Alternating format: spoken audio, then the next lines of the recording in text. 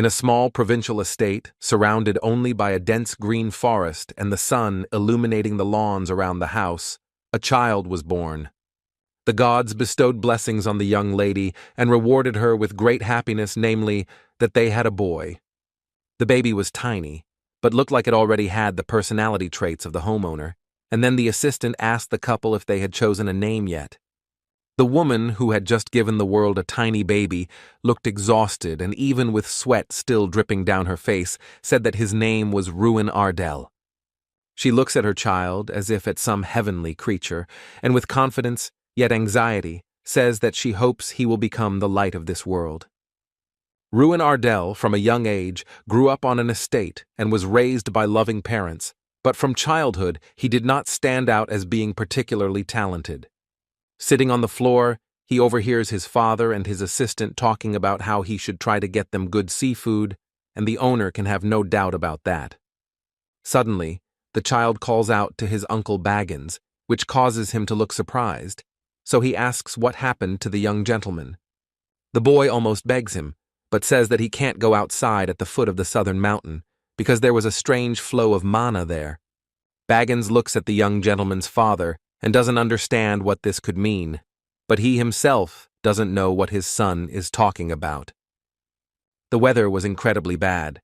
The sky was covered with black clouds, and the rain was pouring so heavily that you could hardly see anything around you. The owner of the house opens the door and sees Uncle Baggins running towards the house, and says that he is starting to worry because a lot of time has passed.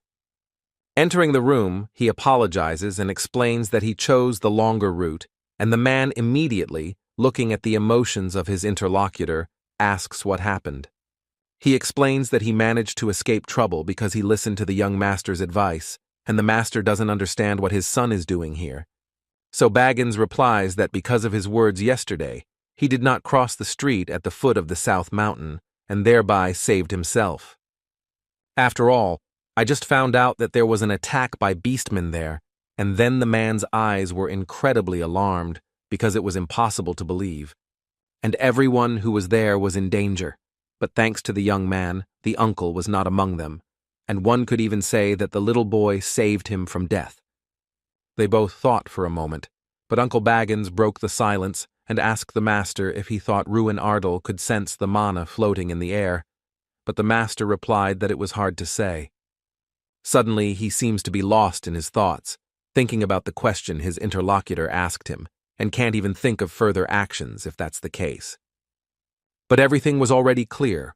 Ruin would be Ardell's future, and from that day on, he increasingly showed a talent for magic, and already at 6 he felt mana, and at 7 he could show it.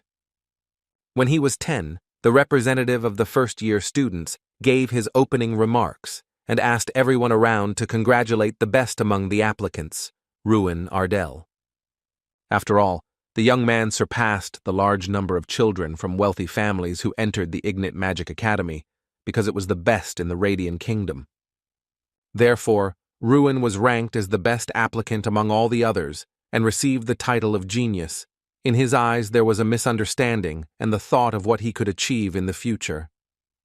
However, he did not really like this attitude, but he was reassured by the fact that his name would raise the status of his family. However, it cannot be said that he succeeded in this, and the teacher asks him to show the skills of the best among the applicants, hinting at Ruin and challenging him to come forward. And right then, on the first day of classes, when Ruin was taking the tests, it was clear that he was far from the best, and not even second on the list. Because when he was showing off his skills, the teacher asked to release them faster, but the boy shouted that he simply could not physically do what he was asking. His gaze was focused on power, but Ruin's thoughts couldn't understand what had gone wrong as he had planned, so he continued to try to do at least something. The applicants waiting for their turn looked at Ruin Ardell and looked shocked by the reality that was happening around them, because they had heard that he was the best. The young man realized that he lacked the innate ability to release magic even a meter away from his body, and this was what was called mana release disorder. Tears rolled down Ruin's cheeks, because he understood that for a mage, his body was terrible, and this despair was visible in the emotions swirling in his eyes. But it didn't take long for others to learn of his humble origins and lack of talent for magic, and that disappointed him even more. And it was because of this news that the other students' attitude towards Ruin changed too quickly, and he felt that others treated him poorly. He was walking down the corridor and touched the hand of a student walking in front of him, but suddenly Ruin's face twisted in confusion because he knew what was about to happen. The friend of the one the young man had touched began to look closely at his hand and ask if everything was okay, as if he had caught some kind of infection. He explains his emotions by saying that the student touched a disabled person, calling him Ruin, and could become one himself, and the student understands that he needs to wash up quickly so that nothing gets on his skin. Ruin Ardell knows that he is called a person who cannot use his magic, so this situation around him is familiar to him like no one else. He was well aware that others considered him a defective person, unable to cast a single spell even in a magic academy. For the envious and the ordinary students, Ruin's current status became the highest source of malicious satisfaction they could possibly imagine. And so the student he had touched stood before him and boldly asked why the young man was looking so impudently, having the courage, even though he was incapable of even using magic. Just then, the fist of an angry rival flies with all its force straight into Ruin Ardell's face, seeking to humiliate him in front of everyone and show his level in the academy. The young gentleman stands, his hands firmly resting against the cold wall of the establishment, as if trying to keep his balance and hide his fatigue from being humiliated by everyone around him. Holding his bruised and swollen eye, he aches in his heart and wonders whether he will ever be able to fulfill his dream of becoming a real magician and whether the bullying around him will ever end.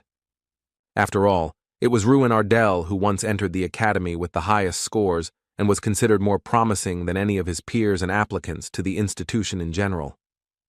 Therefore, he worked harder than anyone, pushing himself beyond limits to prove himself worthy of the title of the academy's best student and to glorify his name. But due to a curse, the young man, who was once considered a true genius and the best student, became disabled in terms of his ability to wield magic. Therefore, Ardell thinks that this is how, unfortunately, his story at this academy ended, namely, ingloriously and painfully, leaving behind only the shadow of his former hopes and dreams. Ruin remained alone, silently watching the students around him cheerfully chatting with each other, as if completely forgetting about his existence. But he knew well that behind the friendly smiles and loud laughter lurked gossip and condemnation directed specifically at him. The young gentleman only thought that everything would end exactly as it did, as if fate had been preparing this bitter ending for him from the very beginning. After all, the boy could not even imagine that he would one day find himself in such a hopeless situation, where his dreams of magic would be shattered to pieces. That in the abyss of despair he is slowly drowning, losing his last strength and hope to escape the darkness that is consuming his life. And yet Ruin Ardell never imagined that even in the depths of despair, there would be a place for a miracle that could change his fate against all odds. The young gentleman seemed to be in some dimension, not understanding what was happening around him. His eyes were closed, and his body seemed to have left him and separated on a spiritual level, but outwardly nothing had changed. Having come to himself, Ruin mentally asks where he is and what is happening, but the feeling is as if he is underwater, at a very deep level. Suddenly, the voice that previously said the status window was unlocked and the player artifact was activated says that the young man is the incarnation of Drak, the destroyer of worlds. The young man looks at the man in front of him and doesn't understand what he's saying or how his eyes can shine with such a blinding red light. Ruin mentally asks himself if this is really a dream, but realizes that it is too realistic for a dream, and he feels that way. He continues to watch the person in front of him, and it seems like the person is trying to tell him something, or perhaps explain something. The boy's eyes gradually acquire a rich red hue, shining with an alarming light, as if a harbinger of inevitable changes. And then, After a certain time, they become completely bright red, as if a flame has ignited in them that will never go out. Sometime before this situation, events took place on the territory of the Ignite Academy training ground. At this moment, Professor Heidel loudly calls Ruin Ardell to him, and a silence falls around, filled with tension and anticipation. The teacher explains that, as previously explained, the young man only needs to create a fiery sphere and hit the scarecrow standing in front of him with it. After all, the fiery sphere is the magic that any student must master flawlessly. But for someone who is unable to use magic, it is an almost impossible task. And then Ruin Ardell wonders if he will be able to complete this seemingly easy task this time, which is beyond his power. Professor Heidel, observing his pupil and seeing doubt and even confusion in his eyes, begins to speed up his actions. The young man, having gathered himself, says to himself that he doesn't need to give up, and maybe this time he will succeed. Ruin was determined to complete this task at any cost, even if it meant sacrificing his own strength. And with unwavering confidence in his voice, he says he will do it, despite the risks and difficulties that lie ahead. The students standing around couldn't believe their eyes, because the size of the fiery sphere was too large, and could this young man really have that much mana? Professor Heidel stood nearby, watching intently and seemingly doubting what he saw, as if his mind didn't want to accept it. Ruin mentally praises himself, feeling a wave of satisfaction, and mentally says that this is beautiful, like a moment of triumph after long defeats and suffering. He thinks he should continue in the same vein and be able to surprise everyone, but suddenly he realizes that his problem is coming back to haunt him. And the guy starts to mentally beg himself and tries to hold out at least a little longer, but his efforts are in vain. So the fiery sphere in his hands gradually becomes smaller, losing power, and Ruin exhales in frustration, feeling hope slipping from his fingers. His body suddenly succumbs to nausea and dizziness. The world around him blurs and his legs barely hold him, as if under the weight of an invisible and ruthless burden. The professor calls out to him, peering anxiously into the pale face, but Ruin, in a trembling voice, replies that he simply can't hold it in anymore. So the teacher sternly ordered him to immediately release the force from his hand, fearing that in another moment the uncontrolled energy would cause irreparable damage. But Ruin understands with alarm and informs Professor Heidel that the fiery sphere seems to have grown to his hand and is not leaving at all, pulsing more and more strongly. Then the man says that the boy is in his final year, and if he still can't use ordinary magic, such as a fire sphere, then he simply won't pass the final exam. And he says that Ruin is destined to fail, to which the young man only quietly agrees, as if accepting the verdict, and repeats these words, as if imprinting them in his mind. But Ardell sincerely apologizes, looking down, and promises that he will train even harder to prove to everyone and to himself that he is capable of becoming stronger. In this practical shooting test, they have to create 10 fire spheres and hit the target multiple times, but Ruin cannot make even one sphere hit the target. Therefore, he does not even count on the role of a third-rate magician and hears condemnation from his classmates who consider him not worthy of training at all. Because he became the best applicant, a nobleman from the province, teenagers from wealthier families began to envy Ruin and feel incomplete, and because of this, they mocked him, but he would endure it. But the reality that leaves him with no hope begins to destroy him from within, and this curse is the only thing holding him back for all 6 years. The mana release disorder was what kept him from living his life to the fullest, and Ruin only wondered how much longer he could hold out like this. There was a loud commotion in the academy corridor. Conversations and footsteps could be heard, and the walls echoed, creating a feeling of continuous movement and life. The students whispered among themselves about who passed the exam, how, and what their scores were, because everyone was curious, because it was happening for the first time. Upon seeing Ruin, the pupils immediately began to hurl insults at him, their mockery and evil smiles painfully cutting the young man's heart. They asked if it wasn't time for him to pack his things and go home, and if they were in his place, they would be ashamed to show themselves here, but Ruin seemed persistent. Two of the pupils, looking at him, asked if he knew what the younger ones called him, but they immediately replied that the fool was Ruin. They further say that because of the young man, the graduating class is not a role model, and he finally needs to go back to his province. After all, nature did not endow him with skills, so he needs to at least be rich. But here, too, there is a problem, because they only heard the name Ardell when they entered the academy. And this white-faced pupil speaks as if mocking what his father said. They are all just fools, who behave arrogantly, but have nothing, hinting at Ruin's condition. Therefore, he immediately understood the level of Ruin's family, drawing a contemptuous conclusion for himself that the young man's origin was not capable of commanding any respect. But unable to bear the humiliation, the boy abruptly jumps up and swiftly strikes his opponent, putting all his accumulated anger and resentment into him. He, losing his balance from the unexpected blow, staggered back and fell heavily to the floor, the loud thud of which echoed throughout the corridor.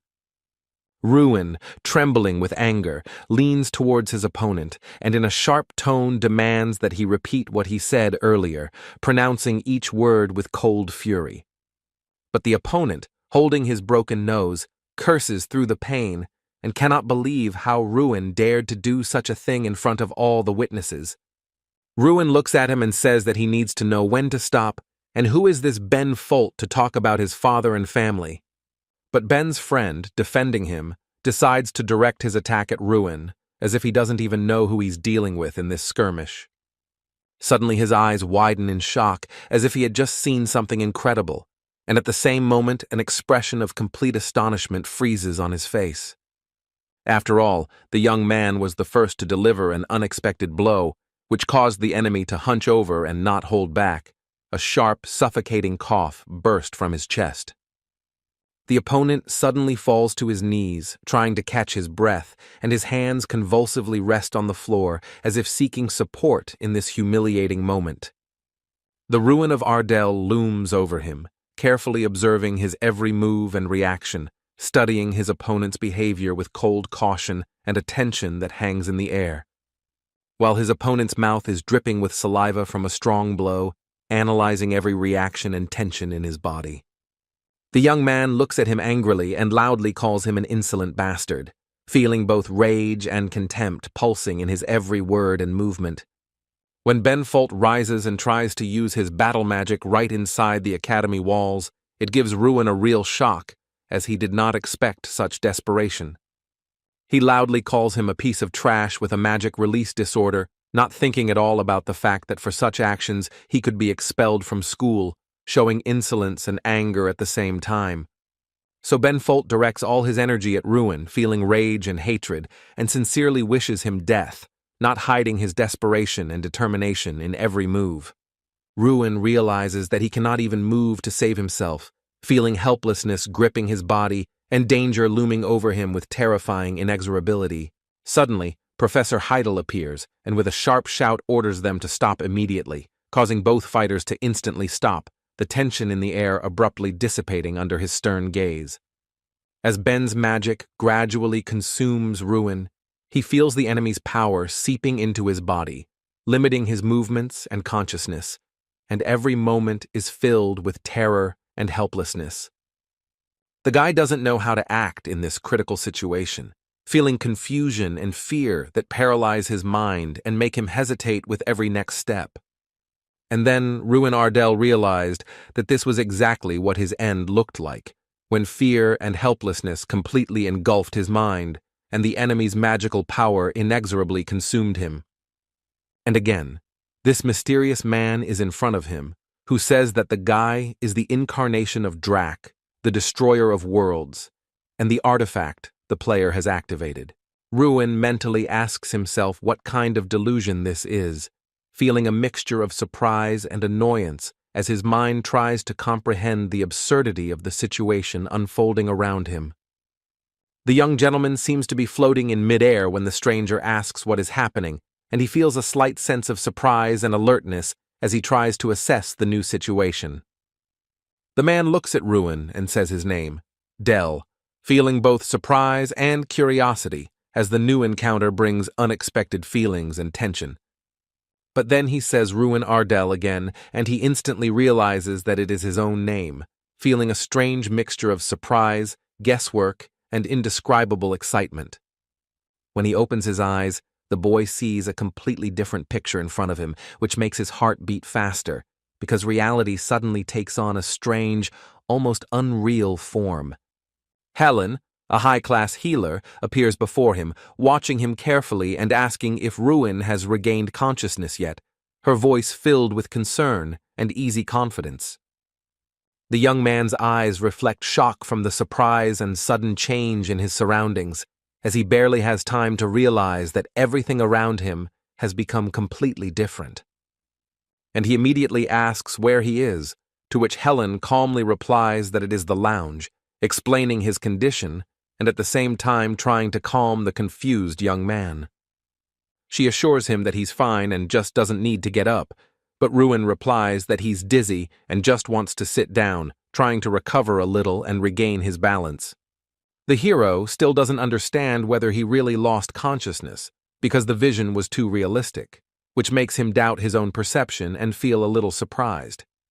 Ruin asks Helen how long he was lying in the room, to which she replies that it was almost a whole day, causing Ruin to raise his eyebrows in surprise and assess how much time he had wasted.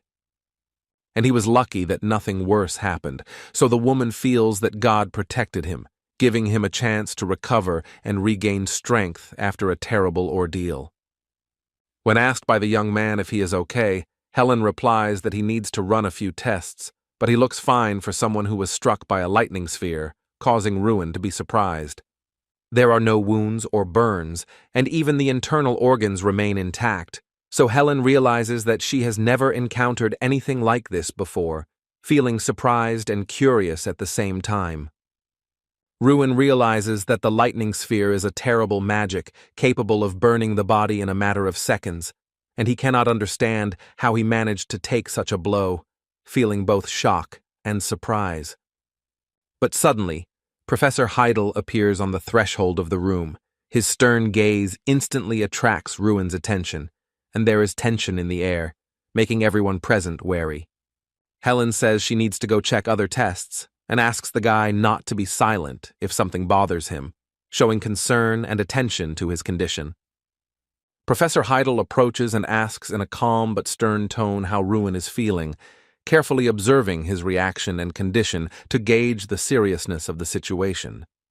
Ruin answers his question in the affirmative, and the professor explains that this is precisely why he came, because the professorial council has gathered to discuss the situation and take the necessary measures.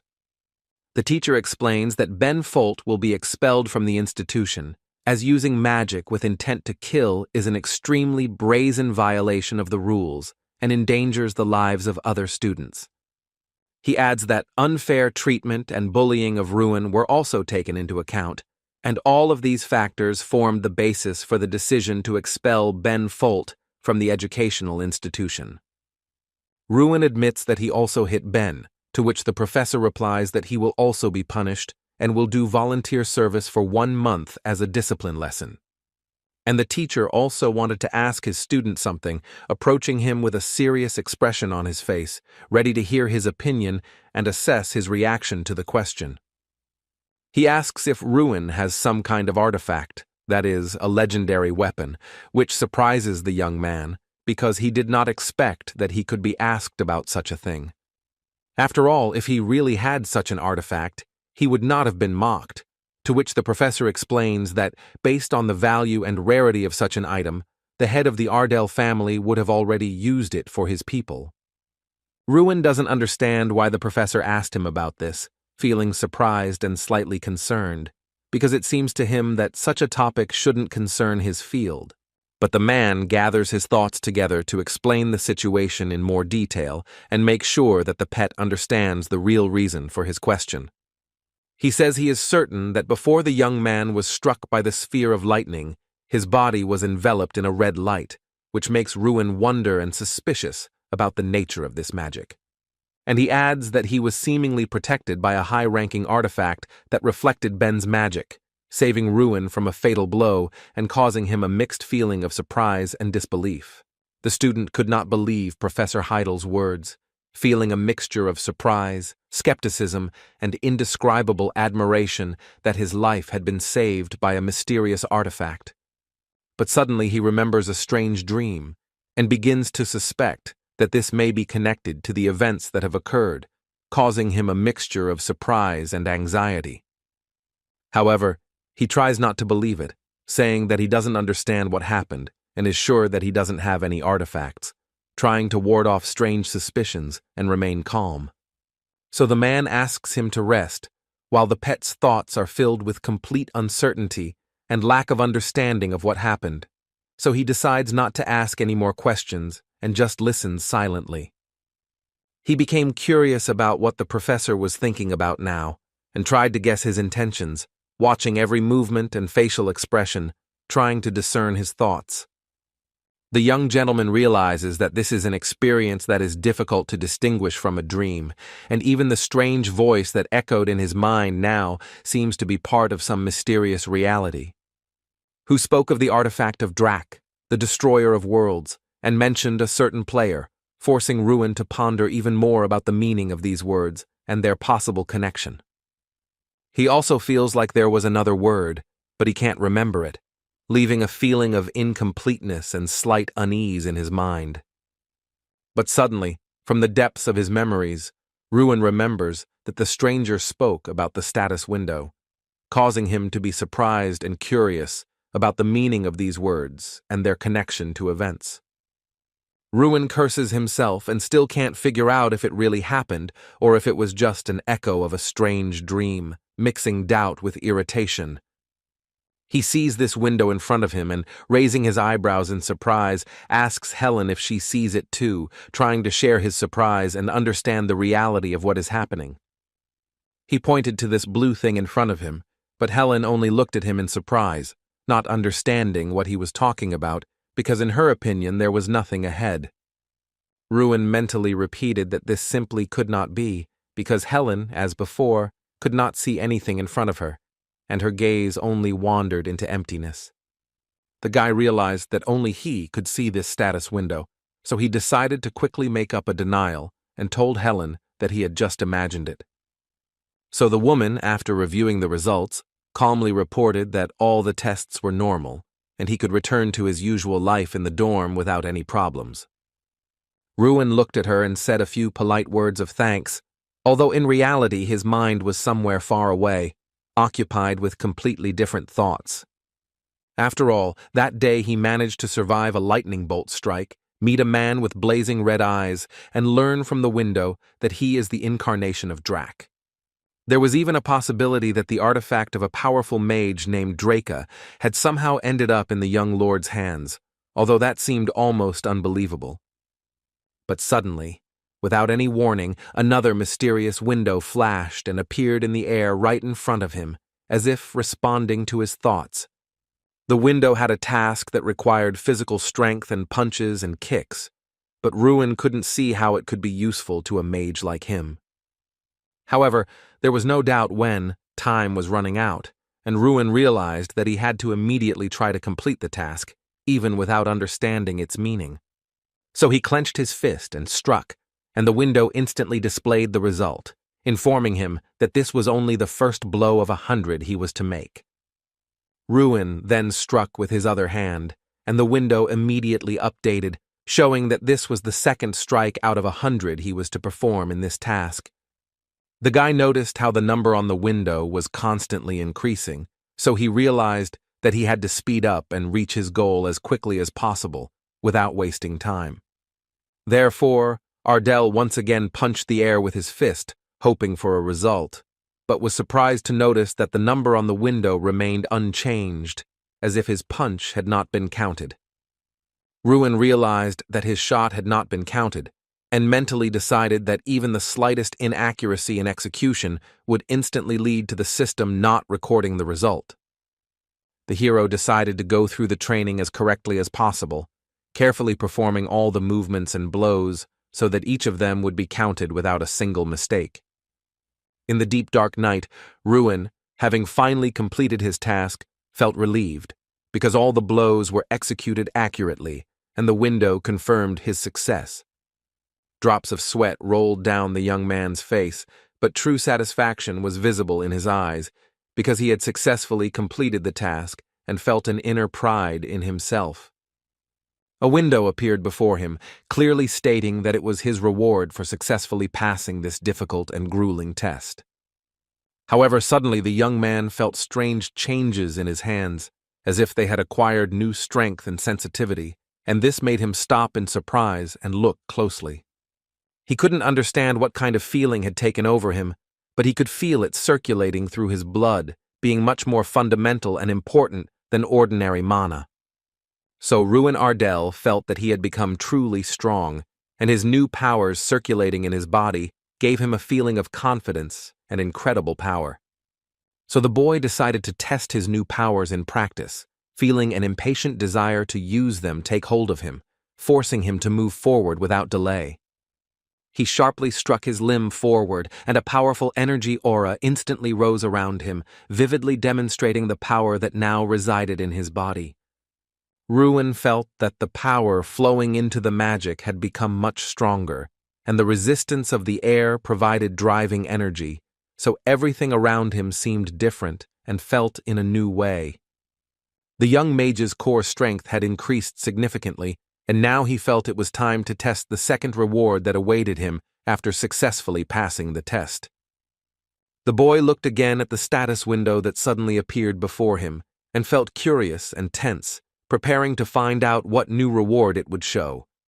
But he saw what was written there, about a power circle that now replaces mana circles, which surprised and intrigued him at the same time. So Ruin understood that this meant the complete replacement of his mana with physical strength, and the thought of how his magical abilities would now transform into pure power was arousing. All who experience and study mana have a circle around the heart that plays a key role in releasing and amplifying mana, providing control and power to its flows. Ruin had 4 circles of mana, far exceeding the normal amount for people his age, but due to his curse, their power was effectively 0.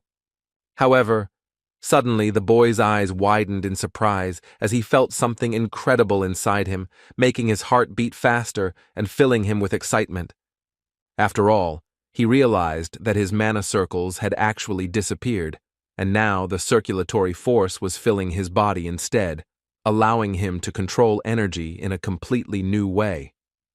And now he realized that these were power circles, not mana, which literally stunned Ruin and caused shock, because he had never felt such power within himself before. Because he knew nothing at all about mages without mana circles, and the thought that these new power circles might not be a full-fledged replacement frightened him with unknown consequences for himself. The hero couldn't help but ask himself if this meant he would have to forget about life as a mage, because without real mana circles, his abilities might be useless. However, it was too early to give in to such disturbing thoughts. Ruin first decided to test the new power circles in practice to make sure of their true effectiveness. So Ardell focused and summoned his fiery sphere, determined to test how well the new power circles could support a full-power magical attack.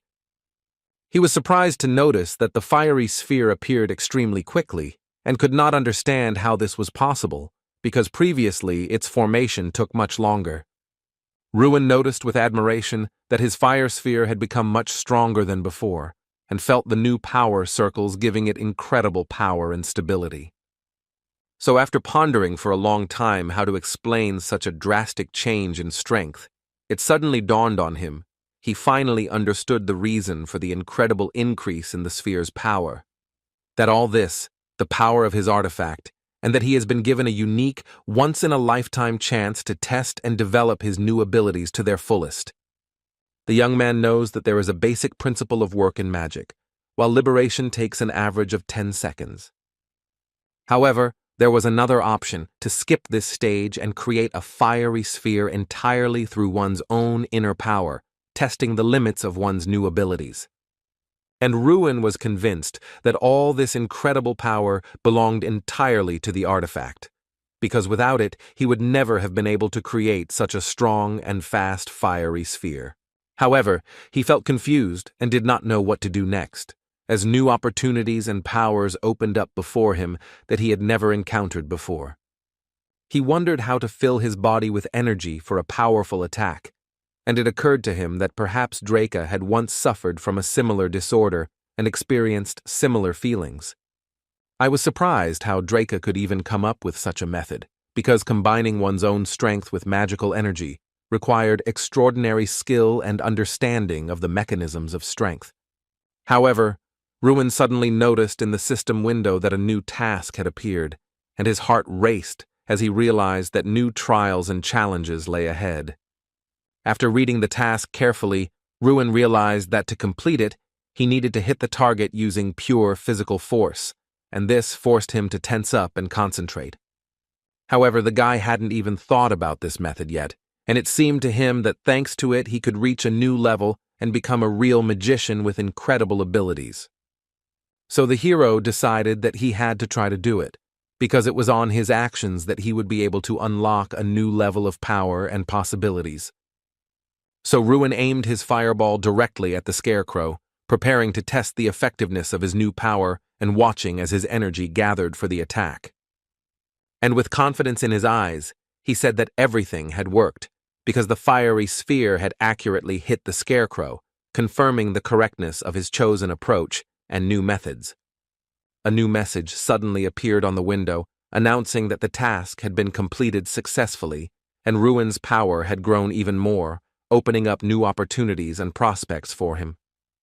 The boy, not believing what was happening, suddenly jumped into the air, feeling a new power fill his body and allow him to perform incredible actions. But suddenly Ruin lay on the ground, feeling an incredible sense of relief, realizing that he had indeed managed to do it, and the task had been completely accomplished. After all, before, every failure of his had occurred precisely at the stage of détente, and the young man finally felt a real victory, overcoming this critical moment and proving his own strength. He was still amazed by this method, and it was impossible to understand who this Draca was, who came up with such a unique technique that could radically change the approach to magic. The young man blacked out right on the training ground, and when the sun rose over the mountains, he woke up, feeling strange and extraneous sounds nearby, disturbing the silence of the morning. He couldn't understand why it was so loud around him, and listened in amazement to the sounds coming from all directions, trying to determine their source. Around him stood other students, who were glad that Ruin had come to his senses, and with smiles and lively exclamations began to address him in a friendly manner, encouraging him. But the young gentleman, without hiding anything, asked those present if they had really seen a person sleeping on the street, as if it was completely normal and nothing to worry about. Suddenly, a boy declared that they had never seen anything like it, especially a nobleman willing to exchange a dormitory for sleeping on the street, and asked if Ruin had been drinking. However, the young man calmly replied that nothing of the sort had happened, and explained that he was simply tired after training and accidentally fell asleep on the spot, without any intention of doing so. The students, looking at each other, quietly agreed that the hero had changed somehow, as his demeanor and confidence after training betrayed a new level of strength and experience. They even noticed a destroyed scarecrow behind them, which was clear evidence of how strong Ruin's new power had become after the task and training he had completed. They could not understand whether it was really Ruin who destroyed it, or perhaps someone else, because the event looked incredible and almost supernatural to their eyes, and he could not have done it. Finally, Ruin Ardal returned to his dormitory, feeling relieved and internally satisfied after all the trials that had come his way that day. Upon entering, the student encountered Jason Damon, who immediately asked what happened, noticing his changed appearance and sensing that something important had happened. Ignite, a sixth-year student at the academy, asked in surprise if this was really the same boy who had just returned, as his appearance seemed unexpected and unusual. Damon didn't understand what had happened because Ruin usually didn't leave the academy, to which he coldly replied that it didn't matter to him, but only this student treated Ardell without hostility. Jason Damon concluded that Ruin was with a girl, but the young man himself realized that this was just his usual activities, and that's why this thought arose in Damon's head. He continued to persistently ask the young man to tell him where he had been the previous night, and added that he was curious about how he had survived the lightning strike, trying to understand the whole situation. Without listening to anyone, Ruin headed to the bathroom, where he was finally able to relax, relieve tension, and allow himself to rest after all the trials and training. Suddenly, the hero remembered an additional task that still remained to be checked and felt that he could not postpone it until later because his success depended on a thorough check. Ruin noticed that the reward remained the same, but the number of repetitions of blows increased significantly, which forced him to prepare for new challenges and make even greater efforts. And, probably, the number of repetitions of blows would continue to double, so the young man should prepare for the fact that even more difficult and exhausting trials would await him ahead. However, the young man was ready to agree to anything if it really helped him become a magician, because the desire for power and knowledge outweighed any difficulties and trials.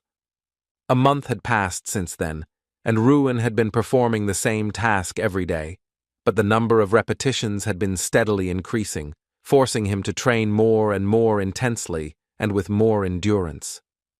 If he failed to complete a task during the day, all his progress was instantly reset, forcing him to start over and tackle all the repetitions again with all his might.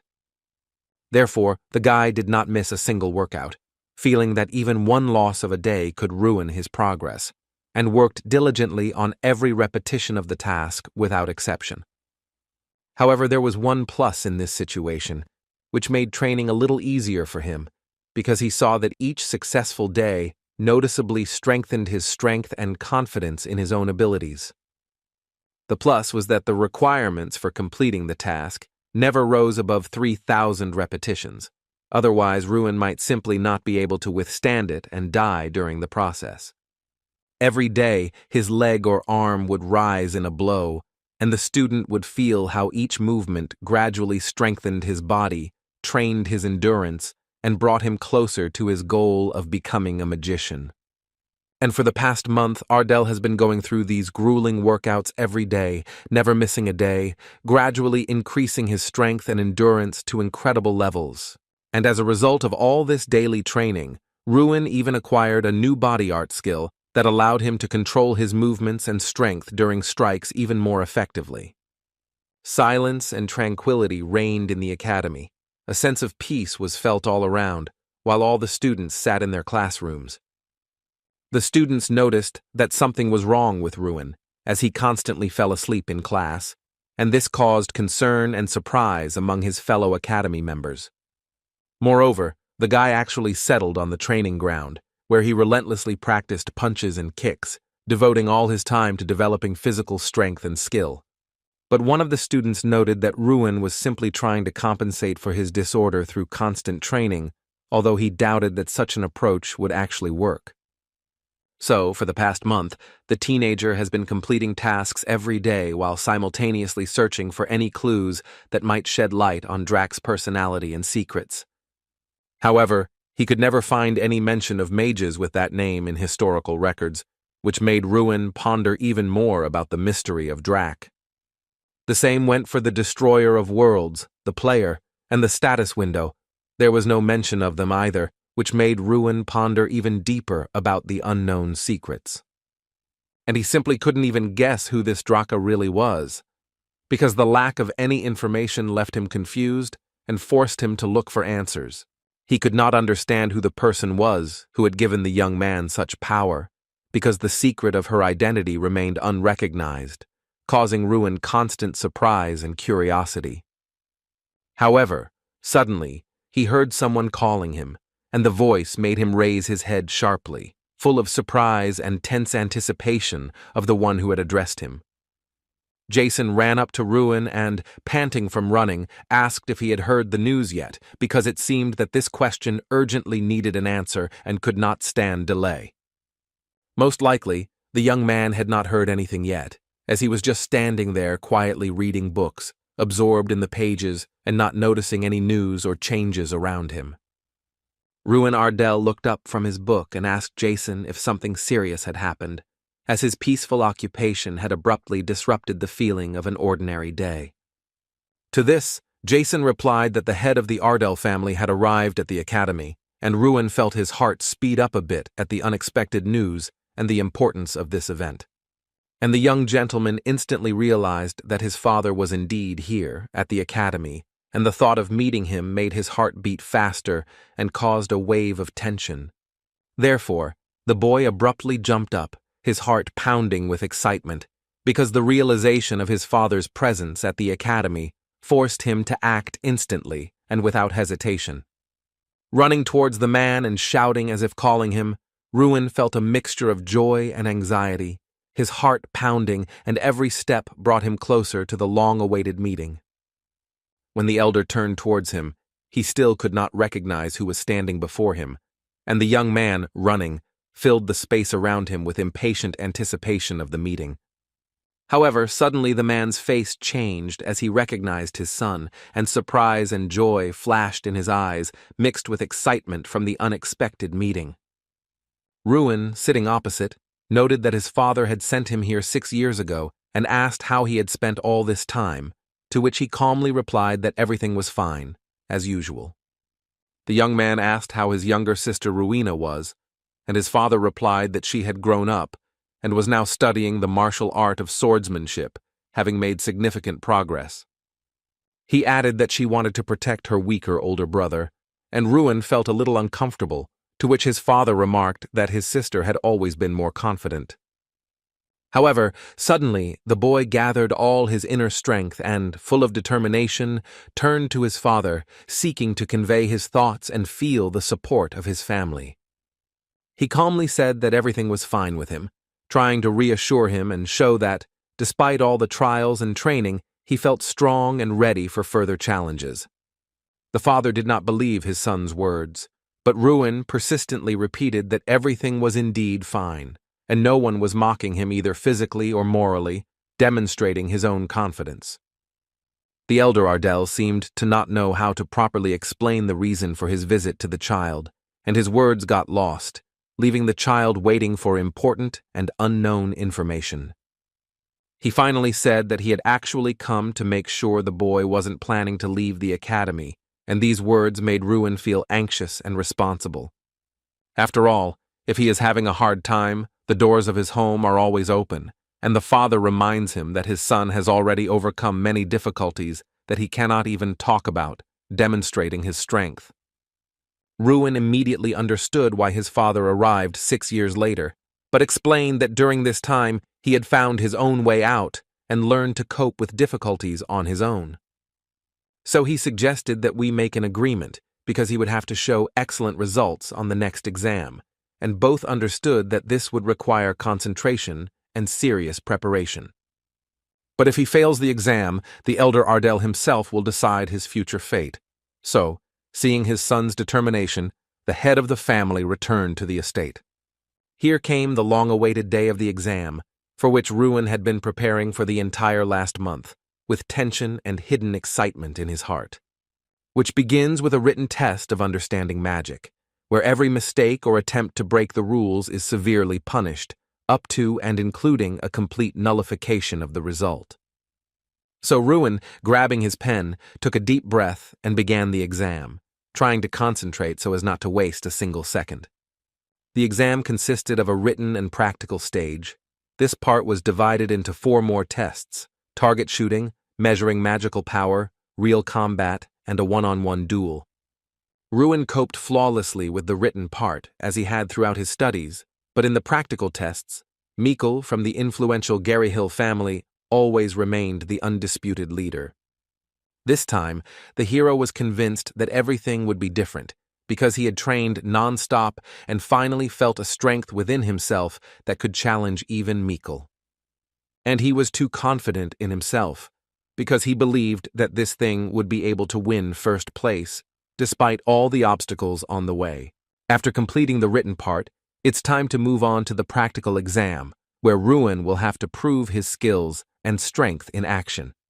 Jason Damon walked up to Ruin and called out to him loudly, showing confidence and intent on watching his every move on the practical exam.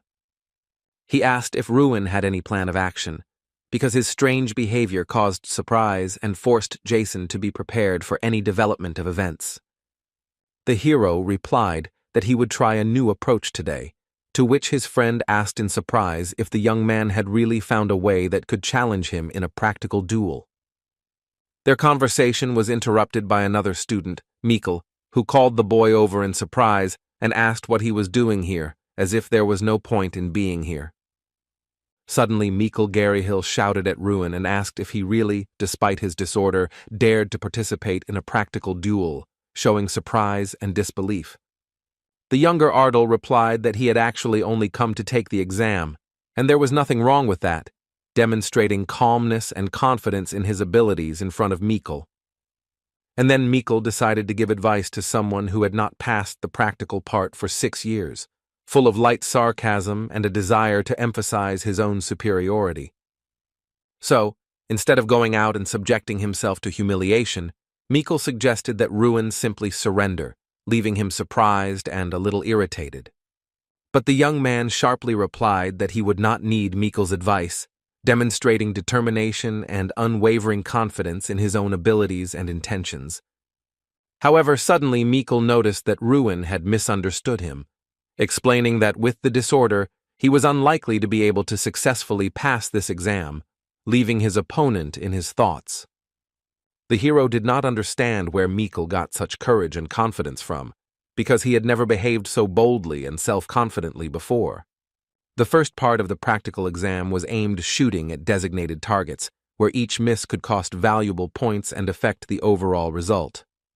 His goal was simple: to determine how many targets a future magician could hit at once, assessing accuracy, speed, and control of magical power while firing. But this year, the level of difficulty was significantly increased, as the targets were now moving, forcing participants to demonstrate not only accuracy, but also reaction speed and skill in controlling magic. Student Angela missed a single target, and this immediately affected her grade, highlighting the difficulty of the new moving targets and the high demands of the exam.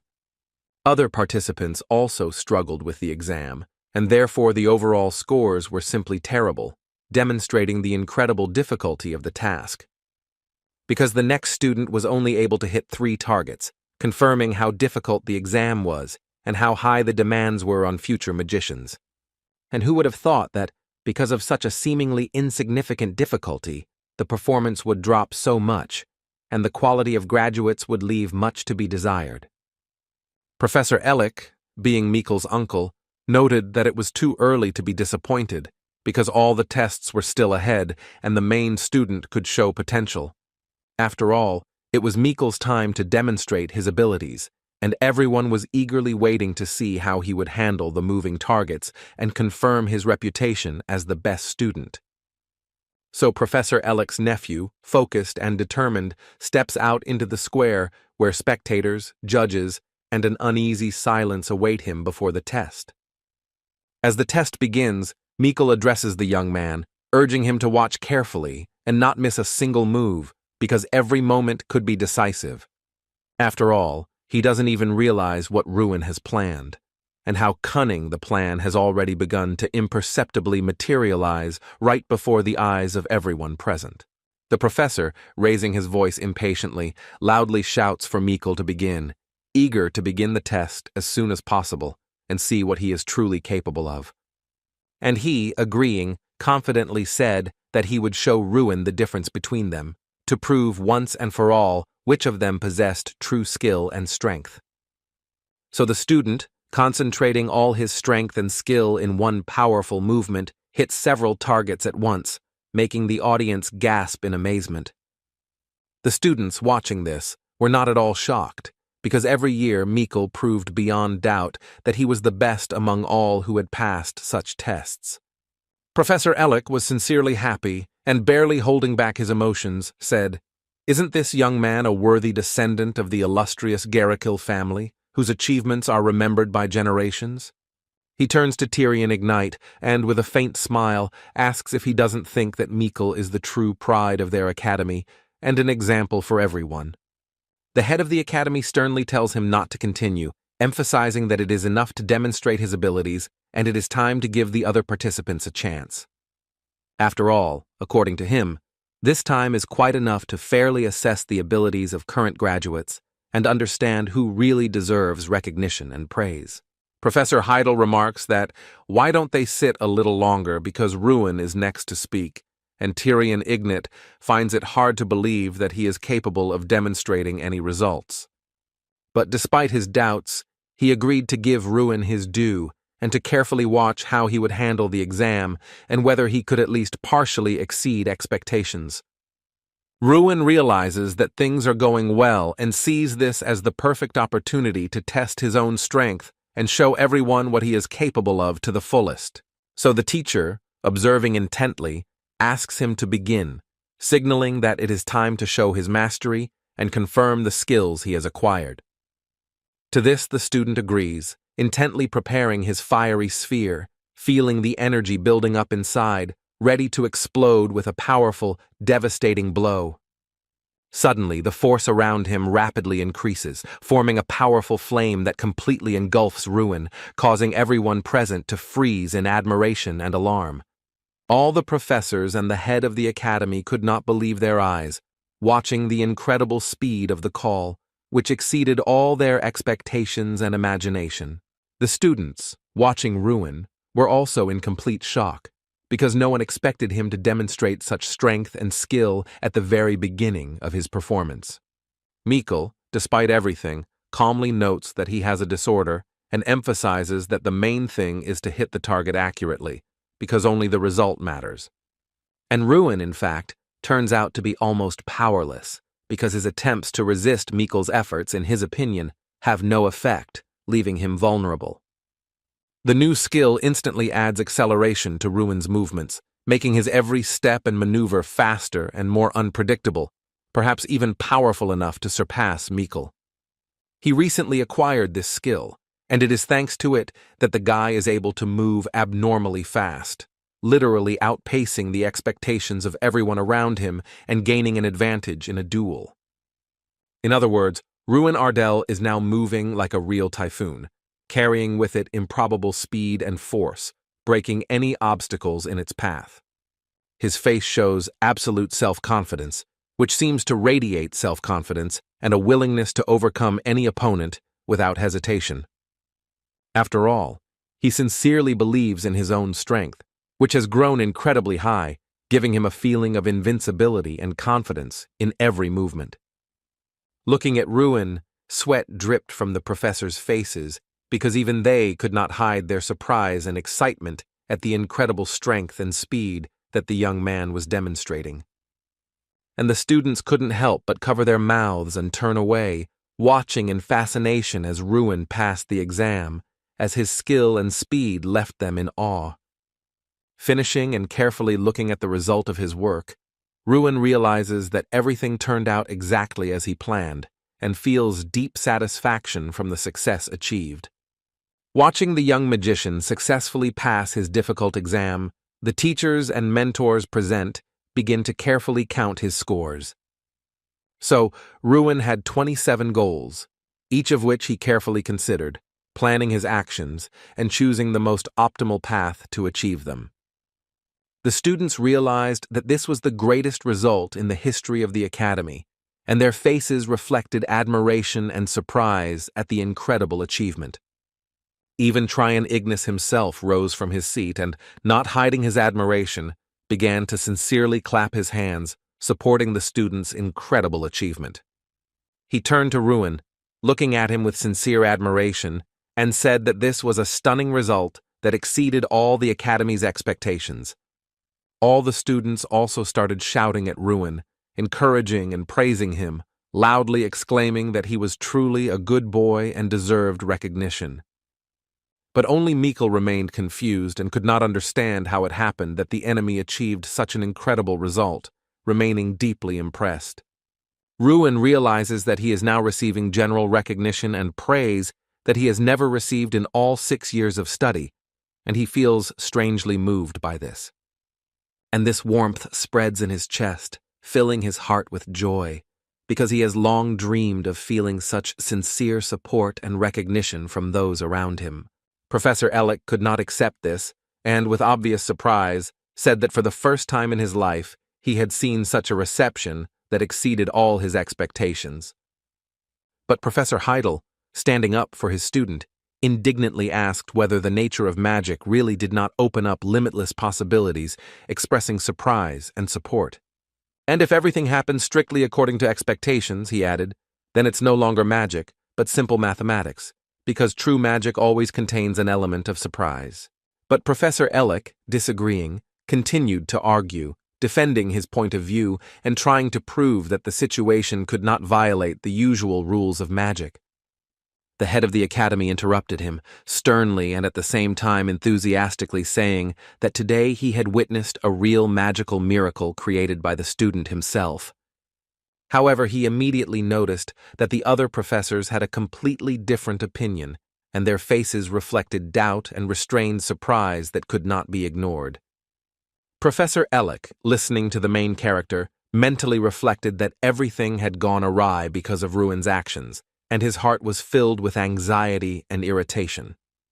Jason Damon felt an incredible joy for his comrade, his heart filled with pride and sincere admiration that Ruin's achievements had surpassed all expectations. And the other students seemed to have changed their attitude towards the young man and began to ask with curiosity how he managed to achieve such incredible success. The boy realizes that until yesterday he was an outcast, laughed at and mocked by everyone, and now he feels deep surprise and mixed emotions at the sudden attention. Everything changed in one day, and the boy understood that for some, Ruin remained like a bone in the throat, causing envy and hidden rejection among his classmates. Entering his room, he unexpectedly sees Mikkel sitting there waiting, and this makes the meeting tense and a little uncomfortable. But Ruin, noticing him in his space, discreetly asks what he is doing in someone else's room, trying to hide his surprise and slight indignation.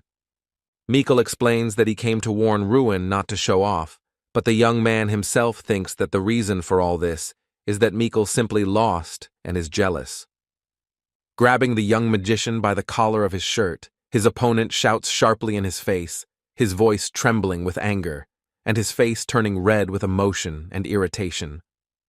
But Ruin removes his hand from his shoulder with surprising ease, showing no aggression, just calmly pushing Mikkel away and remaining steadfast.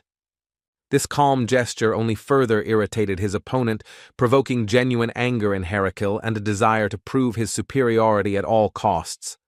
After all, Mikkel could not understand where Ruin got so much strength from, and this only increased his surprise and irritation, making the situation even more tense.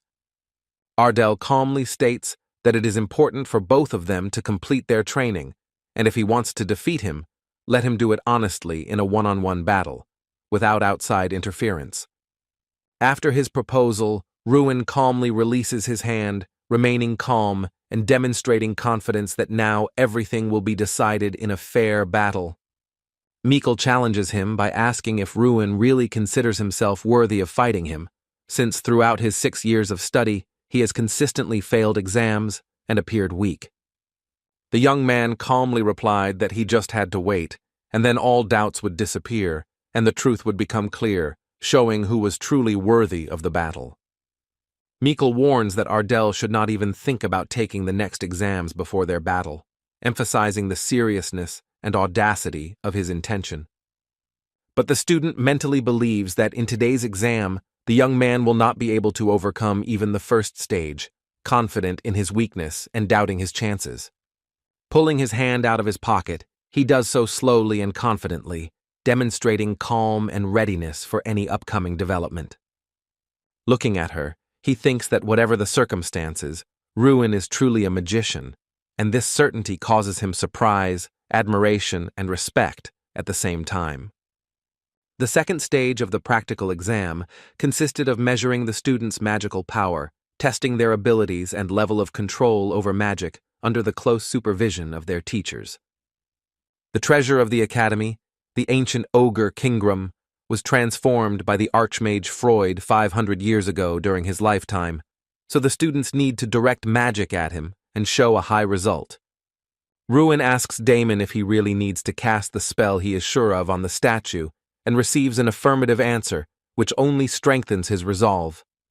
But this ogre is famous for his cruelty in evaluation, and getting more than 20 points is already considered an excellent result, which makes the task especially difficult. One of the students summons a powerful thunderstorm and directs his spell at the ogre, causing the air around the statue to crackle with energy and tension. But Kingram, in a menacing voice, orders him to hide from his sight and, with a contemptuous smile, calls him a one-point magician, humiliating him in front of everyone. He mockingly suggests that his pupil give up magic right now, stating that with such skills, he will never become a real wizard. The next student confidently walks into her exam, preparing to show off everything she has learned, and with hope in her eyes, she directs her steps towards the ogre statue. She turns to her companion and, with a faint smile, tells him to watch carefully, because now she will show the true power of her magic. She concentrates, raises her hands, and casts an ice sphere spell, filling the air with cold that swirls around her before releasing it at her target. Kingram respectfully says that he will definitely remember it, because what he saw was truly impressive and worthy of recognition, even by his strict standards. But then the ogre coldly lowers her to the ground and adds with a sneer that he was only truly struck by her hopelessness, causing the crowd to freeze in embarrassment. He gives her only 2 points, and the girl cannot hold back her tears because it was her best attack, into which she had invested all her strength and hopes, hoping for a higher score. Jason also failed the exam and only got a 5, but not wanting to accept it, he argued until he was ordered to return to his seat.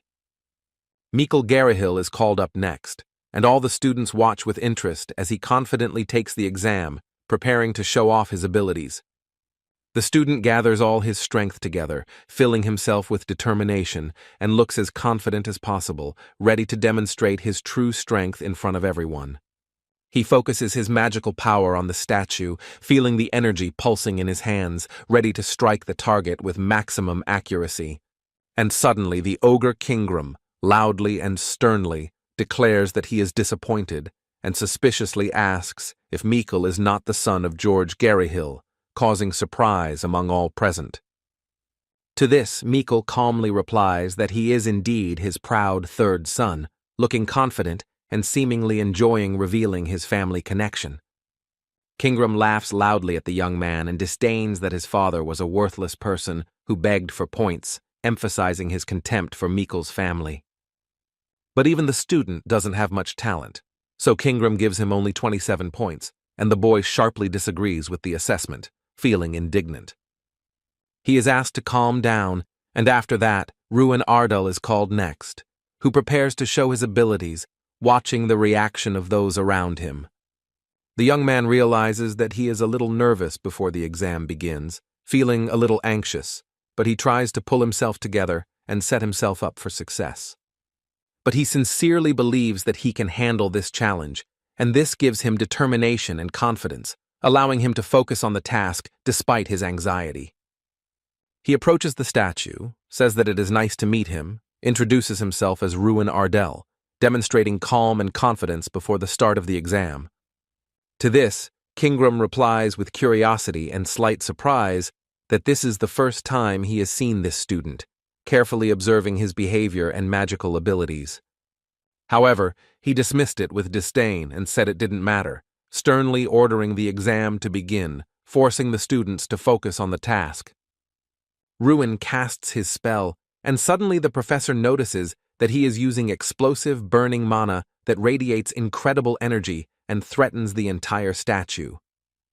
The students realize that this is 4th grade magic and are shocked, as no one expected to see anything like this, even among the most talented students.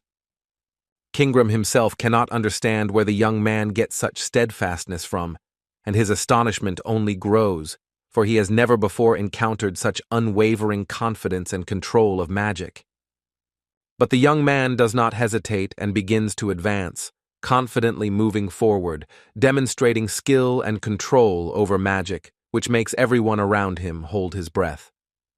He focuses his attack on the statue, channeling all of his accumulated energy and magic into a powerful explosion that should hit the target as effectively as possible.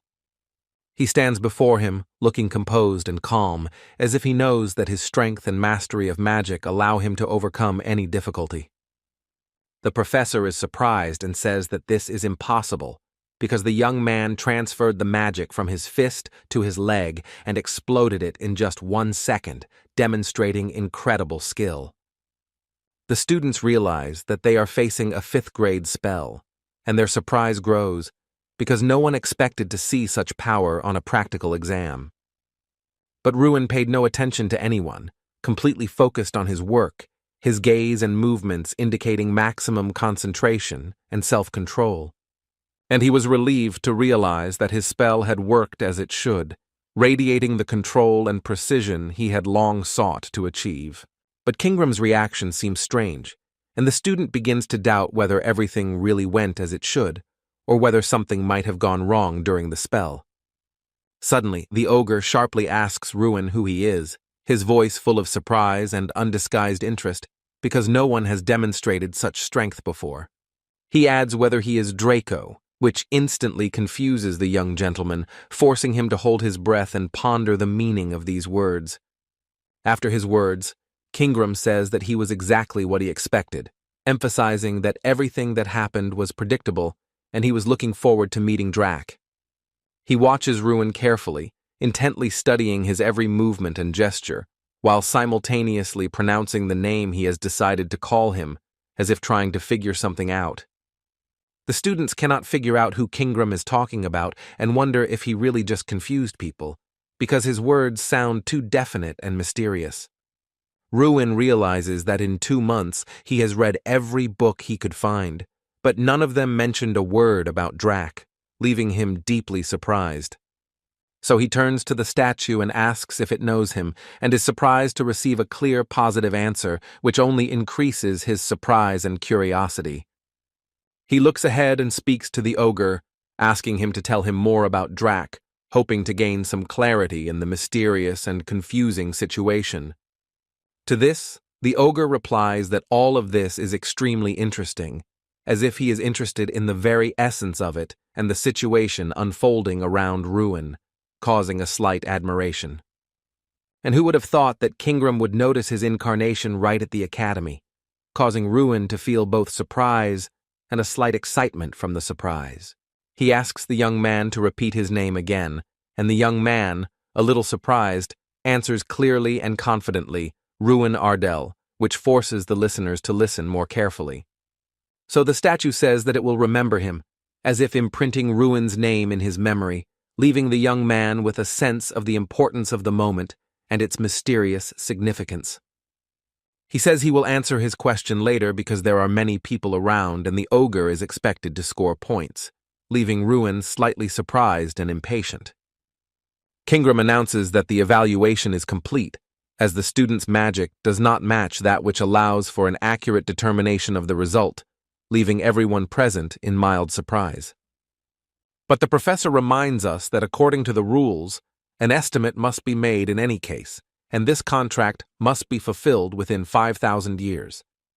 Kingram was furious and couldn't understand how the man dared to address him like that, considering he was judging children who didn't even look like real wizards.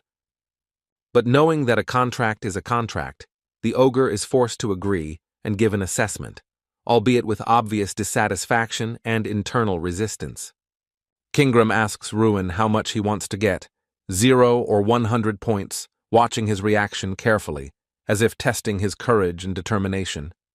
And Ruin Ardell, without hesitation, chooses 100 points as his rating, demonstrating a determination and confidence that even Kingram is forced to admit with some surprise. All the students were in complete shock at this result, not hiding their surprise and searching for an explanation as to how the student could get 100 points. And the boy once again found himself at the very epicenter of events, attracting the attention of everyone around him and feeling how every movement and word acquired extraordinary importance.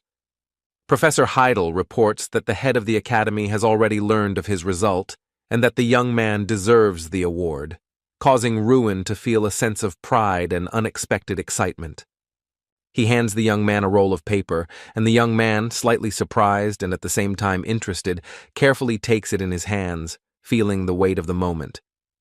The guy reads about the artifact room and cannot figure out what it is, feeling both surprise and curiosity about the mysterious place. So Professor Heidel orders him to follow, and the young gentleman, a little excited and full of anticipation, carefully follows his mentor, trying not to fall behind. He agrees to what lies ahead, a little hesitantly, but with a sense of curiosity and determination, ready to follow it and learn everything. He admits that he did not know about the existence of such a place, and the man explains that it is the only place where entry is strictly prohibited, emphasizing its uniqueness and mystery. So Ruin doesn't understand why he's being taken there since the place is forbidden, and feels a mixed sense of surprise and slight excitement before the unknown. They stand at the entrance, and the professor warns that they can only advance to this point, emphasizing the severity of the restrictions and the importance of the rules. So Ruin realizes that he will have to enter alone, feeling both excitement and fear of what awaits inside the forbidden room. Not understanding what exactly is happening, the boy decides that he needs to see for himself, feeling a mixture of excitement and intense curiosity. He cautiously enters the artifact room, feeling his heart beat faster with surprise and anticipation of what might unfold before his eyes. Inside, he sees many objects he has heard of before, and quickly concludes that this is most likely the magical warehouse of the Archmage Freud Ignis, full of secrets and power. Suddenly the boy hears a voice softly saying that the student looks confused, forcing Ruin to concentrate even more and try to understand what is happening. But it turns out that it was Kingram who unexpectedly appeared before him, causing the pet to feel both surprise and slight excitement. And he no longer looks like a stone statue, but appears before Ruin alive and real, his presence adding unexpected weight and tension to the situation. So the ogre explains that this is the only place where he can appear in his true form, and Ruin realizes the uniqueness of the moment and the rarity of such an opportunity. But the student asks what the ogre meant when he spoke of its value, feeling both curious and slightly agitated by the mystery of what was said. To this, Kingram replies that the young man does not yet realize his true significance, forcing him to reflect on the depth of what was said and his own potential. Despite the fact that Ruin uses the same artifact as the player, he still does not fully realize its significance and the power hidden within. After all, this artifact is one of a kind, so Ruin wonders in surprise how he managed to obtain it, feeling both curiosity and slight surprise. But the young man sincerely replies that he himself does not know how he ended up with this, and does not understand who Draco is at all, leaving Kingram in slight surprise. He is not sure whether to trust the guy's words, carefully observing his behavior and trying to figure out how sincere his answer is. However, Kingram suddenly explains that this is an entity that aspired to become God, causing Ruin to feel both astonishment and slight fear of its power. Draco once came to the Sky Peak tribe, to which an ogre belonged. He was short and small, and his appearance looked unattractive. His strength was so insane that no one in the entire tribe could stand up to him, and what's more, Draco only grew in power with each passing day. He was respected not only because he lived with them under the same sky and shared their traditions, but also because he had long since become an integral part of their tribe. He tirelessly taught Kingram, the chosen successor to the future leader of the tribe, the secrets of the language and the refined art of magic for a long 100 years, passing on to him the knowledge and wisdom of generations. Ruin could not comprehend with his mind how an ordinary person could live for so many long centuries, because for him, even one life seemed too short. To this, the ogre calmly explained that the one they considered human had never actually been mortal, for his nature and origin belonged to a completely different world. His true form was the majestic black dragon Dracogonia, whose dark scales shone with a cold brilliance, and whose very name inspired ancient terror and unwavering respect in the hearts of men and tribes. The main character was so shocked by the information he heard that for a long time he couldn't come to his senses and believe whether everything he said was really true, because to him it sounded like an incredible legend. Kingram only replied in surprise, did the young man really not know that magic itself originated from dragons? But for the main character, this was always just a beautiful fiction. But the ogre said with certainty that Draco, despite his origins and unprecedented power, was completely incapable of using magic. So he invented his own way of fighting, like Ruin now, filling his arms and legs with magic so that every blow and movement became deadly accurate and incredibly powerful. Ruin was convinced that Draco was being treated the same way as he was, and finally, realizing this, he understood the full depth of events and the reasons for actions that had previously seemed incomprehensible. The Black Dragon had invented a unique ability that only he could use, and now he demonstrated it to Ruin for the first time, showing all his unprecedented power and skill. And thanks to this incredible ability, Draco became the strongest being in the world, whose power exceeded all limits, and even the most powerful creatures did not dare to challenge him. But Draco felt no joy in his power, and relentlessly increased it until he eventually brought himself and everyone around him to their doom, leaving only destruction in his wake. And Ruin finally realized why he was called the Destroyer of Worlds, because the power that Draco once possessed was so incredible that the young man could not even imagine its true scale. Suddenly the hero noticed a window in front of him, and a sense of reward flared up in his heart, for he realized that he now had the opportunity to communicate with the ogres. In addition, there was a unique skill that allowed him to significantly increase his own strength by taking it from an ogre, and the hero, realizing this, felt new horizons of possibilities. Suddenly, a ball appeared in Ruin's hands, embodying the incredible power he had gained, radiating power and light that was both captivating and terrifying. Kingram explained that this was probably a reward for a task completed, because Draco always had a habit of talking about such things into the void, as if leaving them for someone else. Ruin cautiously asked if the ogre knew what was in his hands right now, for the power and mystery of the orb were so great that the young man did not dare to draw conclusions. And Kingram carefully examined the object, untwisted it in his hands, examining every detail, and then calmly said that it was Stran, and its true power could change everything. He said that this was not just an object, but the very embodiment of a force that lived a life of its own, radiating incredible energy and potential. But Ruin still could not understand what was being said, for the meaning of Kingram's words and the true nature of that embodiment of power remained extremely mysterious to him.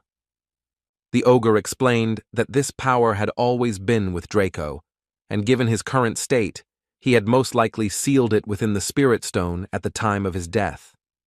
Strawn, having a vile character, demanded infinite power from Drac, and although his wishes were cunning, fulfilling them could open up the promise of limitless power to the young man. Ruin wondered if an incarnation would truly be born from this stone, for though he felt its powerful energy, it was difficult for him to imagine how such a force could come to life. Kingram said that the incarnation would hatch very soon, and at that moment, the air filled with a crackling and fluttering, as if reality itself were reacting to the awakening. So, a small bear appeared before Ruin, which, despite its modest size, radiated a strange power, as if hiding a huge secret inside.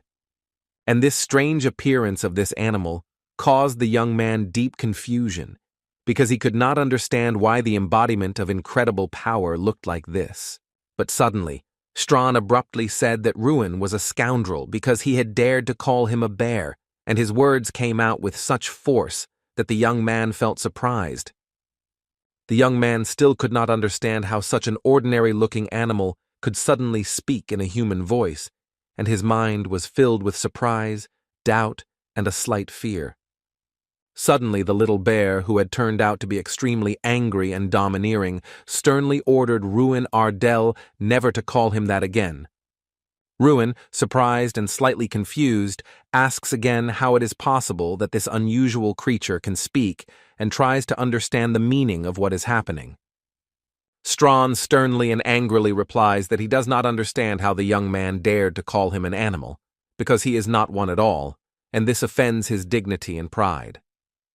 Then he explains that he is an embodiment that is not bound to any form, and therefore can be anyone, choosing his appearance and nature at will. He then sternly orders Ruin to carefully observe his strength, demonstrating that his power goes far beyond the ordinary and emphasizing his own essence. The boy's eyes reflected shock and complete confusion, because what he saw surpassed all his ideas about the possible and made him doubt his own eyes. When the little bear tensed up sharply, it seemed as if his body was about to burst from the incredible power he suddenly wanted to radiate. But suddenly he shouted in despair that he didn't know where his strength had gone, and this unexpected voice completely confused the hero, adding chaos to an already incredible scene. And the problem is probably that he was born with an empty stomach, so the bear, feeling weak, asks Ruin for some food, hoping to regain his strength. The young man admits that he doesn't even know what kind of food to give, to which Strawn angrily responds, asking why his current master is so weak. Turning abruptly, Strawn went to sleep, asking to be awakened only when food appeared, leaving Ruin deeply confused and stunned by his words about his master. Kingram notes that even though millennia have passed, his character has remained unchanged, the same stubbornness and pride that have not changed even with the passage of time. Looking at Ruin with Strawn, the ogre seems to be returning to the good old days, when life was simple and events were filled with nostalgia and memories of the past. After all, they remind him of Strana and Drak, whom he once met in his homeland in the Sky Peak tribe, awakening the fire of old memories and nostalgia.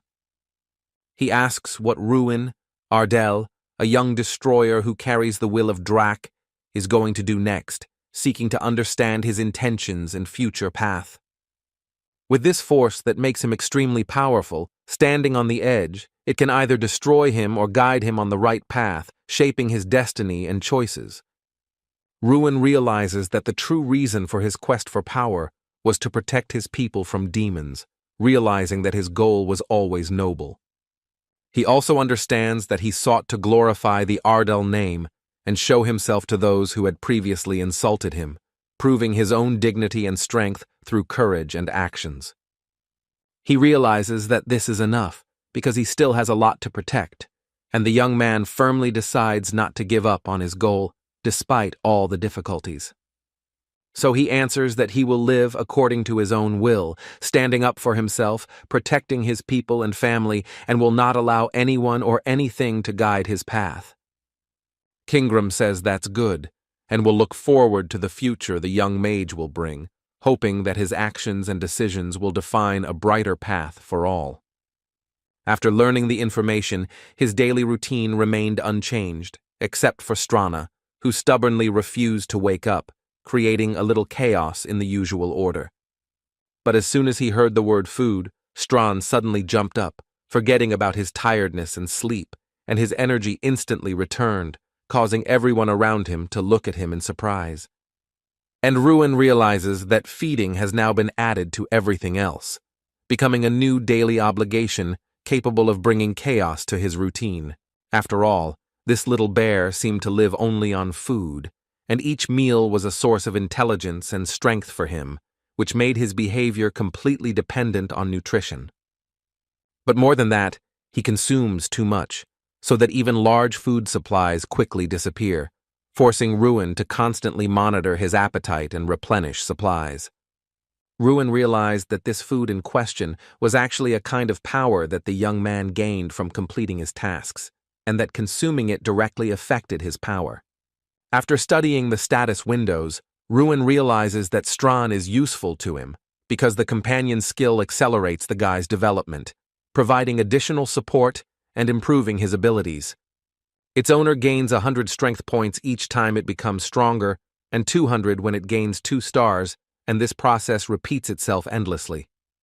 Before his ceiling, he had 31 stars, to which Ruin replies that he feels strong even without 1,000 units of strength, realizing the inner power that experience gives him. The hero asks how Draca reached such a level, and if there are ways to increase his strength without completing the task, trying to find an alternative path of development. Strawn replies that if he really wants to learn how to reach that level, then he should first give him a glass of water, emphasizing his demandingness even in small things. Ruin asks if he can remain silent if he wants to die of hunger, but the little bear firmly replies that he will speak up anyway, without hiding his needs. One way to become stronger is to perform tasks of increased difficulty that test the limits of abilities and contribute to significant development of strength and skills. Similarly, strength increases when creating items or finding artifacts, as each such action adds experience. You can also boil ogre tendons and prepare an elixir, because such rituals or chemical experiments provide additional strength and strengthen the abilities of the one who performs them. However, all of these options prove unsuitable for Ruin, as his path and method of gaining power are different from conventional methods. After all, first you need to accumulate 1,000 units of strength, because the host's body is not yet ready to withstand greater power, and without this, any attempts to increase strength can be dangerous. The guy thought he had already become stronger, but in fact his true path had only just begun, and now the next goal is to accumulate 1,000 units of strength. So Ruin trained every day, diligently improving his skills, and gradually his strength reached 930 units, bringing him closer to his intended goal. It was then that the third stage of the exam began, a real battle, where every move and decision mattered, and the young man's true strength was severely tested in conditions of real danger. Strawn sees that today is the day for the host to face the battle he has been waiting for so long, and feels the tension and responsibility that hangs over the upcoming duel.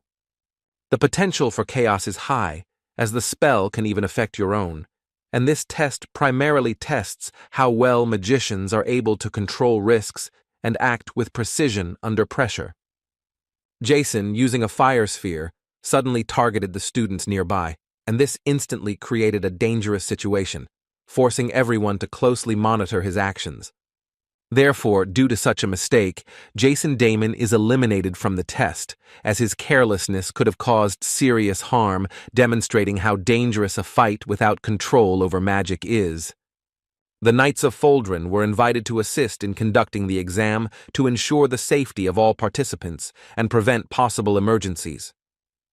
The exam lasted 10 days, and based on the students' results, they were awarded various monsters.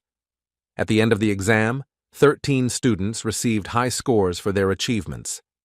Since today is the last day of the exam, everyone was extremely curious to see what monster would appear before them, because this would be the final test of their skills and strength.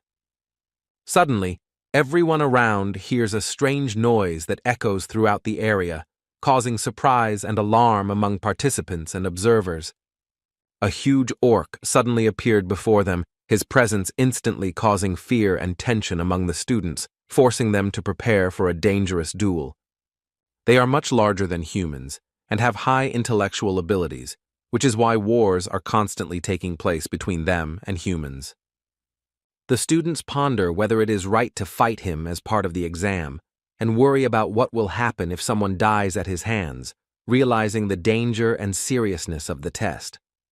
The professor orders the young magicians to remain calm and focus on doing their best, emphasizing that only self-control and maximum effort will allow them to cope.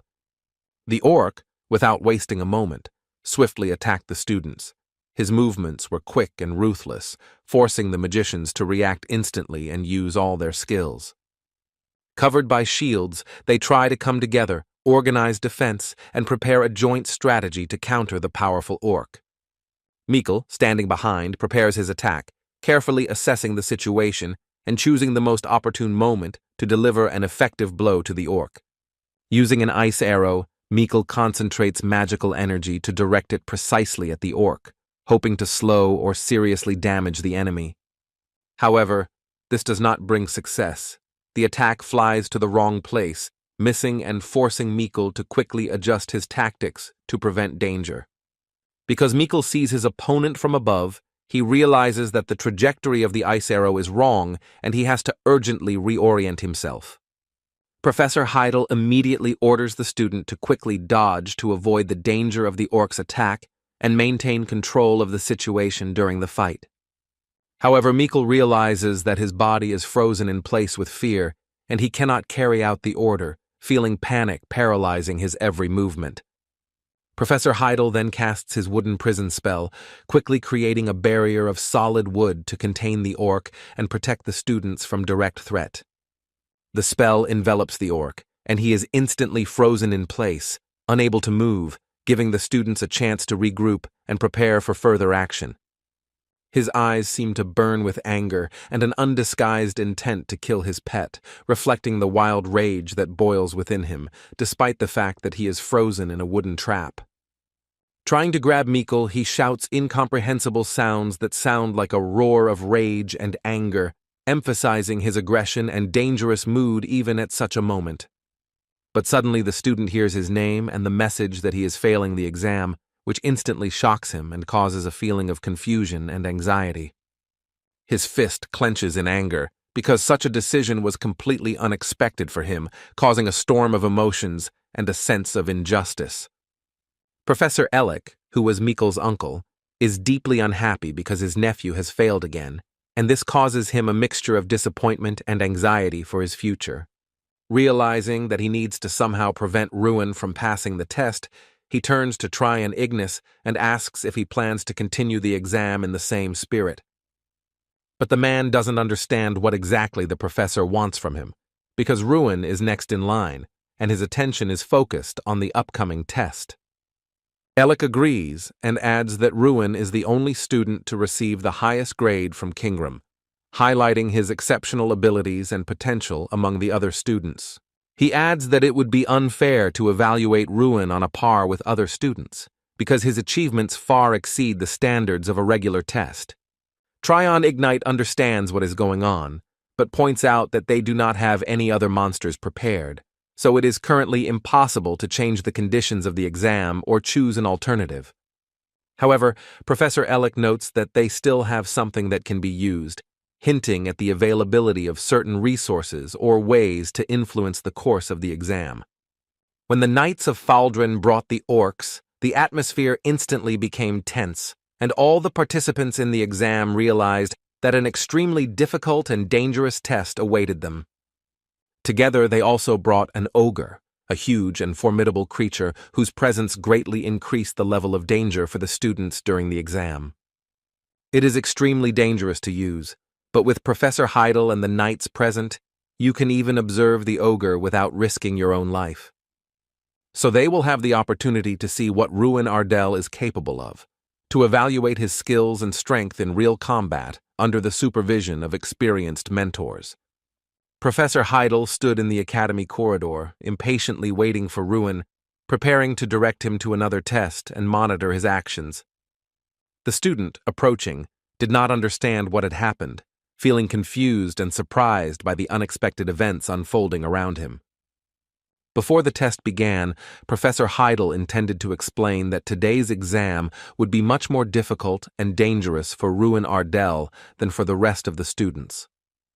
The professor explains that the academy has high hopes for Ruin, as Kingram gave him an extremely high score, which is why some consider it unfair to give the young man such a monster. Ruin, with slight confusion, wondered what context the professor meant in his long story, because it seemed to him that Heidel's words concealed something more.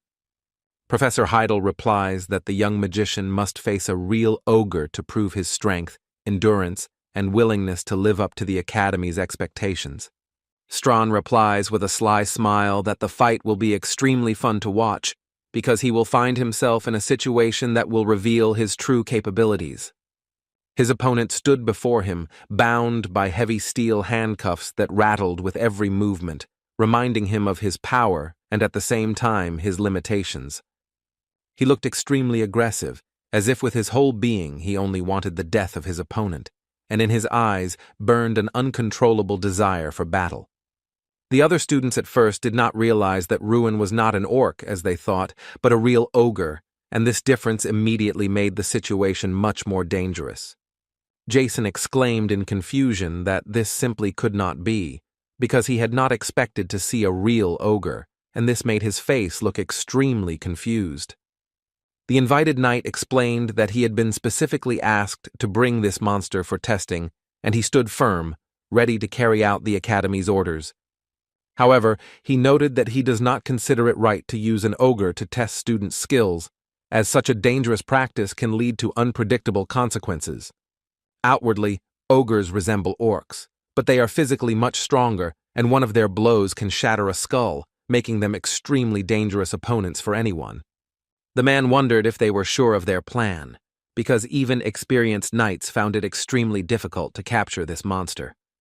The professor replied that this was a strict order from the head of the academy, and the knight thought that they seemed to have a passion for putting their own lives on the line for orders. Ruin, coming closer, coldly said that his life would now hang in the balance because he understood all the danger that lay ahead. The man slowly turned to Ruin, looking at him carefully, as if trying to gauge his determination and willingness to meet danger face to face.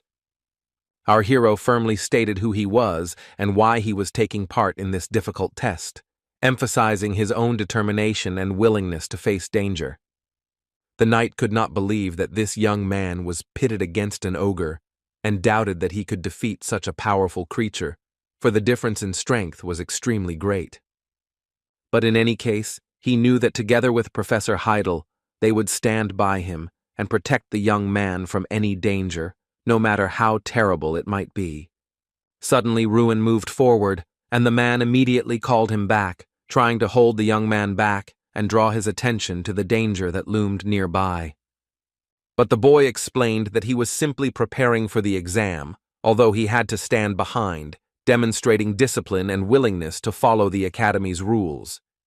With a confident voice, Ruin declared that he would fight from exactly where he stood, emphasizing his determination and willingness to confront the monster without taking a step back.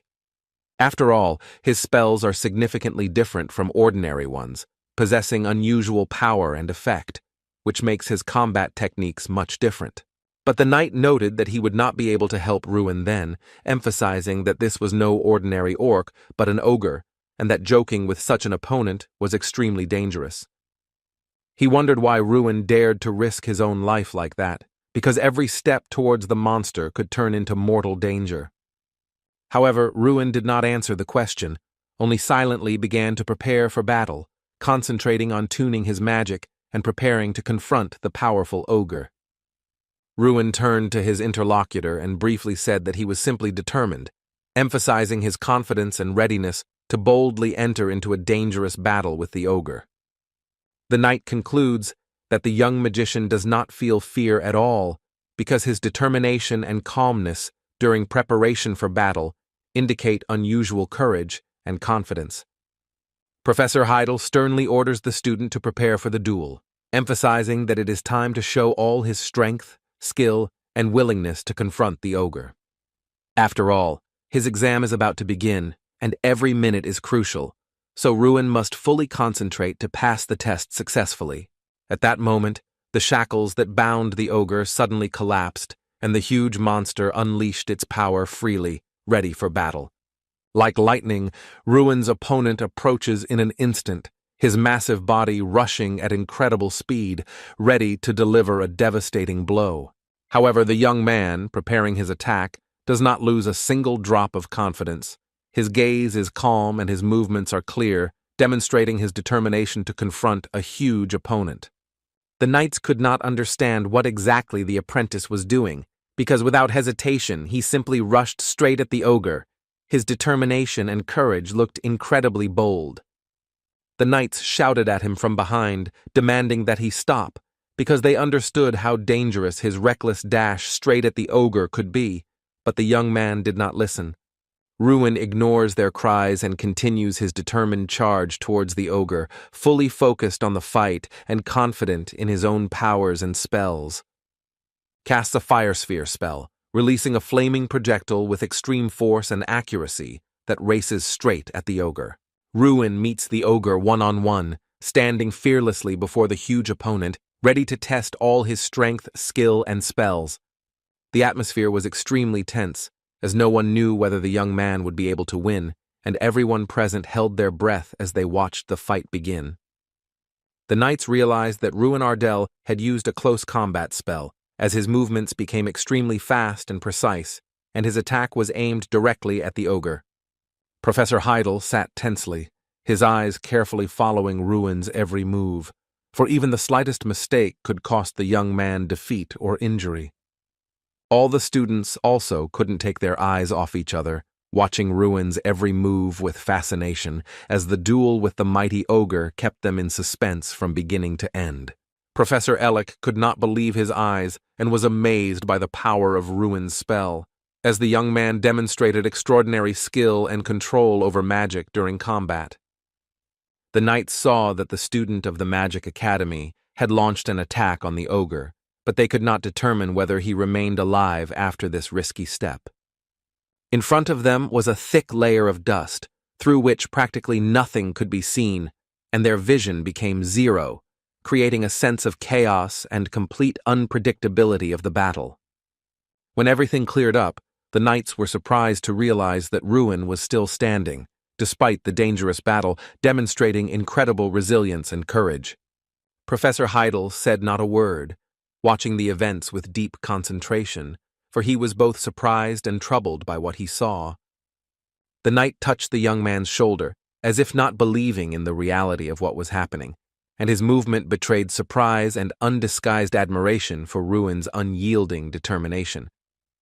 He said that it was necessary to immediately report the danger, because the student almost died, and such a hidden threat could have cost him his life at a critical moment in the battle. To this, the young gentleman sincerely apologized, admitting his recklessness and realizing that his underestimation of the situation could have put Ruin in mortal danger. But he explained that at that moment they would not have allowed him to act like that, and even if Ruin had taken the risk, the combatants would have had to intervene to prevent mortal danger. However, there is no time for conversation now, as the exam must be completed, and everyone present must focus on ensuring that Ruin can successfully prove his skill and strength. The ogre is burning with anger, his huge body vibrating with rage, and his eyes shining with hatred, preparing to deliver a devastating blow to anyone who stands in his way. The knight shouted to Ruin to step back, as it was extremely dangerous, and even with his strength, confronting the mighty ogre was extremely risky for the young mage. He asked him to stay away while they dealt with the ogre, because any carelessness could lead to serious danger. Ruin Ardell, ignoring the warnings, took a decisive step forward, demonstrating his courage and determination to engage in a dangerous battle with the mighty ogre, despite the risk. He explained that this was his exam, and he was the one who had to pass the test, demonstrating his own skills and strength, even if it meant going up against a huge ogre. So he called for giving him the opportunity to finish what he had started, because right now he had to demonstrate his skill, determination, and to overcome the enemy. Ruin felt complete surprise and confusion, because a huge ogre, 5 times bigger than him, suddenly appeared before him, and the young man could not understand how this was possible. That there was an opponent against whom he would now have to fight. But 2 reasons inspired courage in him. Firstly, an unwavering faith in his own strength, and secondly, the desire to prove to himself and everyone that he was capable of overcoming even the huge ogre that stood before him. Thanks to his skills, Ruin understood what the ogre was saying and felt that he was afraid, because he found himself among powerful magicians and brave knights, which instilled in the young man confidence in his own abilities. The second reason was the promise of a wonderful reward for having to perform the same repetitive task every day.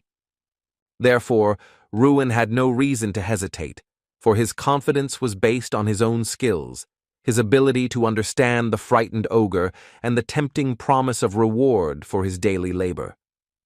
So, confident in his abilities and encouraged by both reasons, Ruin resolutely directs his attack on his huge opponent, without hesitation for a moment.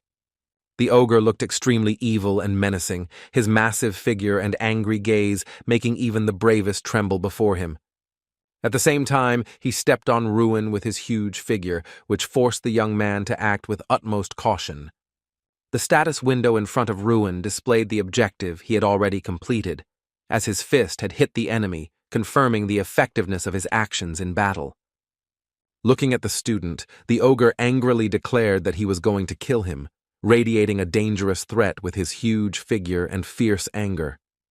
Suddenly, the enemy rises into the air, preparing for a powerful attack on Ruin, his huge figure looming menacingly, instilling fear in even the bravest. Rising into the air to attack, he looked down on the people, radiating dominance and fierce menace, as if arbiter of the fate of those who dared to oppose him. From above, the ogre angrily declared again that he would break Ruin's head. His words sounded threatening, and the huge figure loomed over the young man, ready to strike. Suddenly it descends to the ground with immense force, shaking the ground beneath it and creating a dangerous threat to Ruin, who must dodge to survive. The boy realizes that in order to survive and win, he needs to find his enemy's weak spot, carefully watching the ogre's movements and thinking through his every move. And using time refraction, he slows down the ogre's movements to deliver a more precise blow and gain the advantage. The knight could not understand where Ruin got such incredible speed from, watching the young man maneuver around the ogre using time refraction to avoid blows. The young man realizes that for a successful strike he needs to approach the enemy even faster, using every moment while the ogre is confused and not expecting his maneuvers. So he starts moving even faster, combining lightning-fast maneuvers and time warping to approach the ogre unnoticed and exploit his weak spot. Ruin, assessing the situation and discovering the enemy's weak point, resolutely decides to strike the ogre at a vulnerable point, directing all his strength and accuracy into this critical blow. The knights observe Ruin's actions and realize that he did not tremble before the ogre, and they also wonder who this young man is, capable of so confidently confronting such a powerful opponent. The students, watching the battle, also could not understand what was happening, marveling at Ruin's skill and courage in the face of a huge and fiercely evil ogre. Ruin notices that the opponent is starting to actively fight back and quickly assesses his movements, preparing to adjust his strike so as not to lose his chance at victory. Their fight was extremely tense, every move by Ruin and the ogre fraught with danger, and the air around them seemed filled with tension and anticipation of the decisive moment. So the young gentleman decides to kick his opponent's arm, hoping to weaken his opponent and gain the upper hand in this extremely tense fight. But he instantly grabs his limb, demonstrating his strength and threat, and Ruin has to quickly find a new way to free himself and continue the attack. The ogre flips the young man over with a sharp movement, and he seems to be suspended in the air, sensing danger and forced to instantly look for a way to hold on and avoid the blow. The young gentleman loses his balance, hanging in the air after a sharp turn, and tries to quickly regain control of his body so as not to find himself in an even more dangerous situation. But gathering his thoughts and focusing, Ruin lands abruptly on his feet, regaining his balance and readiness to continue the fight with the monster. At that moment, the ogre attacks him again, advancing swiftly and trying to take advantage of any opportunity to hit Ruin and gain the advantage in battle. The hero instantly moved to the side and successfully blocked the attack, using his speed and agility to avoid the dangerous blow and stay in the fight. To this, the ogre angrily replied that the young man was a nimble rat, acknowledging his speed and agility, but still determined to win. So Ruin, regardless of the monster's words, resolutely decides to attack, directing all his strength and agility into a new blow to gain an advantage in the fight. Gathering all his strength and skills, he concentrates on preparing a powerful attack, combining speed, accuracy, and strategic thinking to hit the ogre in his weak spot. Ruin attacks his opponent from above, using all his strength and agility, and knocks the ogre off his feet, gaining a temporary advantage in a fierce fight. Now he stands with his feet on the ogre's chest, keeping him under control and preparing for the next blow, demonstrating courage and skill in battle. Ruin decides to end it by using his Fire Rage skill, directing destructive energy directly at his opponent to finish the battle. Suddenly, the ogre turns to Ruin and, observing his courage and strength, asks if he is even human, not hiding his surprise and some fear of the young man. To this, Ruin responds with calm confidence, something that the opponent did not expect at all, causing him a real shock. After all, the ogre realizes that Ruin is really talking to him, understanding every word the young man says, which amazes him even more and intensifies his sense of shock and surprise. The guy, without wasting time, instantly uses an explosive burning mana, directing it at the ogre with incredible force to deliver a powerful and devastating blow. And then he continues to use his skills, combining speed, strength, and magic to maintain his advantage and not give his opponent any chance to recover. Lava seemed to spill out into the middle of the field, enveloping the opponent in a fiery element and dealing him a powerful blow that made him feel a real threat. Ruin strikes the monster's face with a sharp and precise movement, inflicting severe pain on the opponent and shifting the balance of the fight in his favor.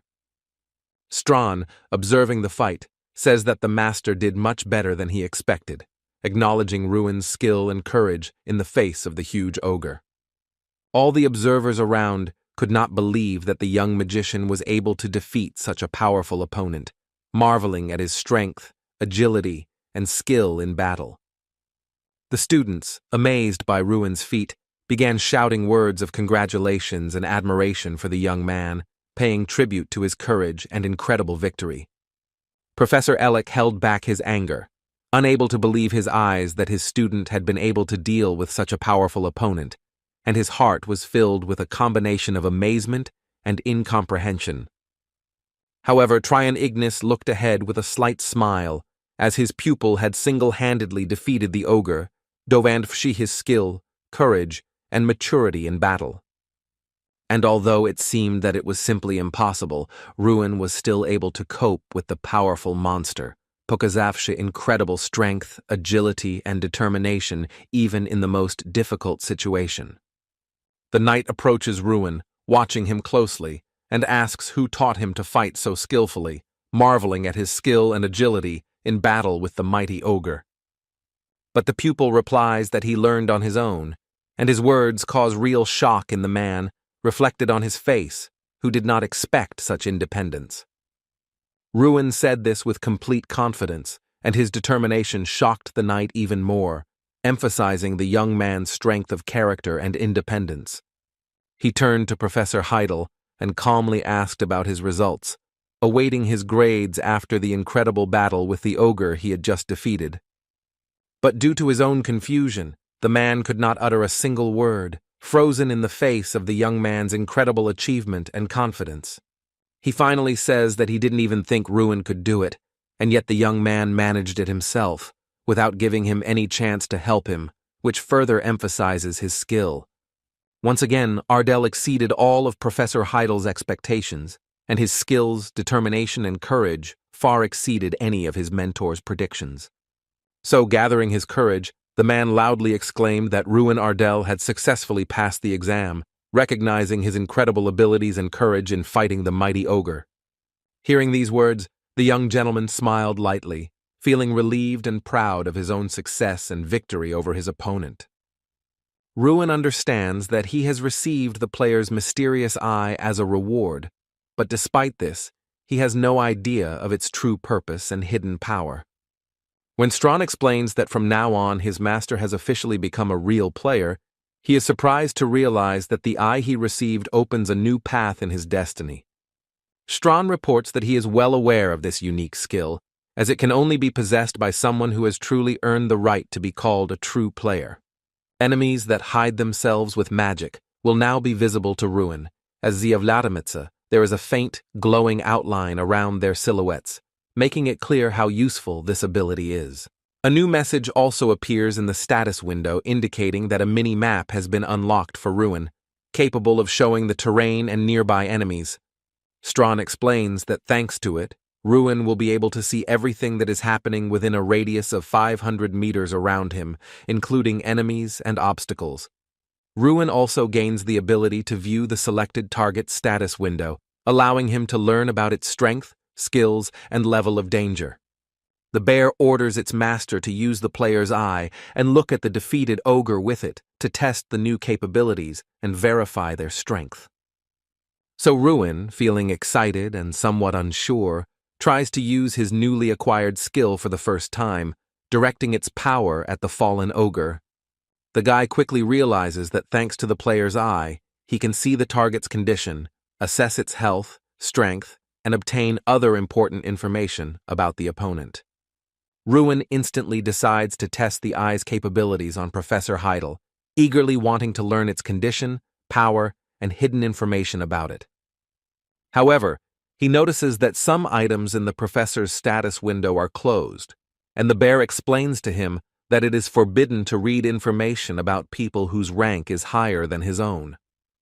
The bear adds that as Ruin's power grows, so will the amount of information available to him about others, revealing more and more hidden details. So now the young master finally understood everything about how the player's eye works, what limitations there are, and what benefits this new power brings him. After the real battle ended, rumors that Ardell had defeated the ogre instantly spread throughout the academy, causing astonishment and admiration among students and teachers. Jason asks how his friend feels after becoming famous at the academy, but he replies that it's all too new and unusual for him. Suddenly, an unknown girl called out to the young man, and he, intrigued, turned to find out who it was and what she wanted. She asks if he is really the same Ruin, and Molody, the magician, is slightly confused and surprised, trying to understand the reason for her interest. It turns out that there were 3 girls. They praised the hero for his feat and brought small packages, wanting to express their gratitude and admiration. However, out of shyness and embarrassment, the students quickly turned and ran away, leaving Ruin surprised and a little confused. The young gentleman, handing Jason a package, asked him if he would like to accept the gift, trying to politely share the pleasure. Suddenly, Damon shouted sharply that such an act was not a sign of respect for the girl who had overcome her own shyness and packed lunch for him, emphasizing her efforts. Ruin decided to activate the player's eye and, looking at his comrade, immediately noticed that he had extremely high potential and great hidden abilities. Over the past few days, the guy has tested all the academy students and discovered that, apart from him, only Mikkel has high potential and significant hidden abilities. So Ruin advises Jason to try a little harder, assuring him that then he will definitely show an excellent result in the next exam. Ruin asks not to waste time on games, after which Jason replies that his goal will be to get into the top 10, determined to achieve it. However, the student asks the hero if it's really him, because something in his behavior and attitude has clearly changed, and it couldn't go unnoticed. The guy was confused because he didn't immediately understand what exactly his friend meant, and what meaning lay behind this unexpected question. But mentally, he realizes that it's hard even for himself to believe this, let alone others, and he understands how much of a change has happened to him during this time. Recently, gossip has been spreading around the academy about Ruin, as if he will replace Mikkel and become not only the best student, but also a worthy representative of the academy in front of everyone. Suddenly, Ruin, hearing Jason's words, replies that he is not interested, and without stopping, moves inside, leaving his friend a little surprised. Jason Damon cannot understand how his friend could be indifferent because this year is marked by the Great Festival, an event that should excite everyone. In the 5th month of each year, representatives from different academies come together to showcase the best student among them and determine their true skill. And once every 8 years, an Olympiad is held, where students compete for the honorary title of the best magician, demonstrating their abilities, strength, and strategic skills. This is a national competition for the most talented graduates of the country's most famous academies, and the winners receive prestigious privileges and significant cash prizes. Therefore, a limit has been set on the number of participants. 1 for the individual competition and 30 for the group competition, allowing the academy to be represented by a team of 31 students. The students are curious about who will be the academy representative this year, and they are surprised to ask themselves if it's really Mikkel again. However, Jason confidently states that this time Ruin will definitely be the representative, because he is the only one who received 100 points from Kingram, and this makes him the undisputed candidate. They can't even remember how Mikkel's performances at previous festivals went. Ruin surpassed all their expectations and left him behind. After all, in individual competitions, this student ended up last 4 times out of 5, which made Mikkel's performances hardly noticeable against the background of other talented participants. Therefore, due to its constant failures, the academy began to be called the Academy After, because its students had no chance to perform adequately in any competitions. And the only way to get rid of this shameful stigma is to send Ruin to the competition, because only his abilities can raise the educational institution to a worthy level. But the young magician himself realizes that the exam is not yet complete, and any expectations are still premature, because the true result will only be known at the end of the tests. After all, the final verdict on participation in the festival is determined by the results of the exam and the recommendations of professors, so it would be reckless to draw conclusions just yet. Therefore, there is still a 4th stage ahead, and Ruin needs to focus and prepare as much as possible to show himself next time. 4 days have passed since the end of the 3rd stage, and it feels like time is slowly passing, forcing me to constantly reflect on the events.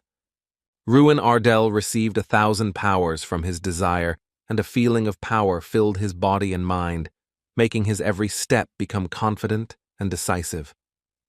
His preparation was complete, and Strawn exclaimed happily that he had been waiting for this moment for a long time, then eagerly announced that it was time to raise the bar. Also, the retask successfully Prodvinilus reached the 2nd level, and he watched with cautious excitement as the new challenges became increasingly difficult.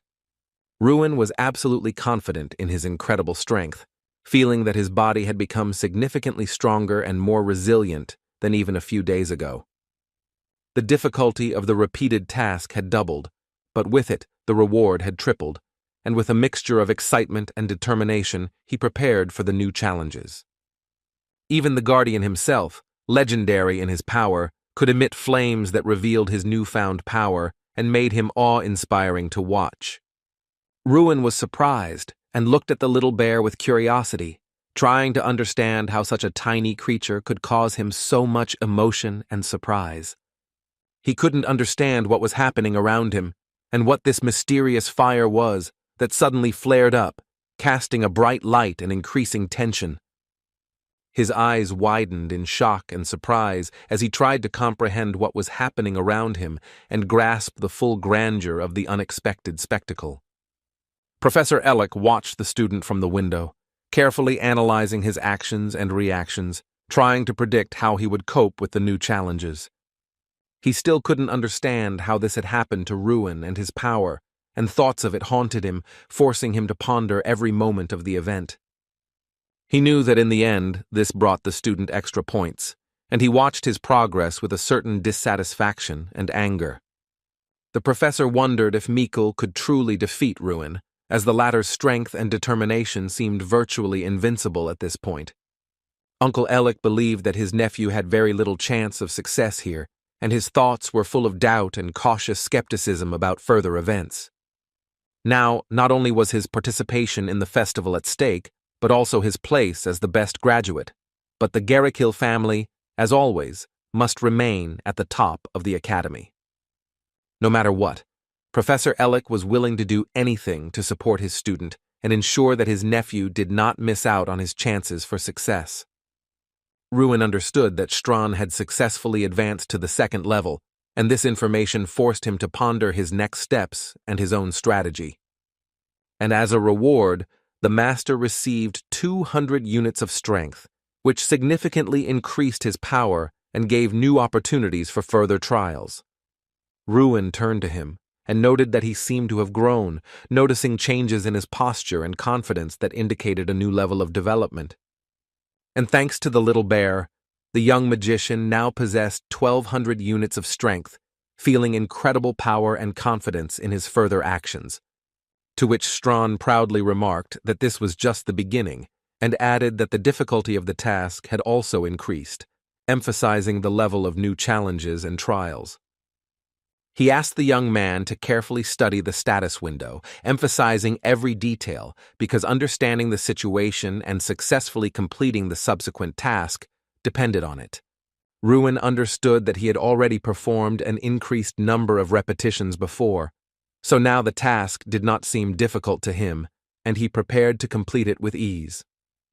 But a new training in real combat appeared, and the young man felt that the previous exercises had only prepared him for the real tests. Strawn asked if the host remembered their first meeting and reminded him that he could now become anything, emphasizing his friend's unlimited possibilities and potential.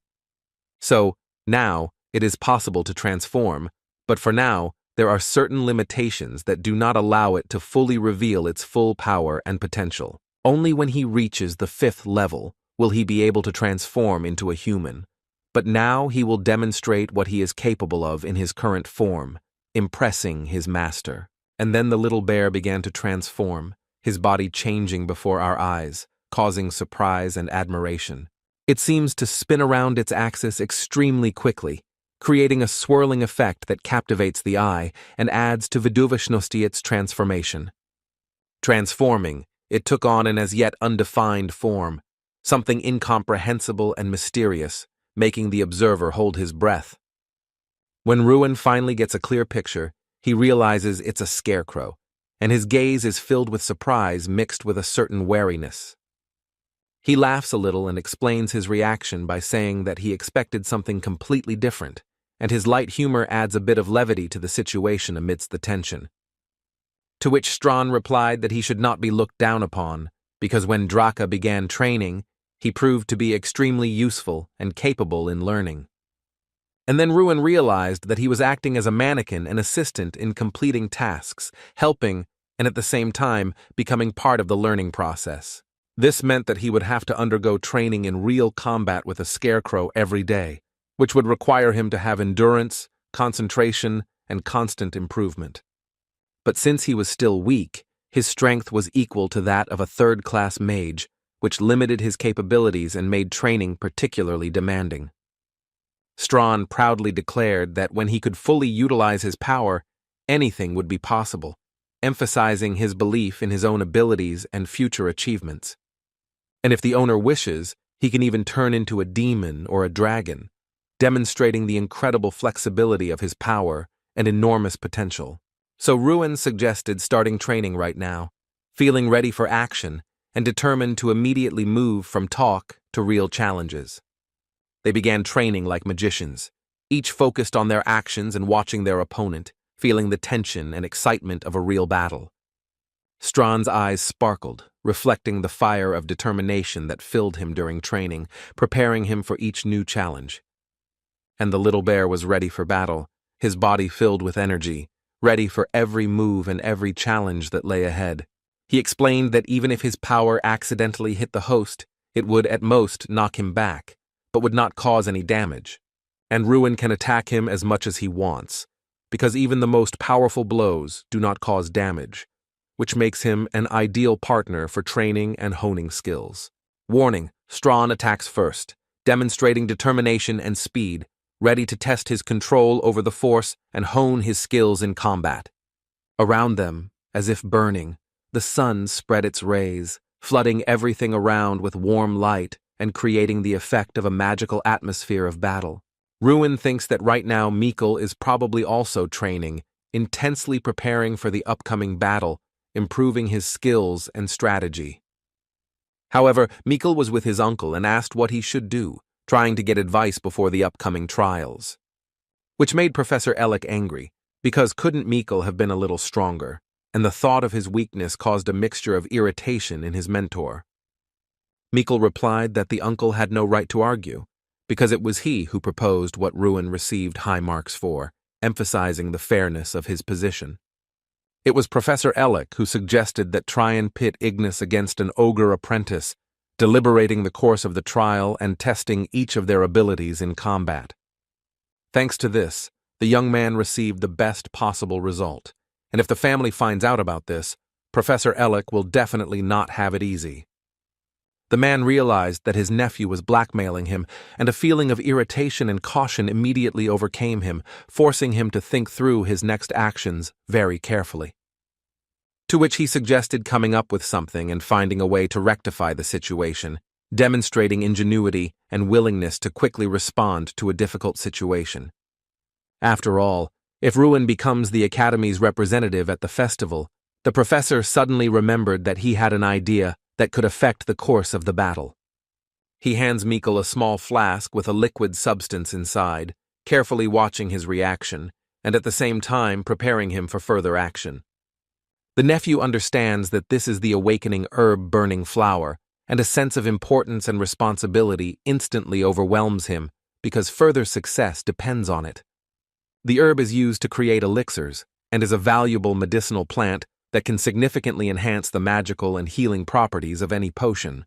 Drinking this will give you an awakening effect and reduce the casting time of spells, but as a side effect, Mikkel will feel pain and lose the to distinguish himself from others. Professor Ellick explains that he won't see anything while the effect is in effect, and notes that his nephew clearly doesn't miss his lessons if he knows these details so well.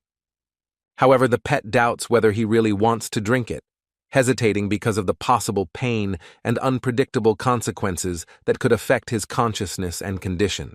This is a risky idea, because Professor Heidel knows very well what Mikkel is capable of, and if he notices something suspicious, the young man will definitely not keep quiet and reveal the truth. But Ellick is confident because drug testing is his duty, and he is ready to take responsibility for the results, ensuring safety and control over the process. He passes out another potion that is supposed to hide the effects of taking the flower, carefully watching Mikkel and preparing him to make sure everything remains unnoticed. Uncle orders Mikkel to drink this potion after the first, emphasizing the importance of the correct order and ensuring that the effect remains hidden.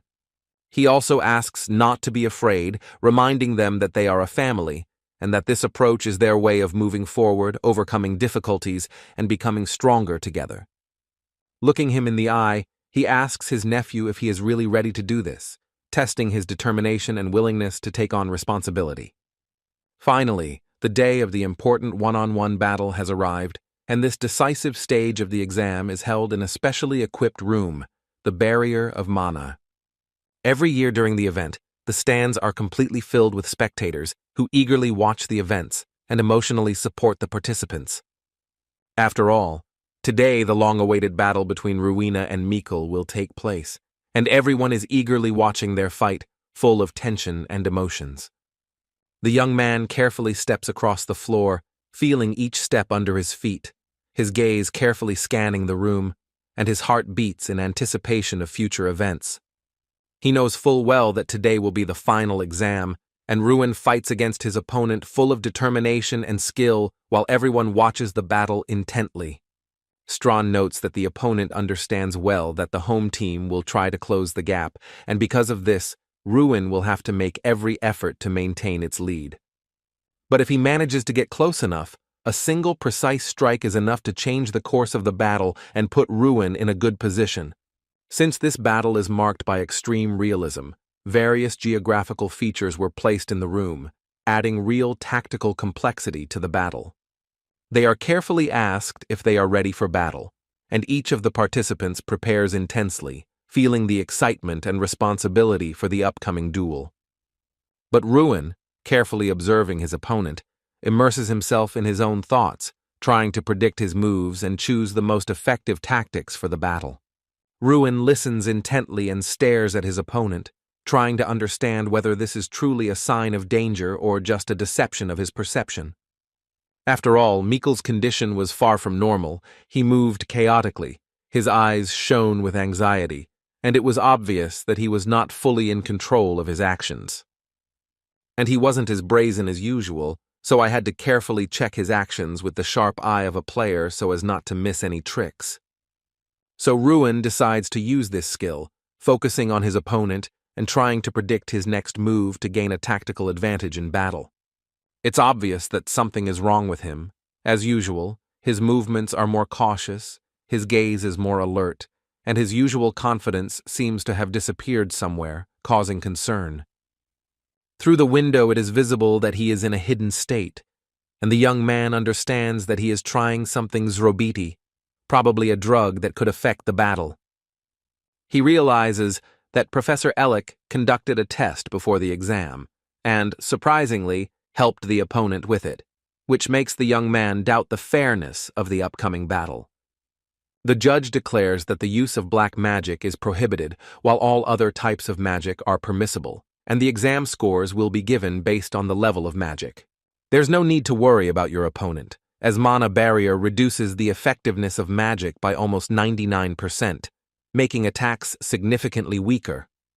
However, Ruin had a question, so he cautiously raised his hand, ready to receive an explanation and find out all the details so as not to make a mistake during the battle. Asks the judge what will happen if someone is found to have taken a prohibited potion, hoping to get a clear explanation of the consequences of breaking the rules. In this case, participants will lose the right to take the exam and may even be expelled from the academy, as violation of the rules is considered extremely serious. But the man asks why such a question arose, but Ruin remained silent and did not confess, carefully hiding his thoughts and true intentions. So they were ordered to take their positions, after which each participant approached the designated spot with concentration, preparing to begin the battle and waiting for the referee's signal. The young magician realizes that he has no evidence, because he can only see the status window, and it is almost impossible to convince anyone of his suspicions. He decides to find concrete proof that leaves no doubt in order to convince others of his rightness, and finally prove the truth in this difficult situation. At this moment, the start of the fight was announced, and the tension in the room increased sharply. The spectators held their breath, and the participants concentrated on preparing for the fight. The judge, shouting loudly so that everyone present could hear, began counting down the time until the start of the fight, and everyone was tensely preparing for the decisive moment. And suddenly he announced that it had begun, and the room was filled with intense energy. The audience held their breath, and the participants instantly focused on the fight. Mikkel instantly rushed to attack Ruin, his gaze burning with hatred and every movement betraying the desire to deal a fatal blow to his opponent. His strength was powerful, palpable in every movement, which made the enemy tense and feel threatened by every approach to him. He tried to pin Ruin down, restricting his movements, but he instantly gathered himself and quickly freed himself from the shackles, regaining control of the fight. And the audience was in shock. The spell didn't work, and everyone wondered if Ardell was that strong or if the magic had unexpectedly failed during the fight. Ruin understands that the room reduces his mana power, but it has no effect on his own abilities, so he remains calm and ready for his next actions.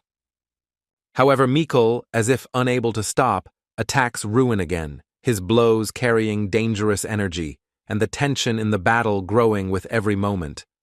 He used the fire breath spell, directing flames at the enemy, and the heat from the magic enveloped the space, increasing the danger and tension of the battle. Ruin, to avoid a dangerous trap, instantly activates the acceleration skill, dramatically changing position and leaving the enemy trying to catch up with him in vain. His speed was like lightning sweeping across the battlefield, leaving everyone behind and making those present gasp in delight. He hides behind a rock, waiting for the attack, carefully watching its movements and choosing the moment to counterattack to maximize his advantage. Ruin carefully begins to analyze Mikkel's movements, trying to predict his next actions, find weaknesses, and plan an effective response. He realizes that the potion Mikkel drank reduces spell-casting time and speeds up the increase in mana collection, making his attacks dangerous and more unpredictable. The opponent shouts that it's enough to hide, ordering the young man to come out to meet the fight, and his voice is filled with determination and aggression that makes everyone watch intently. Ruin carefully analyzes Mikkel's behavior, notices his excitement, and is now finally convinced that he really drank the forbidden potion before the fight. He discovered that it was the herb of awakening, the burning flower, a magical elixir that greatly enhances the abilities of the one who takes it, making him extremely dangerous. After all the symptoms, hand tremors, decreased ability to distinguish opponents, and other signs completely coincide, confirming his suspicions. Ruin only had to check one more detail, Mikkel's reduced sensitivity to pain, to finally verify the effect of the potion he had drunk and assess the danger of his opponent. Going out to Mikkel, the guy remarks that it's no wonder why he was so confident. Now everything is coming together, and he understands the true strength and advantage of his opponent. After all, this entire exercise is connected to the burning flower, and its effect noticeably affects the student, giving him unexpected strength and forcing the opponent to act. Mikkel was extremely confused because he didn't understand what exactly had betrayed him, and his confidence began to waver under the weight of the unexpected situation.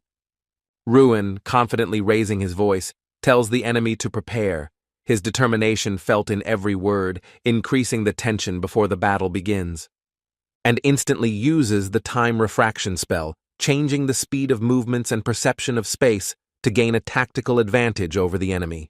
Attacks Mikkel precisely when he is convinced that his opponent is extremely fast, using the moment of confusion for the most effective strike. Ruin truly possessed extraordinary speed.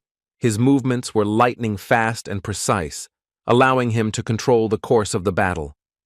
He realizes that all his attempts are futile, no action produces the desired effect, and the struggle seems hopeless in the face of the enemy's irresistible force. The battle between the students was extremely intense, every move and spell full of concentration and determination, and the audience held their breath, watching every moment. The professors cannot understand how Ruin was able to catch up with Mikkel so quickly. His lightning-fast speed and precision of movements leave even experienced mentors in awe. The young man sees the enemy flying rapidly towards him, using the fire lizard spell, and the fiery magic illuminates the space, emphasizing the danger of the attack. Suddenly, he realizes that he needs to create an earthquake to repel the attack, and instantly prepares a spell, trying to change the course of the dangerous duel.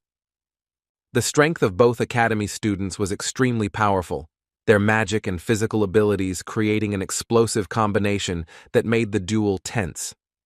Ruin realizes that his spell has worked against Mikkel, his opponent feels the effects of the magic, and the young man feels confident in the correctness of his choice. The audience watched in shock as the young magician was able to repel the fire elemental attack. His skill and speed surprised everyone present. At that moment, despair was visible on Mikkel's face. He understood that his attack had failed, and uncertainty began to take hold of him, emphasizing the tension.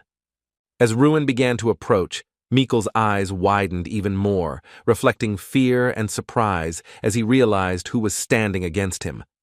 With fear in his voice, Mikkel begged not to come any closer, his eyes wide open in terror and his heart beating fast, sensing the approaching danger from Ruin.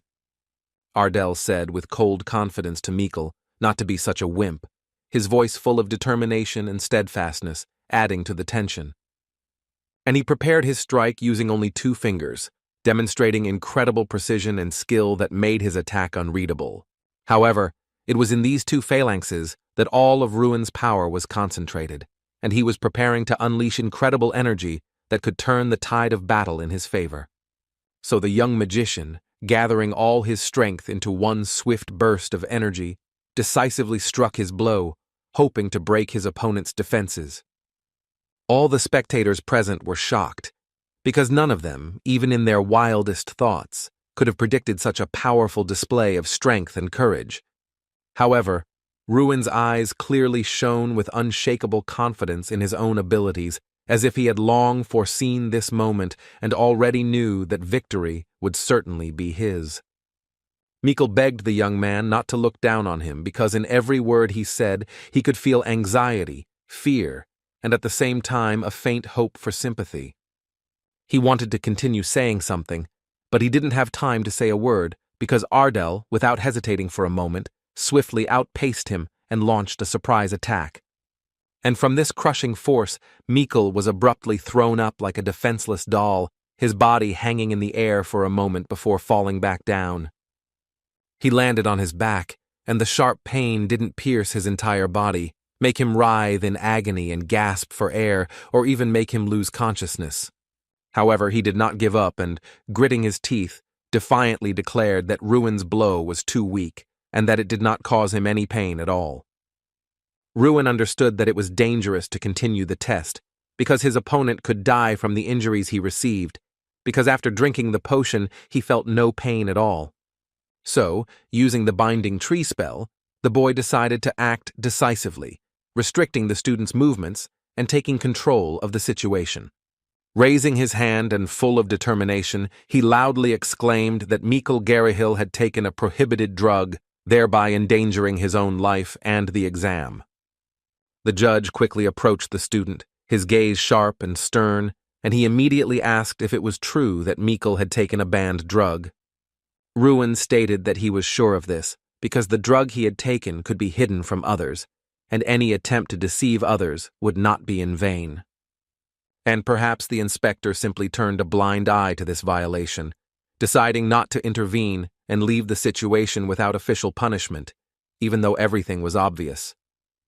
By alluding to Professor Ellick, who was his uncle, he was silently pointing out the possible influence of family ties in making the decision. And then the judge realized that among all the students at the academy, only one person fit this description, and his attention focused on her, causing a feeling of tension. They both seemed to not want such an accusation against the professor, but there was no other way out, and they were silently forced to admit the need to take this step. Professor Ellick rushed towards Ruin, shouting as if he didn't understand what he was saying, his face full of rage and despair at the same time. As if this wasn't a man, turning a blind eye to his nephew drinking the forbidden potion, demonstrating indifference to the rules and possible consequences. However, Ruin firmly stated that he could prove himself right, his gaze unwavering, and his voice full of determination and confidence in his own words. Professor Ellick suggested taking the drug test again, but Ruin replied that it was useless because he had already given Michel an elixir that could hide the intake of a prohibited substance. He was immediately asked what he was going to do in such a case to prove his case, because everyone was waiting for a decisive and unexpected step. Then Ruin calmly but resolutely declared that he would now demonstrate everything clearly, his gaze radiating confidence and readiness to prove his point with action. Approaching the stone, the young man focused his power on it, and the air around him seemed to be filled with energy, ready for an incredible manifestation of magic. Summoning the same attack he had just used against Mikkel, the young man concentrated all his strength, preparing to demonstrate its effect at full power. Showing that the blow was of such power, the boy demonstrated how devastating this force was for the enemy, knocking down almost half of the stones. In his current state, Mikkel has a concussion and broken ribs, but he is still laughing and remains conscious, which after such a blow looks completely abnormal. And he continues to smile and grimace as if he doesn't feel any pain at all. His behavior looks incredibly defiant and frighteningly fearless. Ruin turned to Professor Ellick with a firm look and asked if he still denied the facts that had become apparent after the show of force. Suddenly the man was called by Tryon Ignis, and his voice, full of urgency and unfeigned seriousness, caused everyone present to immediately tense up. The head of the academy looked extremely angry. His face was full of severity and fury, and his gaze could make anyone feel fear and anxiety at the same time. After all, he didn't understand how someone dared to hide this in the sacred territory where the exam was being held, violating all the rules and undermining the authority of the academy. He ordered Professor Ellick to quickly head to his office, his voice stern and unappealing, leaving no chance for objection. Everyone around wondered what would happen next, because the tension in the air was palpable, and everyone felt that the next events could change the course of the exam forever. Rumors spread throughout the academy that Mikkel had been expelled, his uncle had been fired, and Ruin had been given a new nickname, the Exorcist of Mages, which shocked everyone present. So the young mage stood before the main doors of Ignite Academy, feeling the weight of the events and future trials that awaited him beyond those majestic gates. After all, he had been summoned to try on Ignis, and now the young man felt the invisible pressure of expectations and responsibility that hung over him before this meeting. Ruin seemed a little worried, although he tried to hide it under a mask of confidence, and even his gaze slightly betrayed inner excitement before an important event. However, he looked confident, his posture and gaze radiating a determination that made those around him feel his strength. But when the door opened, his eyes widened in surprise and shock, because what he saw inside was completely unlike what he expected. Realizing that he was in the territory of Ardell, he instantly felt the tension and danger that surrounded the place, and every step required caution. But no, because he noticed that it was a little different than expected, and it made him think, because the details could change the whole situation. And he sees that there is a chair in front of him, positioned as if it is waiting for him, creating a sense of anticipation and unknown tension. It was the same throne of Tryon that the King of Mages usually sits on, and its majesty and significance instantly struck the young man, making his heart beat faster. The head of the academy appeared suddenly and sternly asked what Ruin saw here, his unexpected appearance causing everyone around to tense up and hold their breath. After all, this place is monitored by the Eye of Malarok, and any movement or action here is instantly recorded, making attempts to hide something almost impossible. This name belonged to the leader of the demons who invaded the continent of Frelia, and he possessed the power to allow the victim to see what they desired most. Therefore, the Eye of Malarok shows exactly what Ruin wants to see, reflecting his desires and distorting the reality around him according to his will. The boy understands that he sees the flourishing of the Ardell territory and his emergence as the best magician, realizing the greatness and power that he must master. Tryon Ignis asked if the student was interested in what he was seeing. His voice was calm, but not without a hint of irony, forcing the young man to look closely. He replied that the world is arranged like this: students behave like students, and magicians behave like magicians, and this obvious truth simultaneously reflects the order and the difference in power in the educational institution. However, he understands that achieving this is difficult, and the young man, realizing the complexity of the task, quietly agrees, accepting the need for hard work and self-improvement. The door opens again, and light pours into the room, and everyone present holds their breath, waiting to see who or what will appear next. Ruin took one last look at what lay before him, trying to commit every detail to memory before taking a step into the unknown future. When announcing the exam scores, it was announced that Ruin had won, and all the students sincerely congratulated him, admiring his skill and incredible endurance. It was said that Ruin Ardell was the best graduate of Ignite Academy, and this recognition of his talent and hard work caused admiration among all present. This is exactly what the young gentleman imagined as he walked out the door, feeling pride, admiration, and a foreboding of the new challenges that awaited him. Sitting down at the table, the head of the academy politely asked the student to treat himself. His tone was both friendly and full of respect for the student's achievements. And he carefully watched Ruin, observing his every movement and reaction, because his actions could be a demonstration or cause of unexpected consequences. Tryon Ignis said he had called him because he wanted to ask something important, and his voice was calm, but at the same time hinted at seriousness and the need for attention. How Ruin could know so precisely that Mikkel drank the burning flower remains a mystery, and it was this question that the head of the academy was waiting for. The young magician, in thoughtful silence, seemed to be pondering at that moment what answer he should give, weighing every word and considering the possible consequences of his choice. He explains that from the very beginning, Mikkel behaved somewhat differently than usual, and the flow of mana that enveloped him was unusual, noticeably enhanced, and attracted attention. After analyzing every detail of the behavior and the flow of mana, Ruin was not just suspicious, but knew with absolute certainty that his conclusion was unmistakable. To achieve the result, he used only physical force, which cannot be dampened within the walls of the room, but he deliberately kept quiet about the existence of the player's eye. He notes that even if Mikkel was in a state of deep shock, his strange laughter could be explained solely by the effects of the burning flower he had taken. Tryon Ignat understands that even at 16 years old, Ruin shows remarkable insight and is able to maintain inner peace at the most critical moment. He addresses the student, sincerely apologizing for the inconvenience caused and adding that he will personally monitor that the Garrickhill family does not dare to take any action. However, that's not all, because the head of the academy has a special proposal in mind, which he decided to voice right now, considering the moment to be the most appropriate and significant. He asks if Ruin would like to become a representative of the academy this year and participate in the Great Festival, which is considered the most prestigious event among magicians. The young man instantly realizes that this is exactly what everyone dreams of, that this is a unique opportunity that can open up new horizons for him and realize his boldest ambitions. He closes his eyes, takes a deep breath, and tries to concentrate to weigh all the options and make a decision that could determine his future path in life.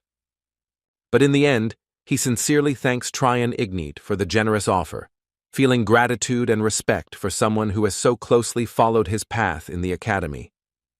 Ruin replies that he feels a lack of experience, as he has not participated in real battles for the past 5 years, so he lacks practical training.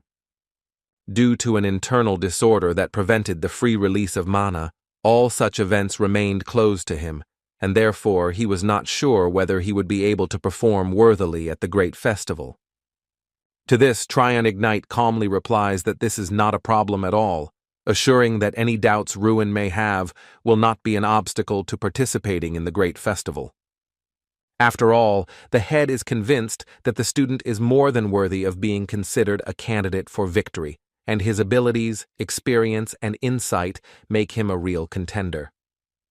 The young man didn't believe the words at first, but the man patiently convinced him that all of Ruin's abilities, experience, and hidden talents gave him every chance of victory. And more importantly, Ruin Ardell has the potential to become a kind of secret weapon that will appear out of nowhere at a crucial moment, changing the course of events in his favor.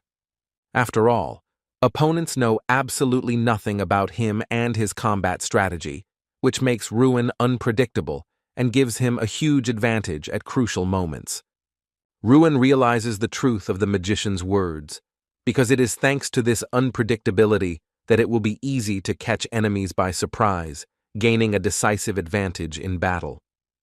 So Tryon Ignat, maintaining calm and seriousness in his voice, asks for the final answer of his pupil, eager to know if the student is ready to accept the offered honor. And Ruin, feeling responsible and inner determination, replies that he will do everything possible to justify the trust of the head of the academy and not disappoint expectations. Suddenly, there's a knock on the door behind them, disrupting the peaceful atmosphere of the room and causing both of them to instantly turn around, listening intently to the unexpected sound. The head of the academy explains that Ruin would be much more useful to attend body art classes, and for this purpose, he personally invited an experienced martial arts professor. Sweat was dripping down the boy's face, because the man standing in front of him was a familiar face, and memories of past meetings made him anxious. Halter Pirante, with a slightly raised tone that combined surprise and irony, asked if Ruin wasn't happy to see him, carefully watching the boy's reaction. The professor turned out to be one of 5 knights of the 6th rank, and the only one in the entire kingdom of Radian, which emphasized his exceptional status and incredible skill. And Ruin had already met him during the 3rd stage of the practical task, so the memories of that experience simultaneously aroused respect and slight excitement. He still can't comprehend that he has the opportunity to study under this mentor, whose skill and reputation impress even the most experienced students of the academy. Halter asks if the apprentice is really a special mage who should only fight at close range, carefully watching his reactions. To this, Ruin replies that the information is true, confirming that he is truly special, capable of fighting only at close range. Drawing on past experience, Halter notes that Ruin's attacks were well executed, precise, and without unnecessary movements, highlighting the effectiveness of his martial art. However, it is all too obvious that the guy hasn't studied martial arts properly, and this betrays his inexperience, even despite the clarity and effectiveness of his individual attacks. His skills might work against an ogre, but an experienced knight would read the young man's every move like an open book, immediately noticing any weakness in technique. The guy agrees, because his movements were actually programmed by one training session, and their effective use is limited. Halter assures him not to worry because after his lessons, Ruin will be able to advance significantly beyond basic skills, gaining control over his power. So he suggests starting right now, without wasting time, because every moment is important for Ruin to be able to quickly improve his skills and reach new heights. He notes that first, you need to learn how to walk properly, because for a knight, the most important thing is legs that can withstand any trials and ensure movement in battle. The training center usually teaches celestial martial arts, which combine precision, strength, and mastery of movements, preparing students for the most difficult challenges. So it was this celestial martial art that Ruin studied, gradually mastering its subtleties and developing his skills under the close supervision of his mentor. With the exception of sword techniques, because the heavenly martial art includes 36 fighting techniques, which the young man studied gradually, mastering each one with maximum attention. Ruin remained extremely collected and attentive, paying maximum concentration to every detail so as not to miss a single nuance in his studies. He listened carefully to all the words of his mentor, absorbing every piece of advice and instruction, trying to immediately apply them in practice and not make a single mistake. I carefully performed all the tasks that were given by Halter, paying attention to every detail to master the technique as accurately as possible. However, Ruin suddenly asked why Halter agreed to this, his voice full of curiosity and slight surprise, trying to understand his mentor's motives. After all, he realized that this training would not bring any benefit to the professor himself, and that is why his surprise and questions were sincere and full of curiosity. To this, Halter calmly replied that such training was a kind of investment for him, because the efforts invested would return 100-fold through skill. One has to imagine that he meets a person who has all the signs of becoming a great magician and immediately notices the potential that could change her future and influence in the world of magic. His help in this process can be a kind of investment, because the correct development of a student can bring significant benefits in the future.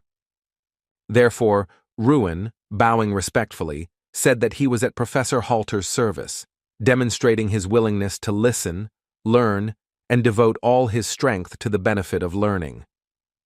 But the man smiled and said that he was simply embarrassed to ask the young man to call him Hyun, because he was not even 30 yet, and the formalities seemed unnecessary. So Ruin, focused and determined, continued to train, honing every move and diligently applying his mentor's advice, striving to quickly improve his skills. Each time he carefully studied something new, diligently practicing techniques, focusing on details, and striving to make every movement perfect. Professor Halter observes that the student is doing too well, noticing talent and abilities in him that far exceed expectations. He recalls approaching the ogre after the exam and suddenly realizing that Ruin had broken his jaw, recalling the moment with a combination of surprise and admiration. Then I concluded that this young man, a melee mage, was physically stronger than an ogre, and even with such strength, he displayed incredible skill. At this pace of intensive training, weeks passed, during which Ruin relentlessly honed his skills, mastered new techniques, and strengthened his body and mind. Ruin realizes that the effect of mastering the heavenly martial arts is incredible, as every move combines everything, making him almost invincible in battle. But even Strawn, observing the training, advanced to level 3, demonstrating significant progress and inspiring him to continue improving his skills. Ruin now possesses 2,130 forces, which significantly exceeds the figures achieved by Drac during the same period, emphasizing effective progress. Suddenly, someone called out to the young gentleman, and he instantly turned around, listening to the voice that pulled him out of his training immersion and caught his attention. Opposite him, focused and determined, Jason ran, his speed and rhythm of movements giving Ruin an instant sense of competition and the need to concentrate. Asking if his friend had seen anything new, Jason watched his reaction, trying to understand how well the young man knew the news. He explains that a list of participants in the great festival was hung at the entrance to the academy, and everyone who passed by couldn't help but wonder if they had made it and if there would be any new names. At the grand entrance ceremony, Ruin proudly stood on stage as the representative of the new students, attracting the attention of everyone present and arousing admiration. Because of this, he began to be envied, and the other students cast sharp glances at him, full of distrust and hidden hostility. And all these years, Ruin has shown himself only from a pitiful side, hiding his true strength and abilities from those around him. He could only watch from afar as Mikkel received all the glory and recognition, feeling sadness and envy in his heart at the same time. Now Ruin was racing towards the lists of candidates for the great festival, his heart beating fast with anticipation and excitement. Many students had already gathered in front of the entrance to the academy, chatting and jostling impatiently, waiting for the event to begin. Looking at the table, the boy suddenly realized that he had become the official representative of the academy, and his heart beat faster with excitement. Everyone present turned to him with friendly smiles, full of curiosity and slight surprise at the same time. They immediately began to congratulate Ruin on this place of honor, because now everyone would speak on his behalf, and attention was focused on him. It took a long time, but the young magician once again became a representative of the Ignite educational institution, gaining respect and recognition among students and mentors. Professor Heidel admitted that he was surprised when he heard from Halter that Ruin had mastered the heavenly martial art, as such an achievement required enormous effort. And the fact that the student had passed the 5th grade frightened everyone around him, but only out of good intentions, because it testified to his extraordinary abilities and potential. So he said that he believes in Ruin, and is confident that he will be able to cope with all the challenges that lie ahead. Preparations for the festival went without any problems, so they set off for Altain, full of anticipation and determination for new challenges. The students couldn't believe that they were going to ride the mana train for the first time, watching in awe its shining hull and the magical shimmer of the rails. Radian had only 2 transit points, while the Imperial Federation of Raynak had over 100, making travel much easier. Someone abruptly told everyone to be quiet, comparing them to a herd, as if they had never seen a train before, and the students immediately fell silent, confused, and surprised. Looking at Ruin and Jason, he ordered them not to speak or to be shamed, emphasizing that both should behave with dignity and restraint. Ruin, casting a sharp look at him, instantly realized that hiding words or emotions was inappropriate right now. This is Henki's, Mikkel's friend, and that they participated in last year's festival together, bringing back memories and a little excitement. He warned Jason not to expect Ruin to win, emphasizing his own abilities and strength as a young magician. It seems like the academy would have had a better chance if Mikkel had been chosen, because he already had experience fighting against other participants and could have shown a stronger result. And in any case, they were not going to recognize Ruin as their representative, so they advised him to cope on his own, relying only on his own strength. The guy understood that many people wanted to curry favor with the Garrickhill family, but everyone had to give their all, even if someone disagreed with his candidacy. He turned to Hanks and said that Mikkel would be pleased to see them making every effort and working together. After all, his dog remained faithful, did not turn away even when its owner was expelled from the academy, demonstrating true loyalty and unwavering loyalty. Ruin explained that he specifically expressed himself that way, so that a person of his level of intelligence could understand everything without unnecessary explanations and hints. Henke seemed to expect an answer, but the young man interrupted him again, demonstrating confidence and control over the situation. He explained that this festival will be of a much higher level than the last one, and if Henkes is successful, he will receive an award even more valuable than that from Mikkel's family. The apprentice said that their opponents were real monsters, and the only thing left to do was stay in the Radiant Kingdom to work for the Garrakil family and prepare for the trials. Ruin assured that anything is possible, and their victory is not far off, because with perseverance and strategy, they will overcome any difficulties. After all, the main thing is to cooperate, so it's better not to rely on those who hinder the team, but to focus on those who are really ready to help. Henkes then asked if Ruin was going to compete without their help, trying to figure out if he was ready to go it alone. To this, the representative replied that he suggested that they think about who their current boss is and understand who they really should trust on the team. Reminds that there is no representative of Mikkel's family around right now who could assess their loyalty, so everyone will have to rely only on their own actions and decisions. Henkes warned Ruin not to lose his first individual battle, because if he lost, no one would listen to his instructions anymore. So the train raced forward, carrying the passengers through the shining shimmer of the rails and awakening in each one a foreboding of the trials to come. All the students were amazed at the incredible speed at which the train was moving, barely able to keep up with its shiny body and flickering lights. Strawn said that he likes modern technology because it didn't exist in his time, and he watches with fascination the amazing innovations. Suddenly, representatives from other academies began calling them insulting names, trying to provoke and embarrass Radiant's students. Like they're rural, uneducated, and weak, like Ignite Academy is behind the others and doesn't deserve respect. Ruin realized that the symbol on the jacket belonged to the Oita National Magic Institute, which immediately gave him an idea of the level of training of his opponents. And this is the only educational institution in the region, with a long history, known for swordsmanship and extreme training that tempers true warriors. However, the hero still could not understand what exactly they were doing here, and what role each of them played in these strange and mysterious events around him. Suddenly, the students of the institute asked about Mikkel, hoping that he, as always, would take care of them and help them settle into their new environment. They added that they were only in the status of servants and burst into loud laughter, emphasizing the irony and their frivolous attitude to the situation. The stranger asked if the academy's students would really take last place again this year, expressing doubt and slight surprise due to their reputation. Strawn noticed that his host was very calm after such words, as if completely unaffected by the insults and mockery, which surprised and slightly annoyed those present. Ruin explained that he had never participated in such events before, and had not expected to hear such offensive words, so he was surprised and a little embarrassed.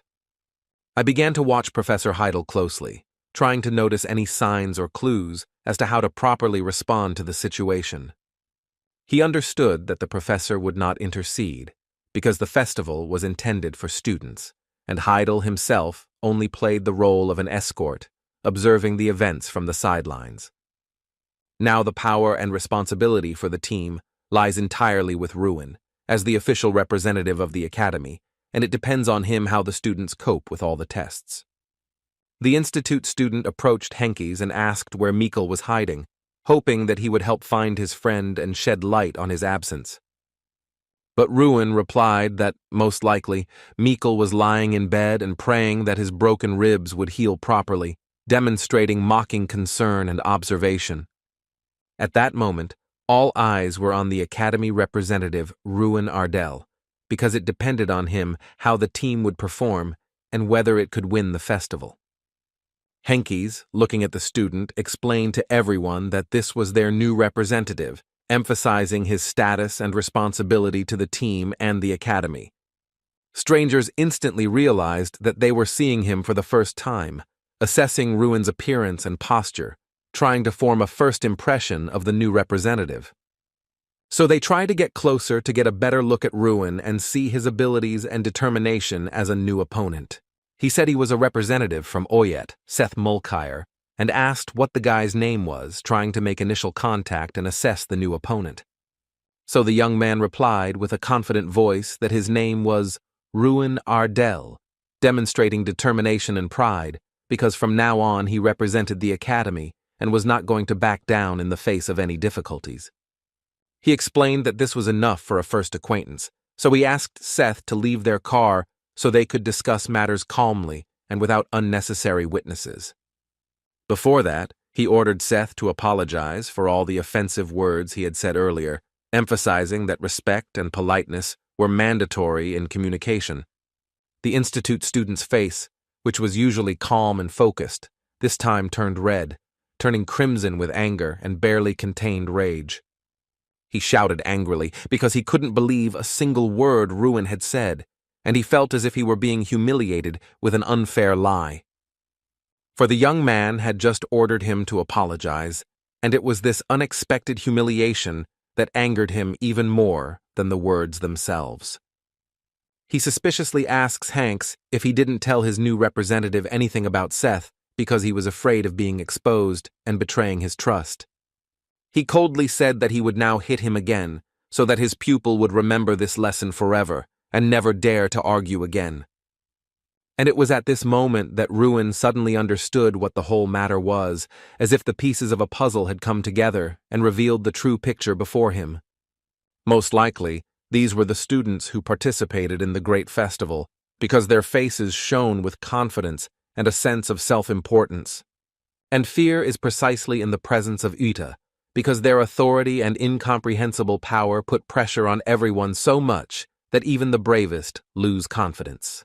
Because they had been subjected to Seth Malcury's brutal attacks more than once, a fear remained in their hearts, awakened even by the mere mention of his name. So Ruin realized that all this time they had been acting according to a plan, to destroy the morale of their opponents before the competition even began, sowing fear and doubt in everyone's hearts. But suddenly, the young man realized that the great festival had already begun and the time to act was now, leaving him with a sense of urgency and a pressing need to intervene. He asked Seth Mulcair if he didn't want to sort things out on the spot, because the tension and resentment had already reached a critical point and he couldn't wait any longer. He, preparing his fist, coldly warned Ruin not to regret his words because the consequences could be painful and immediate. But suddenly, the man, entering the carriage, shouted loudly for Seth to stop, and his unexpected appearance instantly made everyone fall silent in surprise. The pupil's eyes opened wide, for the professor stood before him, and this unexpected authority instantly evoked in him a mixed reaction of fear and surprise. The man ordered him to sit down and calm down, wondering in his mind if the student had been trying to make enemies and cause trouble everywhere he went from the very beginning. Professor Ota looks at Professor Heidel and sincerely apologizes for his students' behavior, acknowledging their mistakes and seeking to ease the tension between the parties. So the man firmly ordered Seth to return to his carriage immediately, emphasizing authority and leaving no room for discussion or argument. At this, he turned around, looked coldly at Ruin, and said that he would definitely deal with him later, leaving a feeling of unresolved threat. But the young magician didn't answer anything, only thinking that from the very beginning everything was much more complicated than it seemed. Suddenly, Seth asked in surprise why the professor had stopped him, since he himself had proposed to resolve the situation, and this contradiction angered him. When he replied that the boys had overlooked something, Seth nodded grimly, feeling that the true essence of the situation had remained hidden from the eyes of everyone present. He noted that Professor Heidel was smiling, and that innocent yet mysterious smile added a strange tension and uncertainty to the situation for them. When I watched Seth's actions, it seemed as if he was waiting for the moment when a fistfight was about to begin, and the tension in the air became almost palpable. Perhaps it was confidence, but they could not know for sure because external manifestations do not always reflect a person's true intentions or inner state. But this guy named Ruin clearly possesses something unknown and is completely different from the Meikle that Seth fought last time. It was after these words from the professor that Seth Mulcahy plunged into his own thoughts, considering every step and trying to understand how Ruin's actions would change his plans. After a brief showdown with Oda, the atmosphere in the car changed, the tension eased, and everyone present felt a certain relief, although the tension still remained in the air. Together, they discuss the first match and the fact that the group competition will take place without a representative, considering strategies and possible consequences for the team. The students doubted whether they would be able to cope on their own, but Henkes loudly exclaimed that they would cope with everything because they simply had no right to lose. Ruin realized that at a certain point, these pupils, filled with envy and selfishness, began to unite, forming their own alliances and plans against their rivals. The comrades ask if Ruin is okay, because these students are too strong. They grew up almost in battles, and even experienced ones could easily be defeated. However, the representative asked in surprise if they weren't angry, because the situation could have made anyone angry. But here the students remained calm, which seemed strange. These scumbags respect no one, and he wondered what might happen if he didn't respond, because the consequences could be unpredictable. They would only be happy about this and start mocking them even more, fueling their own sense of superiority and increasing tensions in the group. If Ruin remained silent, everyone present would completely agree with Seth's words, and he wondered if that was what they really wanted. The guy asked again if they would continue to tolerate such disrespect for themselves, because silence only fuels arrogance and makes everyone's situation worse. The students allow themselves to be beaten, and it is because of this that Ara makes them endure humiliation for 5 years, mixing them with mud to teach them obedience and discipline. Ruin did not believe that he was fighting now out of purely selfish intentions, as his actions were guided more by a sense of justice and a desire to protect the weak. One of the students suggested putting Henkes in goal in a match against Aeroball, citing his ability and reliability to strengthen the team's chances of winning. And then Ruin realized that Mikkel's loyalists were slowly taking his side, so he hoped that this would continue, strengthening his position in the team. Next stop, the Principality of Altin, so this is their station, and they need to quickly pack their things in preparation for leaving before the train moves on. This state within Raykarn has a neutral status, which is why competitions are held here, so enemies should forget about emotions, but if bloodshed occurs, there will be a trial for the guilty.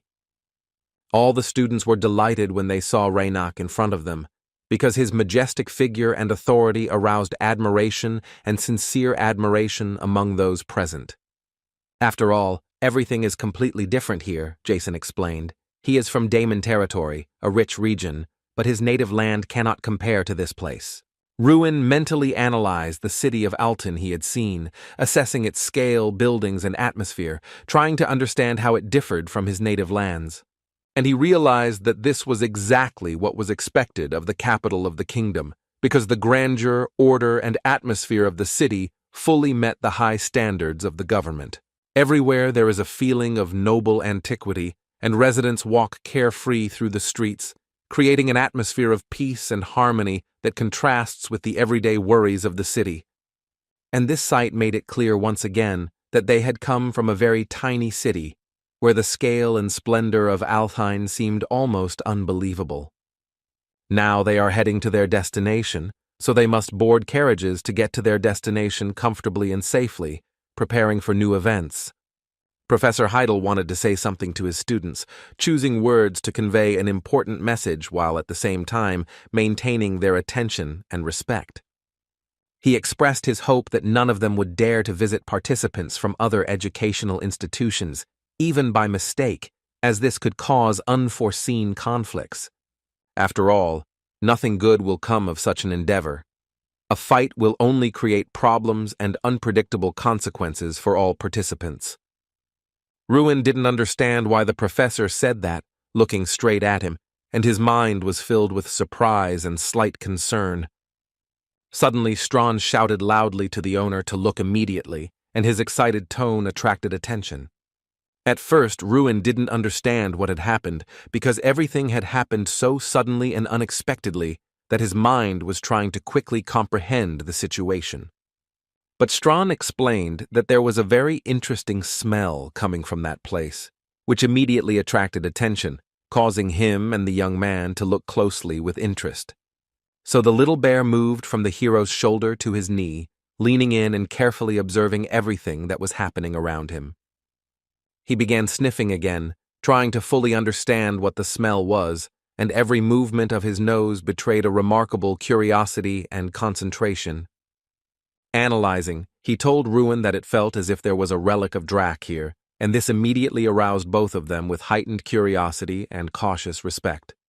The next day, all participants of the Ignite Academy, despite their fatigue and excitement, gathered in their room, preparing for new challenges and events. Suddenly, Jason noticed that Ruin was hurrying somewhere, quickly getting dressed, but he didn't say a word about where exactly he was going. So the young magician, feeling a sense of urgency and hastily completing his preparations, ran out into the street, without looking back and barely noticing the surrounding noise. Strawn asked if Ruin was sure of his guesses, and even to him it sounded strange and unusual. He showed that it was necessary to urgently run to the workshop, where touching memories were kept, as if every step there promised to reveal something important. So Ruin, carefully opening the door, slowly walks inside, feeling both tense and curious about what awaits him. He believed that the object used by the Black Dragon should be in a more unusual and unexpected place than what was revealed to him. Ruin imagined that he would end up on the black market or in the warehouses of a rich man, expecting to find rare and valuable things there. So the young man decided to use the eye of the gamer to speed up the search and more efficiently find the desired item among the numerous things. And suddenly, something shone in front of him, attracting attention and causing genuine surprise in the young man. It was the Ring of Invulnerability, which had once been the first failure of the brawl, and its radiance immediately attracted all of Ruin's attention. So Strawn, smiling, remarked that the host had only one nuance worth considering, and this immediately piqued Ruin's curiosity. It wasn't just about attacks, but also about the fact that resistance can arise from the touch of a friend or even a lover, making the situation much more complicated. The effect may not activate exactly when it is needed, but it may work on something familiar, and that is precisely the failure, but for Ruin, it was still necessary. And if worn, the user's strength will increase by 200 points for the entire duration of wearing it, greatly enhancing their capabilities. Ruin, putting on the ring, saw that it fit perfectly, as if it had been made especially for him, perfectly repeating the shape of his finger. He approached the salesperson and said he would like to purchase the ring, expressing determination and confidence in his choice. To this, the man replied that the young man could simply take the ring, because it had been lying idle for many years, and he himself did not know what to do with it.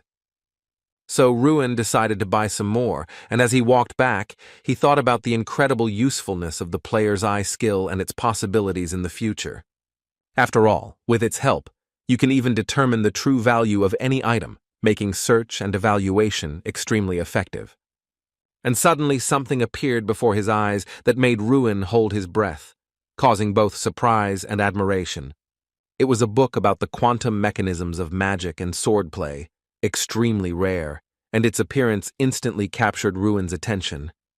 Reaching for the book with his hand, the hero did not notice that a girl was standing nearby, who also wanted to get it, and her intentions remained unknown to him. Suddenly, the boy looked at her and began to study her closely, trying to understand her intentions and reactions in this unexpected situation. It was Irene Prius, a fifth-class magician from Siki University, whose presence and skill immediately caught Ruin's attention. The Dirty King, also known as the King of Mages and the Boarder, Theron Artemis, had a reputation as a powerful and dangerous ruler whose fame spread far beyond the borders of the kingdom. He also chose 11 magicians to represent the next generations, and this girl, Irene Prius, was one of them. Ruin had heard that Irene was a true genius and had almost reached the 5th grade, making her an extremely capable and promising mage. However, he noticed that she had already reached that level and realized that all the rumors only belittled her true abilities. Irene Prius asked Ruin to give back the book, but the boy calmly explained that he had taken it first, insisting on his right. Judging by the symbol on the uniform, Ruin from Ignite Academy explained that the boy had found what he was looking for, while Irene had come specifically for this book. And when the young man remained adamant, Irene asked if he could still give in, and the hero instantly realized that she had been eavesdropping on his conversation.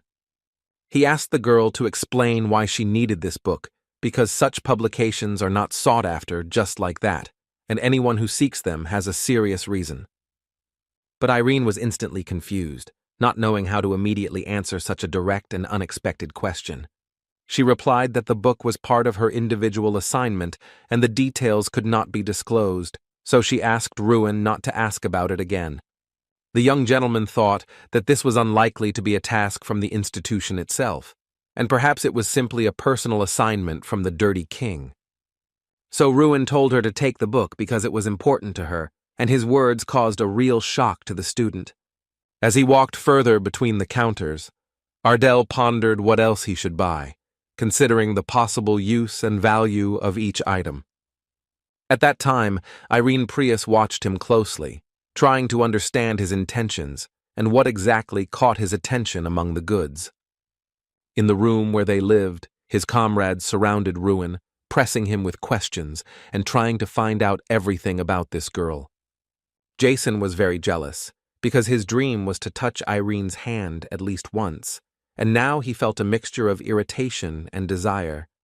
Henkaz noticed that they were all envious, because he himself was sitting next to her at the festival, but his friends quickly realized that he hadn't even said a word. In any case, this girl was strong, always coming in second place, losing only to Doom Prime, but Jason categorically stated that this was complete nonsense. However, Henkaz was sure of this, because it was about number 1 in a special institution for battle mages, and therefore Doom was truly the best among mages of his age on the entire continent. In addition, Doom possessed the shining sword, and these words immediately aroused Ruin's sincere curiosity and desire to learn more. After all, now it became clear to him why Irene needed this book to have a chance to defeat Doom. But being a magical swordsman isn't that cool, because it doesn't provide a significant increase in magical power, and becoming a skilled swordsman isn't easy either. Doom Prime differs from the others in that his shining sword is a high-class artifact, and his level of sword mastery is comparable to that of an average knight. Jason sat and thought about how popular Prime was with the girls, and besides, he came from a good and wealthy family. Ruin simply sat and carefully analyzed all the information he received from his comrades, trying to get a complete picture of the situation. Irene Prius possesses 5th-class magic at the age of 16, while the magical swordsman Doom Prime defeats her in duels every year.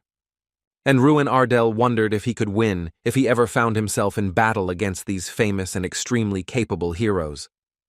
After all, everyone around him doesn't consider him a serious threat to their fame at all, underestimating his abilities and potential, which makes the situation even more interesting. But Tryon Ignat tries to convince Ruin that he is much stronger than he seems and is quite worthy of being considered a candidate for victory.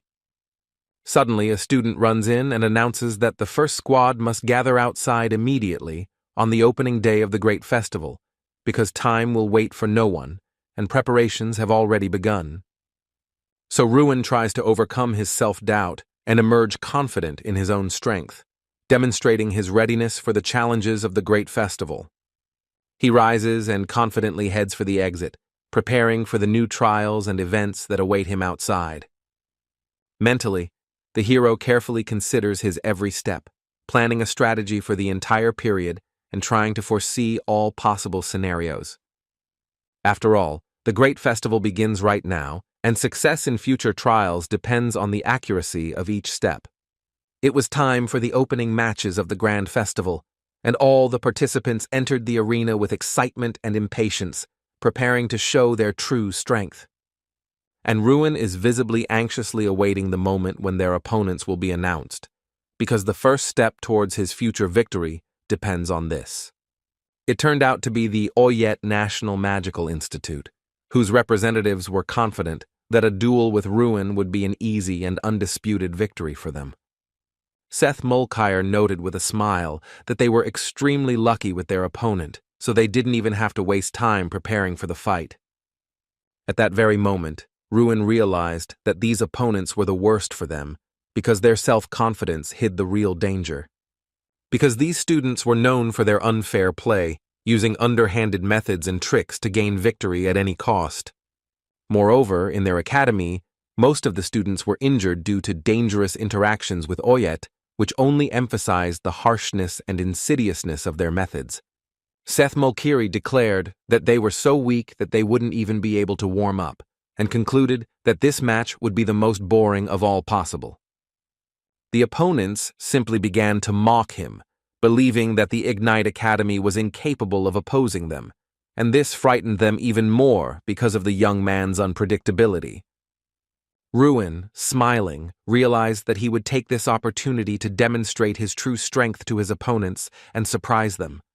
After all, the Ignite Academy had changed a long time ago and was no longer the same as before, which made its students unexpectedly strong and prepared for any challenges. Ruin turned to Seth and calmly said that he had been waiting for their arrival, demonstrating confidence in his own abilities. I also noticed that many other participants in the great festival had already gathered around them, watching the events with curiosity and impatience. He explained his words by saying that he simply wanted to introduce himself to everyone present, demonstrating politeness and self-confidence.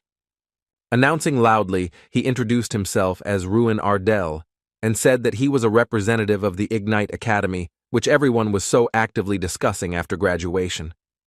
He said that he wouldn't talk for long, but he had one request that he wanted to make to everyone present. I asked them to finally stop calling their educational institution by any other name because it was unpleasant and did not correspond to reality. And it was at this moment that Seth Mulkiri exploded in shock, not expecting such directness and courage from Ruin. The hero stated that he had been in last place for too long and was tired of being constantly underestimated, so now he was ready to prove his true strength. So now he strives to rise to the top, leaving all failures and doubts behind, and prove to everyone that he deserves the highest position and respect. Everyone around started shouting and advising the Ignite representative not to show off, demonstrating skepticism and distrust of his bold words. Seda remarked that it was extremely interesting to hear how they were striving to get to the top, and at the same time asked who he was to make such a claim. And suddenly Ruin remembered the words of Tryon Ignis, the head of the academy, which reminded him of his true strength and potential, inspiring determination and confidence. But he replied that he was the academy's secret weapon and would not back down again, demonstrating determination and willingness to fight for first place despite any obstacles. In their room, the students of the Oyet Institute gathered, thinking through the further course of events and discussing the possible actions of Ruin Ardell, trying to predict his strategy. They did a little investigation and found out that this student had a history of constant defeats, so they couldn't understand how he could become a representative of the academy. Seth remarked that he wasn't entirely sure, but at the beginning of the semester this student had changed dramatically and turned into a real monster with impressive results. So, probably, this was the reason for Ruin's confidence in his own abilities and determination to act. Mulkiri realized that Ardell possessed abilities they knew nothing about, and it forced him to reconsider his own expectations of the duel. But suddenly he couldn't understand why he should worry about it at all, because they were graduates of the academy and should be confident in their own abilities. And Seda was definitely confident that he could teach Ardell a lesson and show everyone what they were truly capable of, demonstrating the strength and skill of his students. And this will be done in the traditional manner of their institute, which emphasizes discipline, skill, and rigorous standards of student training. At the Ignite Academy building, the boys have gathered to discuss strategy for a team competition in which everyone except their representative participates. You will need to throw grenades filled with mana at the mythical golem, and the team that can destroy it first will win the competition. Henkies turned to Ruin and asked if their team could win if their representative did not participate in the competition tomorrow. The young magician agreed that compared to the Oyet Institute, they lacked students with outstanding talents, and this might make it difficult for them to win the competition. However, Ruin knows exactly how they can achieve victory, keeping in mind the strategy and strengths of each team member. So he explained that this is a group competition, and if we work together in harmony, the team can win by using our combined strengths as effectively as possible. Therefore, he ordered everyone to start uniting into groups to work together on a strategy and increase their chances of success in the competition. The first group will be responsible for heating the mana grenades, the second for moving them, the third for attacking, and the fourth will be ready to restore the enemy golem. The participants did not understand how they could win if they attacked with fewer people and spent more time on it, while the opponent used 30 pairs of hands. Ruin pondered, listening carefully to each of his comrades to understand their thoughts and determine the most effective strategy for the team. He asked them what they thought, seeking to get their opinions and agree on a common plan of action. After all, the representative stated that they should be the first, and this was his sincere desire, which he wanted to realize together with the team. Therefore, I am ready to do everything possible to achieve this, even in those games and challenges in which I do not directly participate. He explained that while Ada would throw one grenade, they would be able to throw 2 or even 3, effectively outpacing their opponents in attack speed.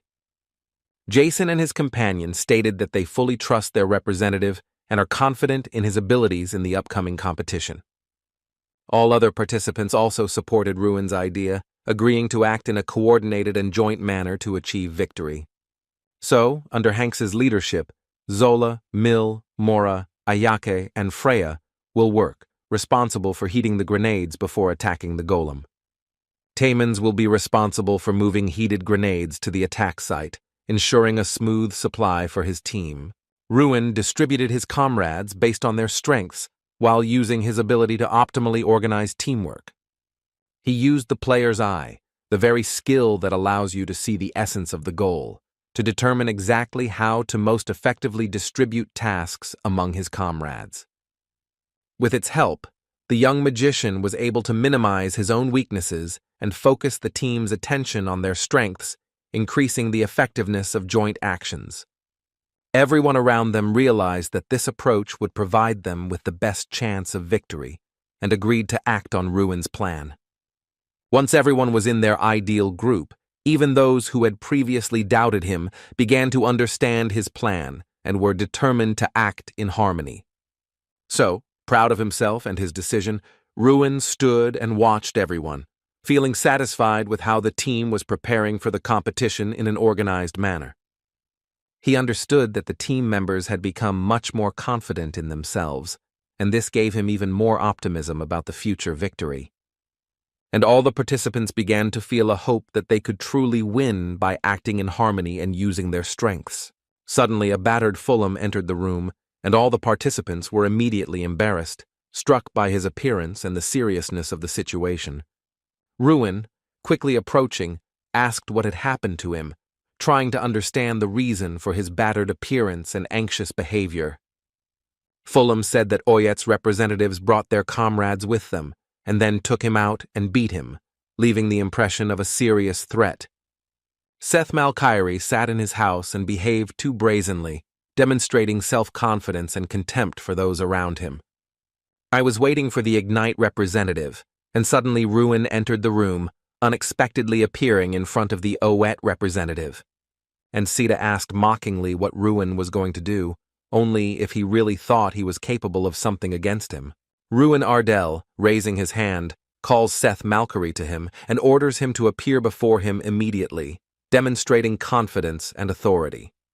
The boy's opponent, observing his actions and words, suddenly decided that he had gone completely crazy and was acting without any logic or common sense. Irritatedly, he asked on what grounds Ruin allowed himself such audacity, as if he had the right to despise others and put himself above them. When suddenly the young man decisively grabs him by the shoulder, he shudders in surprise, seeing both strength and hidden intent in this sharp and bold movement. And then he squeezes with such incredible force that the opponent involuntarily flinches, feeling the pain and unexpected pressure. Seth Malkyrie cannot stand the harsh grip and, in unbearable pain, crouches on the floor, gritting his teeth and trying to suppress a cry of humiliation. Suddenly, a disturbing thought flashed through Seth Malkery's mind as to what kind of incomprehensible force was causing him to lose control and feel helpless. And Seta suddenly begins to prepare an attack on Ruin, gathering all his magical power and rage, hoping to change the course of the battle with at least this blow. But the young man calmly and confidently blocks this attack, as if he had anticipated Seth's every move in advance, and his impeccable reaction only enhances his sense of superiority. In response, Ruin wrings his opponent's hands with a sharp and precise movement, demonstrating complete control over the situation and making Seth feel his own powerlessness. And with a confident voice, Ruin sternly warns that if Malkery dares to touch them outside the arena again, it will have very bad consequences for him, felt immediately. So Ardell calmly departed, leaving Seth lying on the floor, while his students gathered around him, watching in amazement the aftermath of the duel. They approached with concern and asked if Seth was okay, observing his condition and trying to understand how strong Ruin's blow had been. However, upon returning, Ruin asks with a slight smile if Malkery would like to make a bet, his confident gaze and calm manner of speaking only emphasizing his advantage. So the boy explains to his students that if they win, Seth will get the goldfinch that knocked Michael down, and he will also have to personally apologize to everyone, emphasizing his complete seriousness. And then Ignit's students, having received such motivation, were instantly filled with determination and energy, and they were charged exclusively with victory, ready to put forth all their efforts. Suddenly, the doors open abruptly, and they are informed that it is time to go to the Altain Stadium, so they must get ready immediately, feeling excited. The great festival of mages, held for the entire continent, gathers the strongest and most talented participants. Historical magicians who stood out in previous festivals have become legends of the continent, their achievements and unique abilities inspiring new generations of participants. They also became outstanding people who, through their achievements and deeds, inscribed their names in the history of the continent, leaving behind a mark that inspired future generations. In the stands, some students actively supported Ignite Academy, shouting loudly and demonstrating extraordinary dedication, which added strength and confidence to the participants. Ruin understood that he had become part of the great festival, where legends are born, and his every step, every action could go down in the history of the continent and leave a mark for centuries. The man loudly shouts that the opening ceremony is over and orders all students to return to their seats immediately, emphasizing order. So Ruin calmly walked first, confidently leading the group.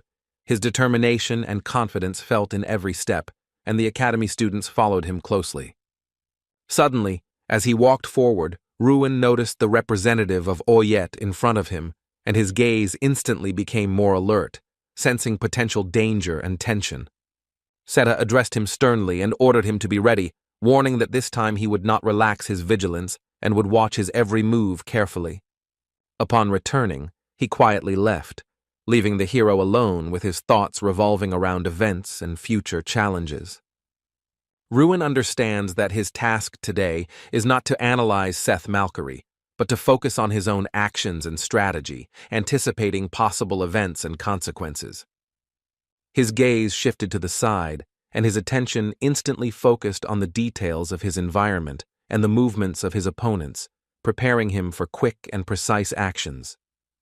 His thoughts were completely focused on Doom Prime, analyzing every possible move, weakness, and strength of his opponent to prepare for the upcoming challenges. Who was the winner of the Magic Festival, and at the same time the leader in every discipline of the Special School of Combat Magicians? If they continue to win, Ruin will inevitably be forced to meet him in person, preparing for a clash with the strongest. Suddenly, he hears a female voice nearby, remarking that the young man causes problems wherever he goes, and this makes Ruin tense up. It was Irene Prius, and at that moment, Ruin looked at her with confidence, feeling a familiar challenge and a readiness for an interaction that could change the course of events. The lady notes that yesterday the guy caused real chaos, forcing everyone around him to react to his unpredictable actions. He even dared to engage in open conflict by visiting the Oyet Institute building, where his bold actions caused a stir. Ruin asks confusedly how she knows this, and Irene calmly replies that Altain is a small town, and she's sure everyone already knows about it. The young man explains that he only came to talk and did not seek conflict at all, trying to calm the situation and show good intentions with his words. Irene notes that since Ruin gave her the book back then, she is now ready to give advice, warning that it is better not to stand out too much. The guy asks in surprise if she's really suggesting he hide his true abilities just like she does, not revealing her full strength and potential. And then Irene quickly said that it was her time, because they were speaking first, as if she simply didn't want to answer the question, avoiding the conversation.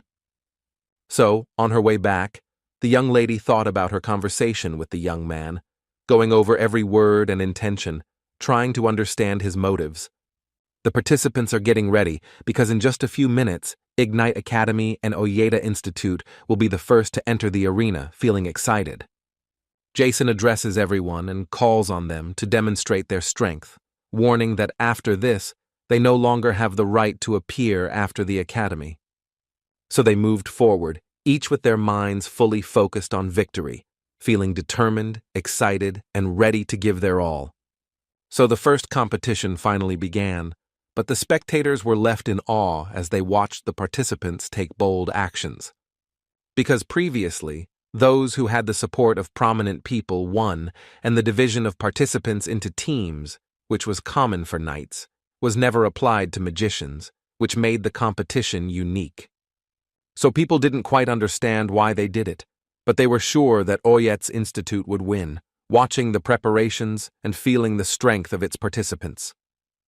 Ruin had heard it said that Ignite Academy would once again be last, and these words only strengthened his determination to prove otherwise.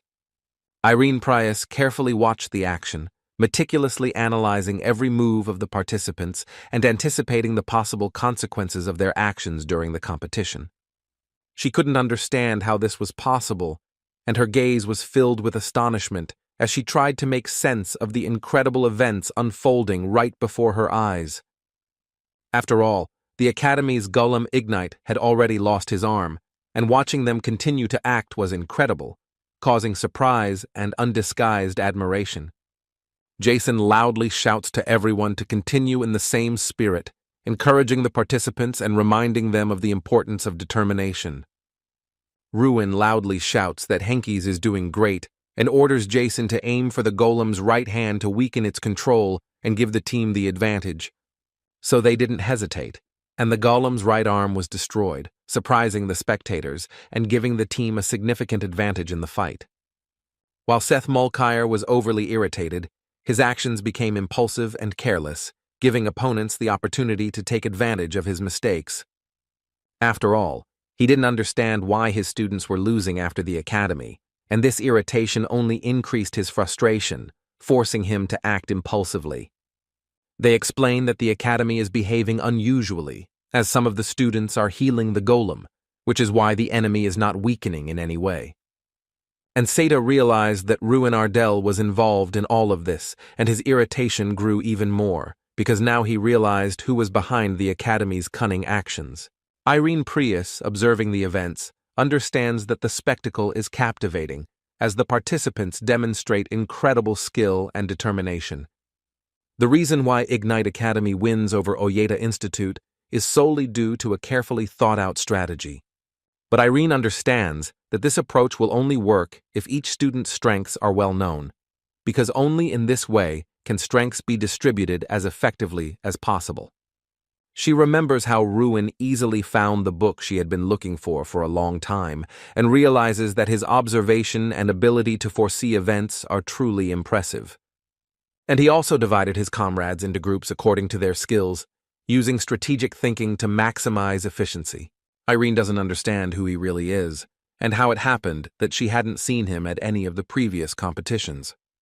Jason prepares an incredible sphere, concentrating all his magical energy, and flashes of light and power begin to emerge around it, anticipating a powerful effect. But he announces that everything is over with the Institute. His voice sounds confident and decisive, emphasizing the irreversibility of the action and the final advantage. And this attack pierces the golem, shocking the audience and opponents, because Jason's power turned out to be so enormous that it neutralized it. Seth Malkyrie stands confused, his eyes wide open, his mind trying to comprehend the unexpected event and the power his opponent has demonstrated. But then, Representative Oyet's confusion quickly turns to anger, his gaze sharpening and his body tensing. After all, in front of him in the stadium lies a golem that was destroyed by the Ignite Academy, and this sight inflames his anger even more. And the participants rejoice, realizing that they have won this battle, their hearts filled with triumph and pride for their own efforts and coordinated teamwork. The first competition, Mana grenade throwing, was expected to end in a victory for the Oyet Institute, but the participants of the Ignite Academy turned the tables. The competition ended with the victory of the Ignite Magic Academy, and this caused a wave of admiration and surprise among the audience, because the result exceeded all expectations. Everyone around began to actively discuss that Oeta was now in last place, and very soon, a tense competition of representatives to capture the flag would begin.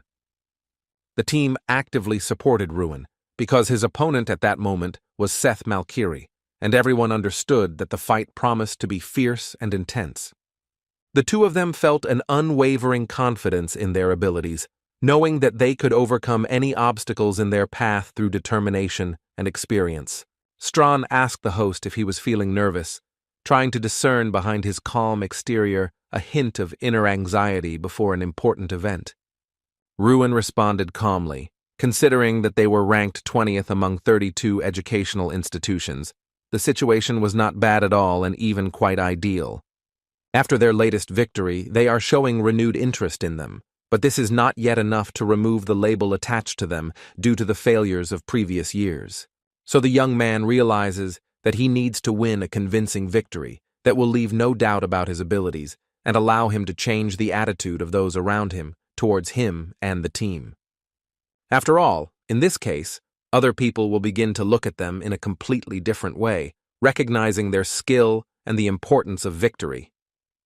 Then Strawn finally realized his master's strategy, realizing how his every move and decision had been carefully thought out for maximum effect.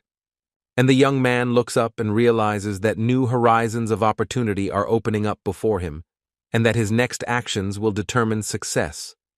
He understands that they must demonstrate their abilities before the Sorcerer King to prove their strength, skill, and worthiness in the eyes of the highest authority. The Supremes sat at a large round table, watching intently as a glowing sphere rotated smoothly before them, as if hiding secrets and important signs of the future. Among them all sat Dirty King Theron, watching the proceedings with a cold and watchful gaze that betrayed the experience and power gained from many years of rule. He said that he had previously considered Ruin as a potential candidate for the role of representative of the next generation, noting his abilities and prospects.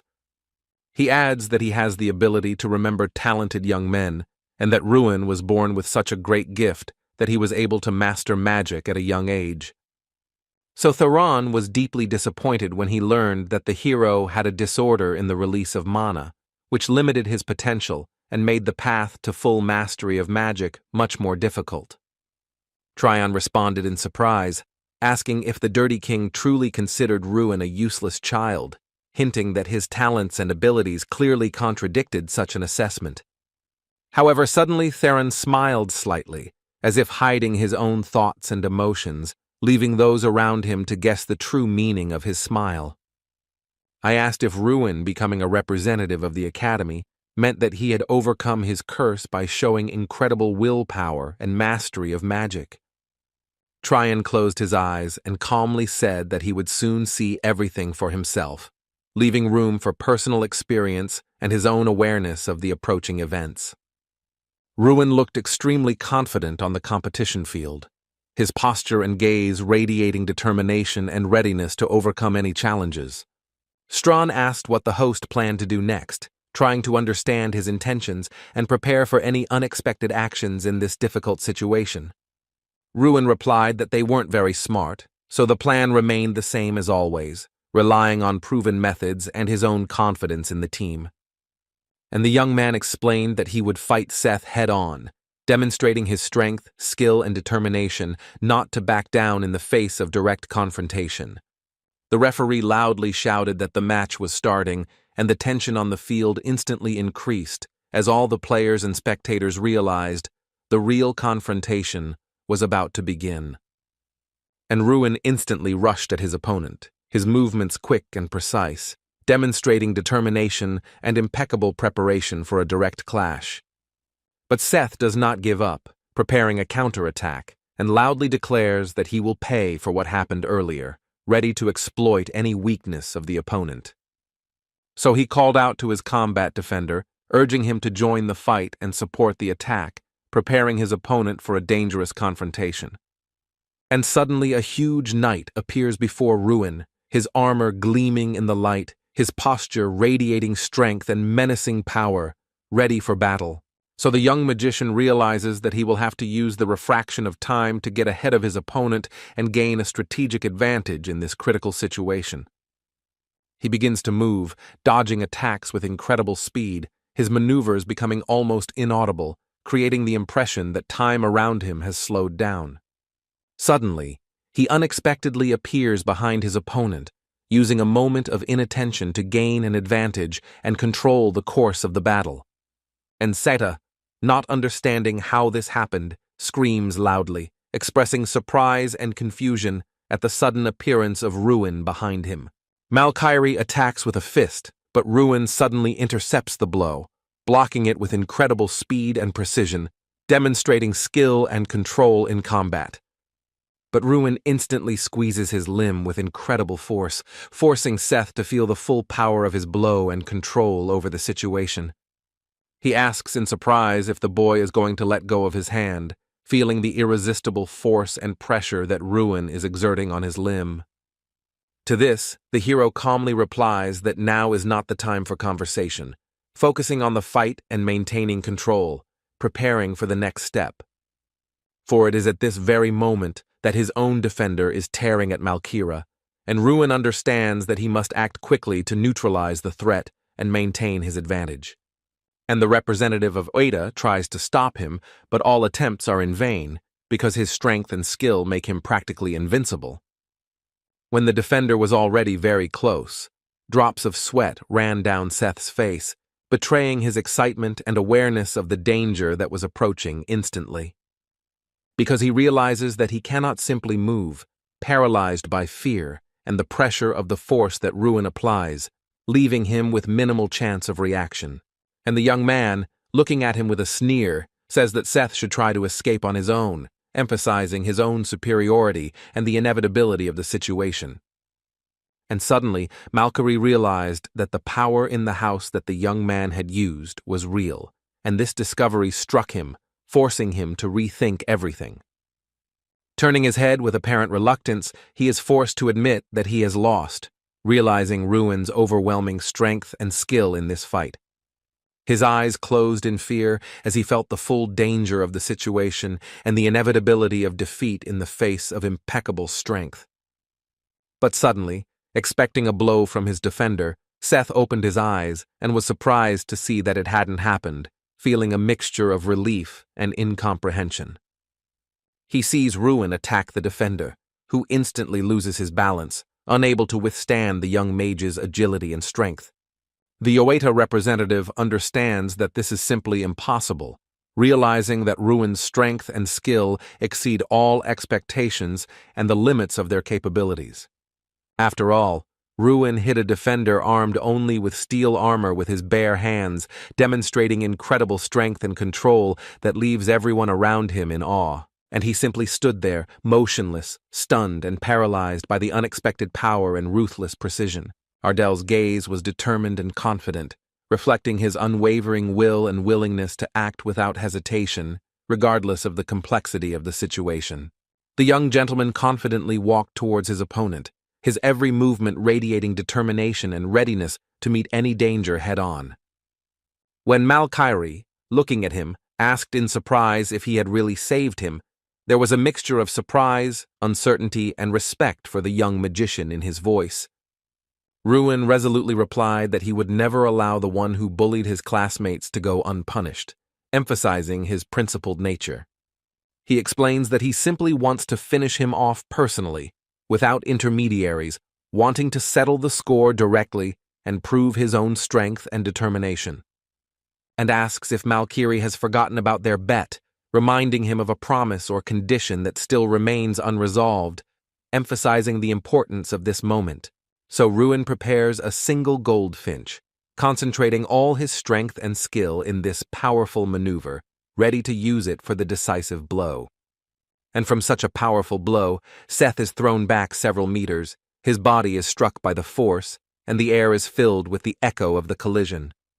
He sees only the blue sky before his eyes, feeling light and helpless, as if all the events around him have faded into the background. The audience opened their mouths wide in shock, unable to believe Ruin's strength and skill, which surpassed all their expectations. The Ruin team was incredibly happy, and the stadium was instantly filled with loud applause that echoed in all directions, reflecting the enthusiasm of the audience. Everyone around whispered, unable to figure out what magic the winner was using, watching his incredible abilities. Thus, Ruin attracted the attention of another person, whose gaze was full of surprise and curiosity, as if his talent and potential had been immediately noticed. Theron sat deep in thought and said that he was currently at the demigod stage, being the only 8th class mage whose abilities went far beyond that. Known as the King of the Border, Theron admits that even he has never heard of the kind of magic Ruin has used before, amazed by its uniqueness and power. His eyes widened in surprise as Theron watched the sphere intently, trying to comprehend its mysterious power and significance to what was happening. The victor stood before him, and the man could not understand who this young man was, so incredible and unpredictable was his strength and skill. Who is this Ruin Ardell? The Dirty King asked himself, trying to unravel the mystery of his extraordinary abilities and understand where such incredible power comes from. Theron was still deep in thought, lost in thought about the nature of Ruin's power and the possible consequences of such a mage's appearance for the future of the entire world. But then he turned to Tryon Ignis with a request to tell him everything he knew about his student, wanting to hear the truth about his origins and power. So, taking a deep breath, the head of the academy begins his speech, preparing to reveal to everyone the truth about Ruin Ardell and the path that the young man has already traveled. He says that Ruin is a perfect student who could have given up, but fought to the last, someone who was able to turn his own weakness into strength and, more than anyone else, behaved like a true magician. Having finished his speech, he announced that this was all he knew about Ruin, leaving the rest a secret that the young man himself would have to discover. But Theron immediately understood that Tryon was trying to shield his student from his excessive curiosity, deliberately hiding part of the truth about his true abilities. In a cold tone, he asked what would happen if the Dirty King himself summoned Ruin to him and asked him a question directly, without any intermediaries. Then, in a serious voice, Tryon Ignis said that if the king tried to extract information by force, it could lead to unpredictable consequences. In that case, he will be obliged to stop him, because the mentor's oath requires him to protect his student even from the most powerful figures in the world. Theron smiled faintly, as if he found a challenge in Tryon's words that amused him more than threatened him. But he said, "Is the head of the academy really trying to remind us of his right to keep the technique secret, in particular, Millie's oath?" And then he simply explains that they can exchange a few words, and that will be enough to convey all the necessary information. But Theron mentally realizes that only he should stand at the pinnacle of magic. No one else deserves this place, and is ready to do everything for this, stopping at nothing. And even more, he is willing to do anything to learn the truth about the magic Ruin used, despite obstacles or limitations, to understand its power and secrets. While at the bar, Ruin realizes that they have only won one competition, and it would be premature to relax now, as there are still many challenges ahead. His classmates reassure him, saying that students from other schools are here too, so now he should just relax and enjoy the evening. Jason reassures everyone, saying that everything is fine and reminds them that they need to celebrate the victory because there is a festival going on right now, and it is a great opportunity for joy and relaxation. After all, the local coconut vanilla drink and the legendary Dragon's Kiss are already on the table, adding to the festive atmosphere and encouraging everyone to enjoy the moment. Ruin carefully examines the bottle, not understanding what kind of drink it is. He is interested in the unusual aroma and appearance that distinguishes it from familiar drinks. Jason explains that he feels a special sense of patriotism because this drink comes from the Ardell territory, and its taste symbolizes his native lands and traditions. He explains that it's not just about patriotism, because after drinking this drink, you can feel a real dragon's kiss, which gives incredible sensations and a boost of energy. Jason tries to convince Ruin to try this miracle drink, promising an unusual and unique experience that he won't want to miss. But the young gentleman carefully monitors his surroundings, noticing every movement and detail around him, not allowing himself to relax even during the celebration. Suddenly, Seth Malkiri appeared behind them, his gaze intent and filled with determination, immediately drawing the attention of Ruin and those around him.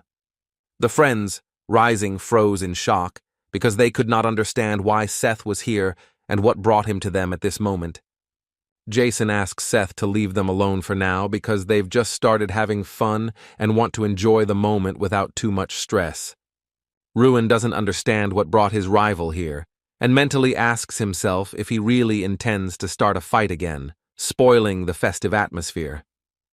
However, in a calm voice, Malkiri says that he has come to apologize, unexpectedly changing the atmosphere of tension to a sense of relief and surprise among those present.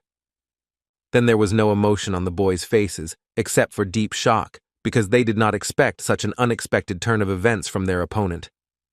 Seth Malkiri apologizes for looking down on them all this time, from the height of his own superiority, admitting his mistake and wanting to correct his attitude. After the defeat at the Ruin Stadium, it finally became clear that one should not consider others inferior just because of their weakness, and true strength lies in respecting and understanding others. There are many in this world who are stronger than Seth, and he realized that his past actions were wrong because pride and arrogance do not make a person truly great. Jason was about to say something, but Mulcair interrupted him and explained that he had something important to say, forcing everyone to listen carefully.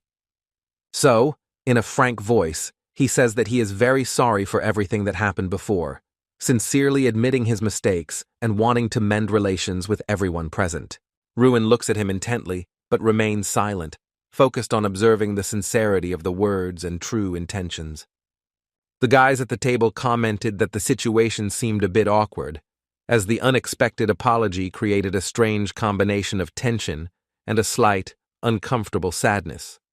Seda apologized once again, particularly for coming over, and decided to leave, leaving room for the rest of the company to rest and celebrate. Ruin suddenly responded to this, his voice sounding calm but confident, showing that he had noticed the apology and was ready to respond to it. But he asked if Seth had apologized only because of their agreement, or if he had truly done so from the bottom of his heart, seeking to understand his rival's true motives. To this, Malkiri responds that he spoke sincerely, emphasizing that his apology came from the heart, not from coercion or a formal agreement. And then a smile appeared on Ruin's face, reflecting his understanding of the sincerity of Seth's words and a slight relief after the tense situation. The boy extends his hand and thanks him for having the courage to apologize, acknowledging the courage and sincerity of Seth's action.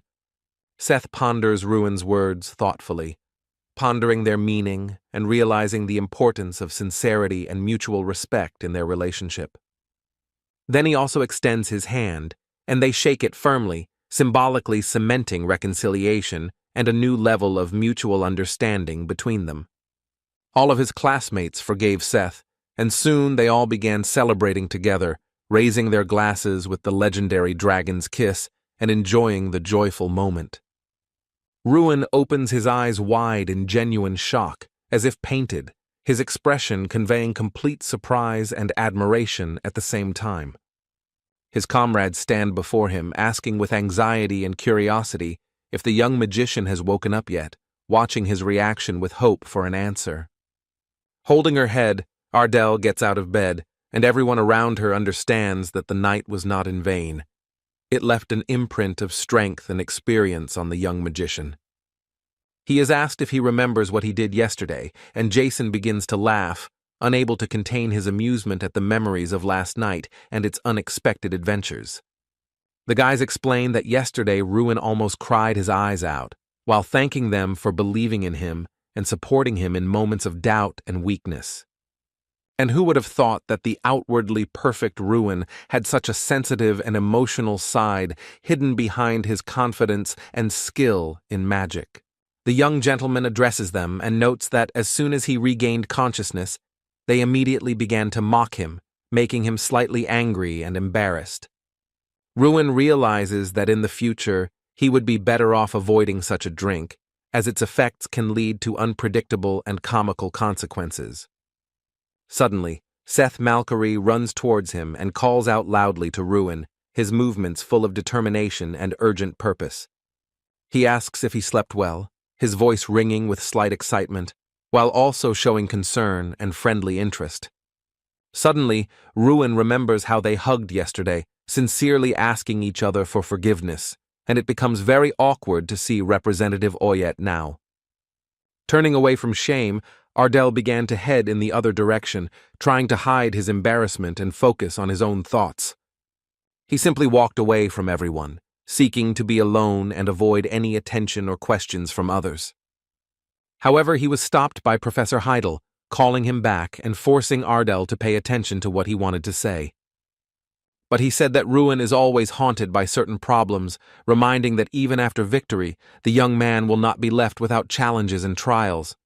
He explains that some people are eager to see Ruin, wanting to personally witness his abilities and learn more about the young magician who has achieved such fame. The head of the academy was also alarmed, warning that the person was dangerous, hiding his true intentions under the guise of cunning. And after Ruin asks who it is, Professor Heidel replies that the Dirty King Theron awaits him, hinting at the seriousness of the upcoming meeting and possible trials. Who wishes to meet him face to face to personally assess his abilities and learn the truth about the magic Ruin used in the stadium. Professor Heidel warns his pupil to be as careful as possible, because the Dirty King is full of dark secrets and dangerous plans. After all, people who hide their true nature, like the insidious Theron, are always extremely dangerous. The man, feeling guilty, apologizes for being able to say only these words at the moment, but assures that after the competition, he will inform Ruin of the exact time of the meeting. When he told his classmates this, the hero noticed that they couldn't believe his words, and he himself, despite their surprised faces, even looked a little confused.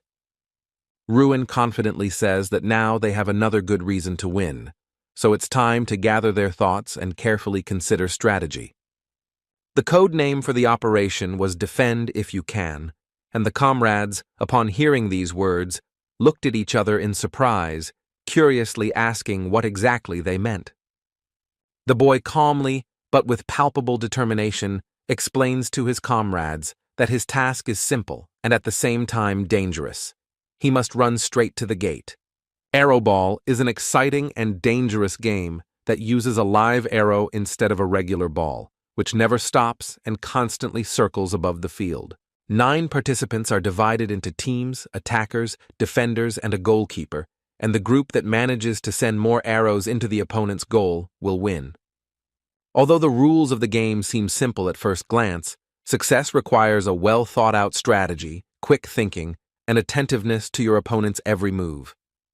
Explains that protective spells should only be used at times when danger becomes real and normal defenses are no longer able to protect against the threat.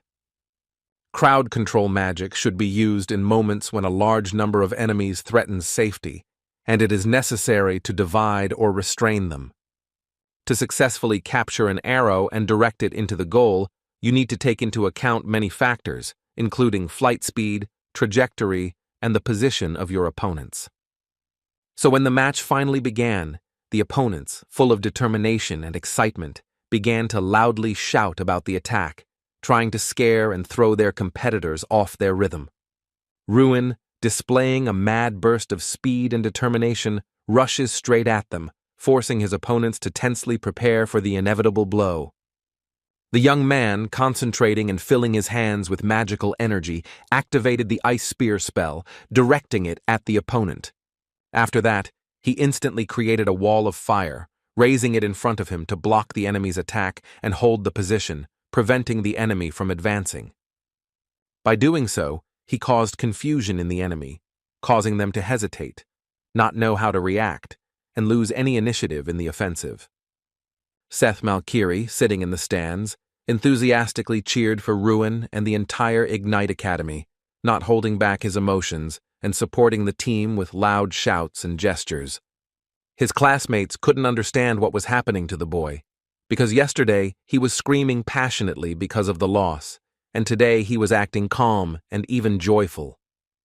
But Seda explained that real men become friends not with words, but after exchanging blows, proving their strength and courage. They were smiling because their representative didn't land a single real blow, limiting himself to only unsuccessful attempts, which looked funny. They whispered quietly among themselves, discussing which of these representatives was better than the other, comparing their actions and skills with slight admiration and curiosity. Seth Mulkiri mentally realizes that it was after this match that he was finally convinced of some truths. Namely, Ruin Ardell is truly a next-generation magician because he has the exceptional abilities and potential to do so. Irene Prius from Seika Women's University and Dalian Malkins from God Frelly's Holy Magic School were among the participants, each with their own reputations. Also, Doom Prime is from a special school of battle mages, all of whom are extremely strong, and Seth knows this for sure because he had the opportunity to fight each of them personally. But despite their strength, Ruin Ardell proves to be more powerful than any of them, and the boy is once again convinced of his incredible skills. But it's not just about strength. Seda understands that Ruin Ardell's true advantage also lies in his agility, strategy, and unwavering determination in battle. Ruin is not only strong, but also possesses outstanding leadership skills, is capable of reconciliation, and balances the team, skillfully managing the situation even in the most difficult moments.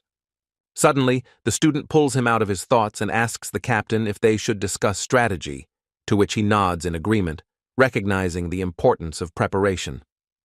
The opposing team's commander shouts loudly from the field, trying to stop Ruin, but his words are in vain before the young mage's determination and speed. To this, his comrades quickly respond that they are doing everything they can, making every effort to help him overcome the resistance of his opponents. However, the young magician continues to act continuously, using a variety of techniques and tricks, demonstrating agility, resourcefulness, and unpredictability in battle. Effectively uses various spells and skills, changing tactics, which makes him unpredictable and extremely difficult. And like lightning, Ruin swiftly advances upon his opponents, combining speed with strategic precision, forcing them to instantly react to his attacking actions. Preparing a new blow, Ruin asks his opponents if they are finished yet, because it is his turn to act, demonstrating calm and confidence even in a tense situation. And suddenly, a huge ice wall appears in front of them, which the young man created, instantly blocking the space and forcing them to quickly adapt to the new obstacle. The hero was as concentrated as possible, focusing all his attention, feeling every movement. So he rapidly releases ice fragments at his opponents, which fly in different directions, causing damage and creating chaos among the enemies. So the commander began shouting loudly, ordering his subordinates to dodge the ice fragments, trying to prevent serious damage. Suddenly, Jason appears and says that in addition to Ruin, there is another opponent to be wary of, forcing everyone to reconsider their strategy and be on their guard. The audience instantly realizes that Damon has taken the arrow sword, and it becomes clear that the defenders have already lost, as their attempts to stop him have proven futile. When the boy shot an arrow into their goal, the tension on the field reached its peak, and all the spectators held their breath, watching the result of his precise shot. And he scored a goal, putting his team ahead, causing a wave of admiration among the crowd and forcing the enemies to act urgently. After that, Ignite Academy was able to score another point, strengthening their advantage on the field and raising the team spirit and enthusiasm of the participants. Ruin realizes that the enemy team is still focused only on him, preparing their every move to neutralize his attacks and tactics. And Jason and the others successfully used this plan, skillfully coordinating their actions to take advantage of distractions and score arrows into the opponent's goals. When the opposing team is weakened and unable to counter, their defensive wall instantly collapses, leaving the gates open and giving Team Ignite a chance to score decisive strikes. The spectators watched with their mouths open, amazed by the speed of the Academy's opponents' pressing and the precision of their attacks, unable to look away.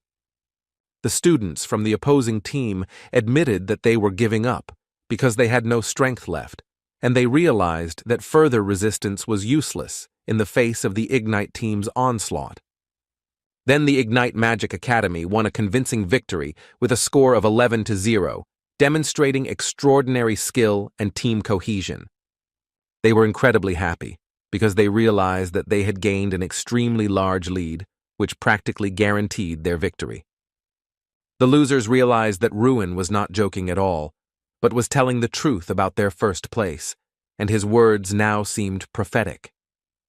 The Ignite team realizes that with such incredible pace and teamwork, they can really take first place, and this inspires them to act even more decisively.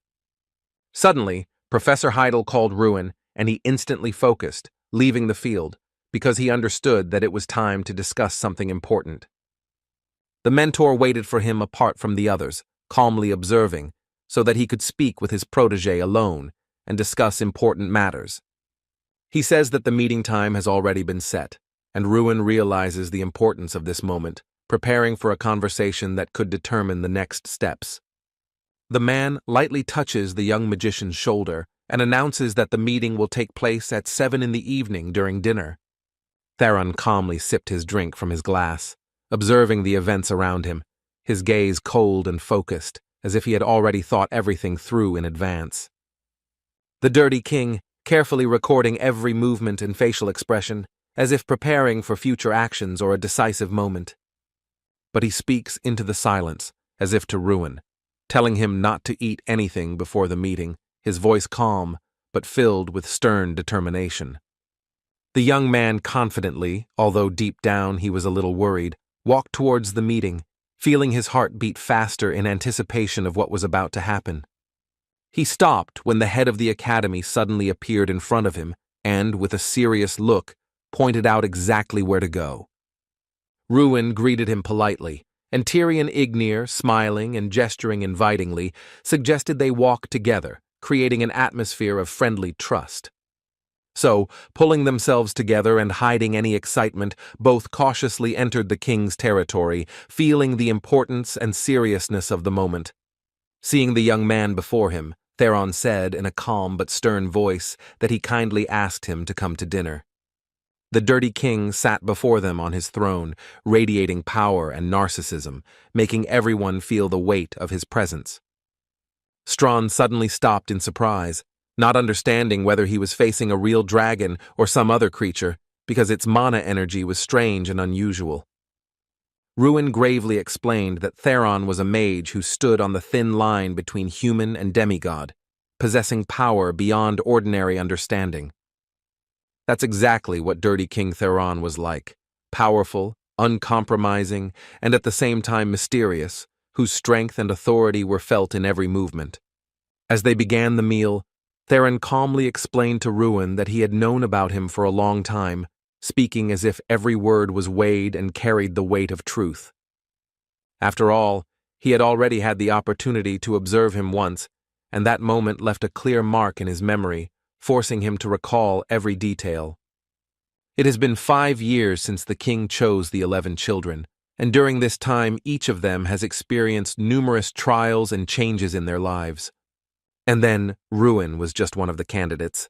But now, looking at him, Theron saw a completely different person, noticing how much he had changed over that time. So Theron, without wasting time on unnecessary words, calmly suggested getting straight to the point, making it clear that every next word was of great importance. He pleaded with the young man, asking him to tell him what had been happening to him all these years, listening carefully and feeling the importance of this moment. Ruin realized that the current one had become like an eyesore for Theron, and living proof that the mage of the border was not always perceptive enough. The king eagerly expected the young man to speak frankly, confirming that he had not actually made a mistake in his choice, closely watching his every move. So Ruin first apologized, shaking his head, and then cautiously said that he was only willing to tell the man one thing, leaving everything else unsaid. And the magician, leaning forward with interest, asked what exactly Ruin meant, carefully following his every word and waiting for an answer. So Ardell seriously noted that even words about talent can be exaggerated, and no legends can overshadow the efforts of the young gentleman. Not fully understanding what was said, Theron asked about these efforts, trying to understand every detail and meaning of the words. But then he noticed that the teacher and the student were similar, because they were talking about the same thing, and asked what efforts the young man had made, to which he replied that he had dedicated himself to body art. The king concluded that Ruin studied this to overcome the disorder and become stronger, like an ogre unable to cast spells without releasing mana, and asked if the young man really wanted Theron to believe this. He asked if the reason was some strange artifact, as he had never heard of an object with such an effect before, carefully watching for the answer. Tyrion Ignite, noticing the tension in the king's voice, carefully asked him to digest what was said at this moment, making it clear that there was no time. Theron quietly agreed, realizing that there were still many competitions and challenges ahead, and that it was better to save his calm and energy for the future. But he immediately warned that he would be watching Ruin closely, following his every step and decision so as not to miss anything important. And we will observe whether the boy's efforts can withstand even the king's chosen children, carefully assessing his skill and abilities. Ruin smiled and, with a slight challenge in his eyes, told Theron to really watch them, confirming his confidence in his own abilities. After all, he was curious too, and this interest shone in his eyes, adding a slight glow to his face as he watched the events unfold.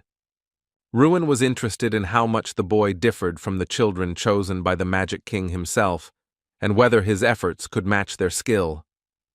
And after these words, the Dirty King's eyes lit up even brighter, reflecting his concentration and passion for what was being said.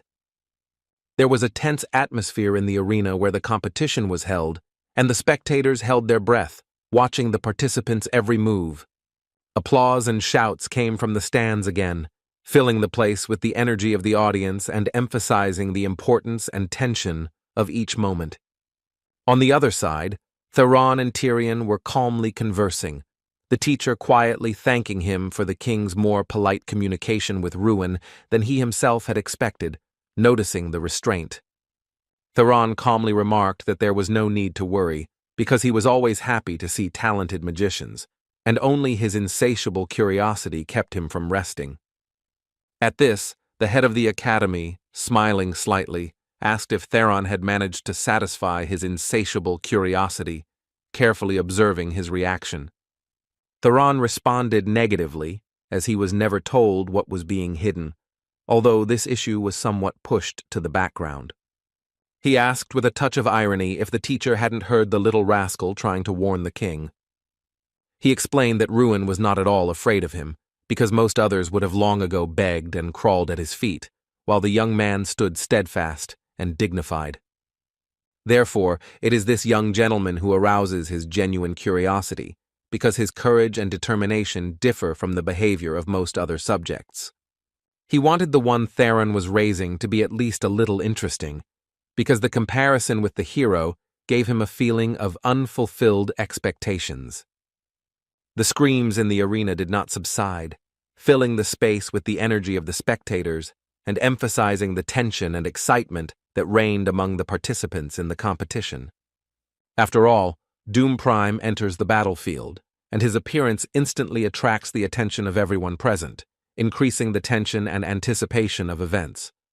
Hearing this, the boy realized that any support was pointless, and only his own strength would be able to determine his fate. However, suddenly a young man unexpectedly stopped dumb, forcing him to stop and listen carefully to the reason for his appearance. So he leaned closer and whispered something in Duma's ear, forcing him to stop briefly and listen quietly to every word. The wrestler cautiously asked if this was really reliable information, and the young man nodded, answering positively, confirming the truth of what was said. The reason was that Ruin Ardal is a representative of the same academy, having previously visited the magic tower, emphasizing his connection to the king and the power of magic.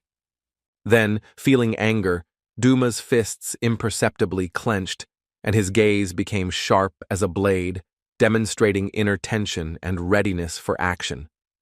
After all, the boy realized that the Dirty King was dating someone other than him, and this thought made him ignite with a new wave of irritation. Prime realized that after the matches, Ruin literally put everyone on their ears, and it is even said that his unique magic makes confronting him extremely difficult. But Doom paid no attention to him, for he did not see Ruin as a worthy opponent, considering his skill insufficient to provide him with true competition. The young magician could arouse curiosity only because of his unusual approach to magic, which distinguished him from others and attracted the attention of experienced observers. A picture appeared before Dum's eyes where Theron and Ruin were communicating, and their interaction made him angry and negative. Therefore, as he walked down the corridor, he caused misunderstanding among the students, because his actions and words were unexpected and made those present reconsider. They, observing his behavior, immediately asked what happened, trying to understand the reason for his unpredictable actions and reactions. Doom was embittered, and his thoughts were occupied only with the fact that he considered himself the only one worthy of being recognized as the king of mages, paying no attention to others. After the conversation with the Dirty King is over, the door to the magic tower opens.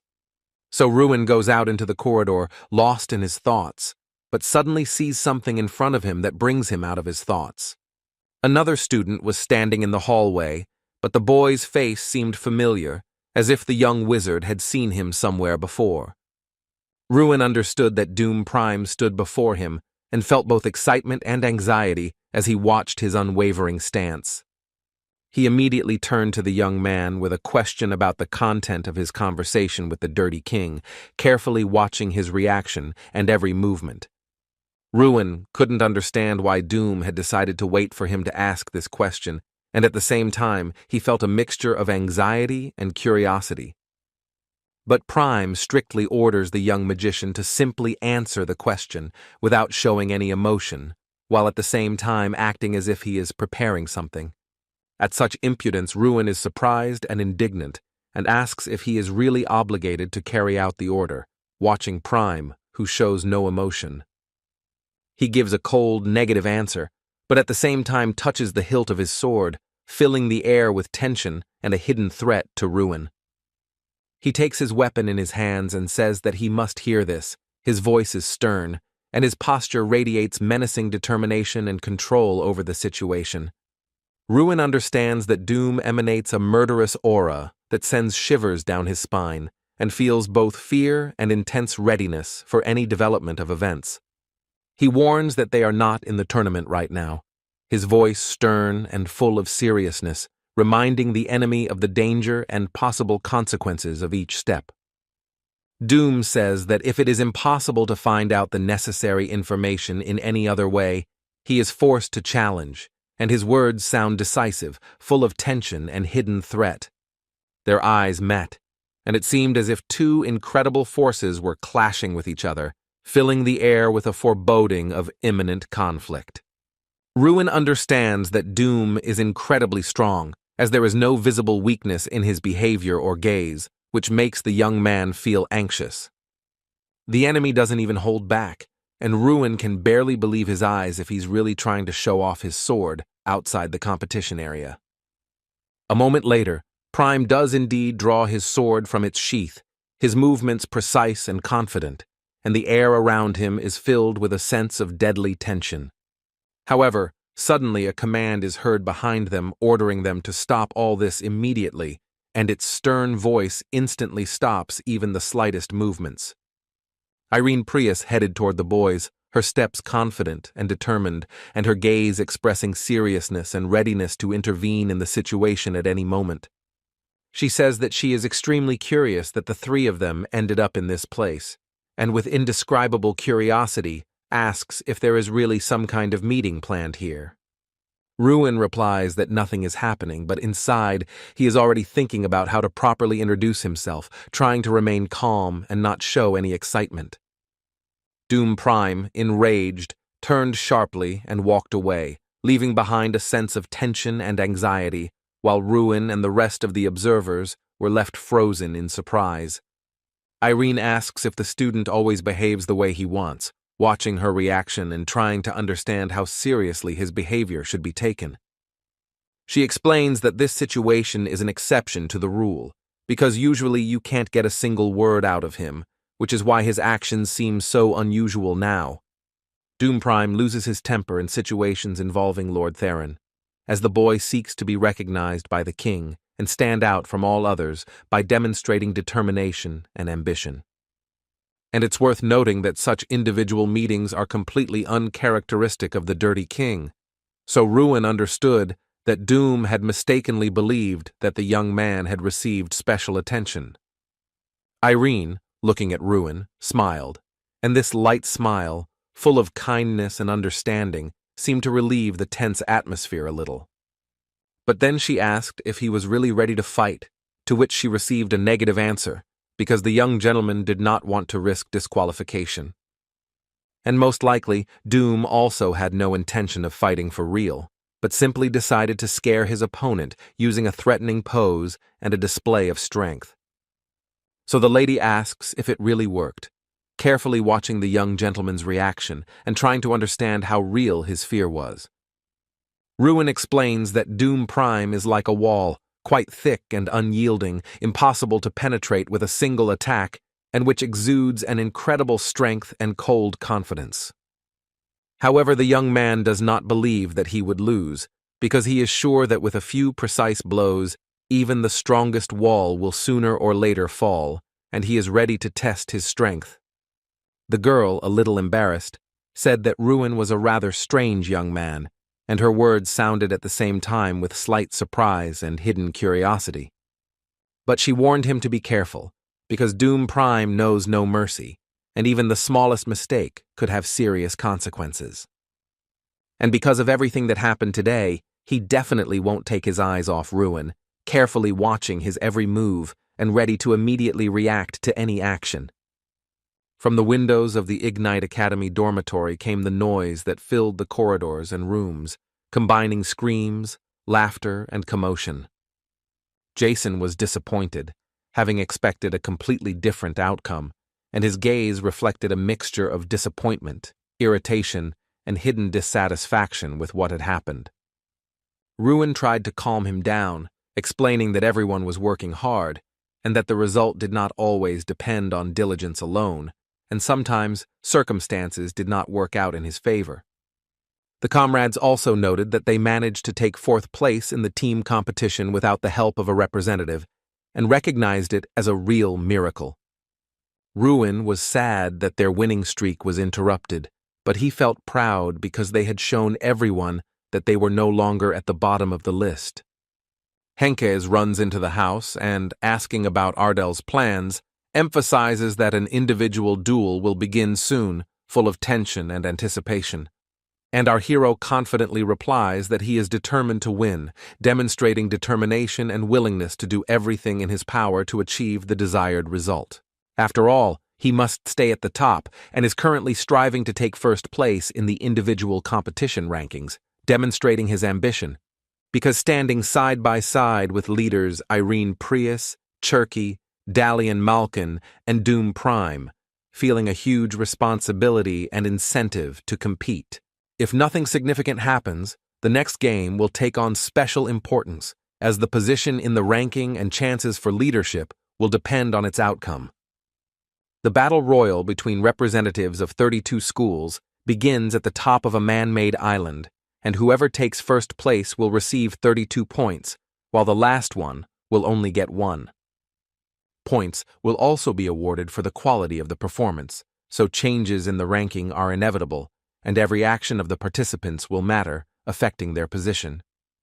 Henkes believes that Ruin will do well, and at the same time asks in surprise why he doesn't prepare for the competition like everyone else, emphasizing the importance of training. Explains that other representatives are already forming alliances, joining forces for future competitions, and this highlights the need for strategic thinking. For survival, it is permissible to create an alliance, and such a division of forces is considered an effective tactic because strategic unification gives an advantage in the fight and increases the chances. Everyone will unite into groups, and Ruin realizes that he simply won't be able to fight them alone, so he will have to look for someone. Henkes asks what about those who supported them during Arrow Ball, reminding them of the importance of allies and being able to rely on those who have already proven their loyalty. The young man understands that Irene is the first person who comes to mind as an ally, but realizes that there are no guarantees that she will agree to unite. However, even if the young lady agrees, the young man needs another ally, because help alone is not enough to confront numerous rivals. Suddenly, Seda abruptly opens the door and shouts that he wants to unite with Ruin. His words sound decisive, full of energy and readiness for joint action. So without a moment's hesitation, Ruin agrees, realizing that this alliance could significantly increase his chances of success and that he must act quickly. Running out of the house, Seth shouted that his friend should not think of leaving him in the midst of the competition, emphasizing his willingness to act together and support. Ruin understands that his partner is sincere and trustworthy, feeling calm and confident that together they will be able to overcome any difficulties. Ardell quickens her pace and says that she needs to team up with one more person, emphasizing not to fall behind and urging them to act quickly. Standing in front of the door, the boys realize that Irene has refused everyone who has offered her an alliance, and this forces them to assess the situation with caution. However, Seth still didn't realize who exactly they were going to, and his gaze expressed a mixture of surprise and curiosity because the upcoming meeting could significantly change everything. But suddenly he noticed the emblem of Siki Women's University, and the thought flashed through his mind that they had finally arrived, which shocked the student. But he couldn't believe that Ruin was really going to offer an alliance to one of the stronger candidates for victory, because that required courage. He still couldn't fathom that he could find himself on the same team as Irene Prius, feeling admiration, surprise, and anxiety all at the same time. However, guys cannot be sure that the girl will not refuse the union, and this uncertainty forces him to carefully evaluate every step. Entering the house, Ruin hears the voice of a young woman who suddenly says that she was waiting for him, and these words immediately fill the atmosphere with mystery. Irene looked at the young mage and smiled, her expression combining warmth and light irony, creating a sense of trust and at the same time hidden mystery. She immediately suggested starting the meeting by discussing the plan, showing her seriousness and willingness to act, as if everything had already been thought out in advance. So the team eagerly set about preparing for the competition and reviewing the strategy that Irene had prepared for them in advance. Ruin carefully asks his comrades if it is true that the largest alliance consists of 14 members. And it's true, the group gathered around Dalian Mulker from the Holy Magic School of Frelia, because this student is a genius who is always among the top 5 contenders for victory. Irene Prius also adds that this pet usually uses holy magic and light magic. Her voice sounded confident, as if she knew for sure. Seth Mulkery understands that they won't take him in numbers, but as expected, Mulker's group will get on their nerves the most. However, after analyzing the situation and the competition, Ruin realizes that this is not their only problem, which is why he shares his opinion with his comrades. They looked confused, not knowing what the hero was talking about, and he explained that Doom Prime would also be standing in their way.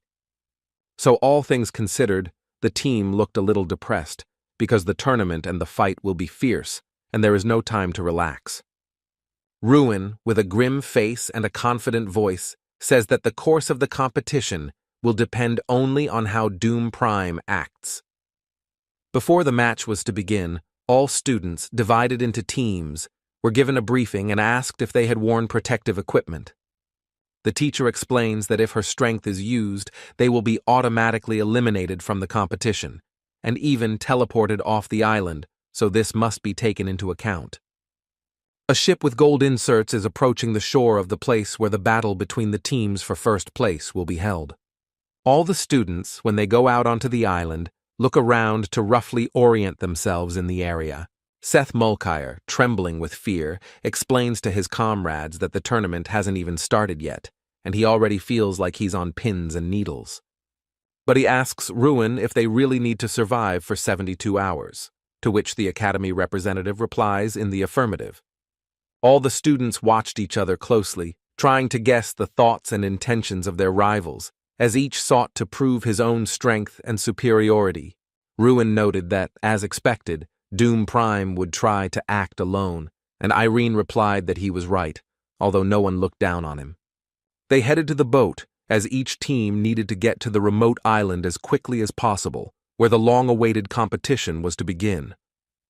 So they slowly swam towards the magical barrier that shone in the sun's rays, dividing the sea and hiding the secret of the island.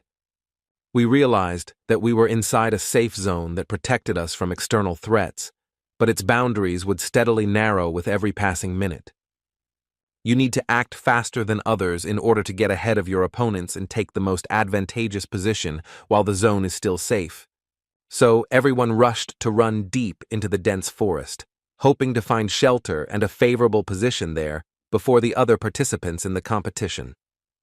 Seth Malkiri, wincing in pain, held his hands to his churning stomach, barely suppressing a groan as each step became more and more difficult for her. He turned to Ruin with a request, asking discontentedly if it was really not possible to buy at least a little food for reinforcement at the entrance. Irene replied, reminding him that Seth had initially agreed to set the traps, but the young man didn't understand how this related to detachment, because they were a team. Suddenly, a loud explosion rang out from behind, causing all the students to look around sharply, tensely preparing for any danger. Turning around, they saw tongues of flame spread among the trees of the dense forest, quickly devouring the dry branches. Seda asked in surprise if there was really a battle already going on somewhere out there, not hiding his excitement and anxiety due to the loud noise. Ruin pointed out that now it was their turn to act, because there was no need to buy food, there would be enough for everyone, and Malkiri, confused, just stood there and listened. Looking down, Ardol calmly explained that their victim was already here, emphasizing the inevitability of events and tensing everyone around them. The rivals moved through the forest, carefully examining the surrounding area and trying to find the most advantageous place where they could gain an advantage. They carried bags of food on their shoulders, moving cautiously through the forest as there were not many places to buy food. Suddenly, a powerful stream of energy was directed at one of them, forcing everyone around to freeze in tense anticipation of a dangerous blow. And then the students instantly realized that they were facing a cunningly planned ambush, and their hearts beat faster from a sudden sense of danger. Seth Malkiri, gathering magical energy in his hands, said that he had been waiting for this moment for a long time, and his eyes burned with undisguised determination. So, concentrating, he used the Iron Sphere spell, which instantly appeared around him, radiating strength and unwavering power. Irene Prius later joined her comrade, focusing her own magic to enhance his strength and show the true unity of the team. The young lady also began preparing an incredible attack, showing powerful streams of magic around her that made the air tremble with tension. Ruin watched her closely, and suddenly realized that she possessed 5th-class ice magic, as cold patterns began to crystallize around her. A bright blue light appeared, swirling like a whirlwind, enveloping everything around in an icy glow and making the air tremble with cold. Seda understood that nothing less could be expected from Irene, because the girl always surprised with her strength, exceeding the expectations of even experienced magicians. So together they entered into a fierce struggle against their opponents, combining their own forces. When the opponents shouted to each other that it was those three, including Irene Prius, in front of them, both fear and anxiety sounded in their voices. They decided to make every effort to block their opponents and try to break through their defenses before they had time to recover. Ruin understood that their competitors were extremely strong magicians, as they were representatives of their schools. He decided that it was his time to act, focusing all his attention and strength to make a decisive move and turn the tide of the battle in his favor. And suddenly, the rivals heard a strange sound that cut through the silence of the forest, forcing them to look around warily and prepare for unexpected danger. They froze, shocked and stunned, unable to move or utter a word. As Ruin began to direct his attacks, the air around him filled with energy, and his opponents tensely prepared to repel blow after blow. His movements were confident and coordinated, every step and gesture evidenced skill and precision. Ruin used a time refraction spell, slowing down the space around him and gaining an advantage over opponents who tried to keep up with his movements. Those watching his magic opened their mouths in surprise, unable to hide their shock at how powerfully he could control space and time. And some opponents could not stand it at all and began to flee back, looking back at Ruin in horror, realizing the full power of his magic and danger. Because the young magician knew exactly what he had to do at every second, his movements were coordinated and predictable only to himself. So the battle continued, and Ruin's team confidently held the lead, using coordination and skill to outpace all the opponents around them. The opponents activated the spell of the binding tree, and its powerful branches instantly began to weave around the space. However, Ruin reacted instantly and was able to block the spell, neutralizing its power and leaving the students surprised and confused. So the opposing group instantly realized that they were facing an explosive, burning mana, and filled with fear, they rushed to scream at each other to hide. They ran as far as their eyes could see, filled with fear and confusion, trying to escape the dangerous, uncontrolled magic. Seta shouted to Ruin to put an end to it, and at the same time, watching the events, he smiled, enjoying the effect of his magic and the team's actions. After all, the boy's magic remained mysterious and unpredictable for his opponents, making them tremble with fear and trying to understand his cunning actions. Catching up with one of the students, Ruin instantly dealt him a powerful blow that forced him to retreat. He was lying on the floor, his eyes showing dizziness from the force of the blow that Ruin had struck instantly, leaving his opponent powerless. The Academy representative, Ignite, stood aside, watching the events, his gaze attentive and cold, as if he was assessing every move of the battle participants. But suddenly he noticed other students from the opposing team appearing behind him, forcing him to be alert and act quickly. He spoke in a cold voice that the battle was now turning into 3 against 4, emphasizing the changing balance of power and increasing tension on the battlefield. The competitors looked frightened, their eyes darting around, their hearts beating faster as they realized the seriousness of the situation. But Ruin asked with a slight smile if they had brought enough food, his tone mocking, emphasizing his self-confidence. After a victorious battle, the team carefully examined the food packages of the defeated opponents, discussing what everyone got and who was the strongest. The team understood that this amount of food would last for about 3 days, because their opponents had bought too much of everything. Suddenly, they felt an incredible attack behind them, appearing unexpectedly, causing everyone to instantly tense up. Seth asks if it's a coincidence that Dalian's group didn't go there, but whoever the attackers are, they're showing considerable courage, going up against over 10 people at once. Irene explains that it is Doom Prime, emphasizing that mages with such incredible levels of mana are very rare, and they are easy to recognize. Seth realizes that in the year since they last saw each other, the boy has become much stronger, and this gives him goosebumps, feeling his true strength. Ruin mentally agrees with his comrade's words, feeling an internal confirmation of his thoughts and realizing that they see the situation similarly to each other. Seeing a small house in the middle of the forest, they finally reached it, feeling a slight relief after the long journey. Once inside, they realized that there was no sign that anyone had been here before, and the room remained as empty and quiet as outside. So we decided to rest and have a snack, settling into the house after a long journey, enjoying a short break before new challenges. Seta wanted to cook a steak, but Ruin stopped him, explaining that the strong smell could give away their location, so they had to postpone eating the meat. Suddenly, Irene turns to the young magician and asks how he managed to find out about this, sensing both surprise and curiosity in her voice. After all, everything that is happening around exactly coincides with what he said earlier, making everyone marvel at his foresight and the accuracy of his words. Studying the map, Ruin noticed that Dalian would head to the central settlement because only there would a large group be able to find a suitable location for their plans. Doom Prime could probably go there too, which emphasizes the danger of the meeting of two strong opponents. Irene couldn't understand how anyone would dare to go to that place alone, knowing about the large group, because it seemed extremely risky and dangerous. Ruin explains that acting alone is the most effective way to achieve victory, emphasizing the benefits of individual skill and a strategic approach.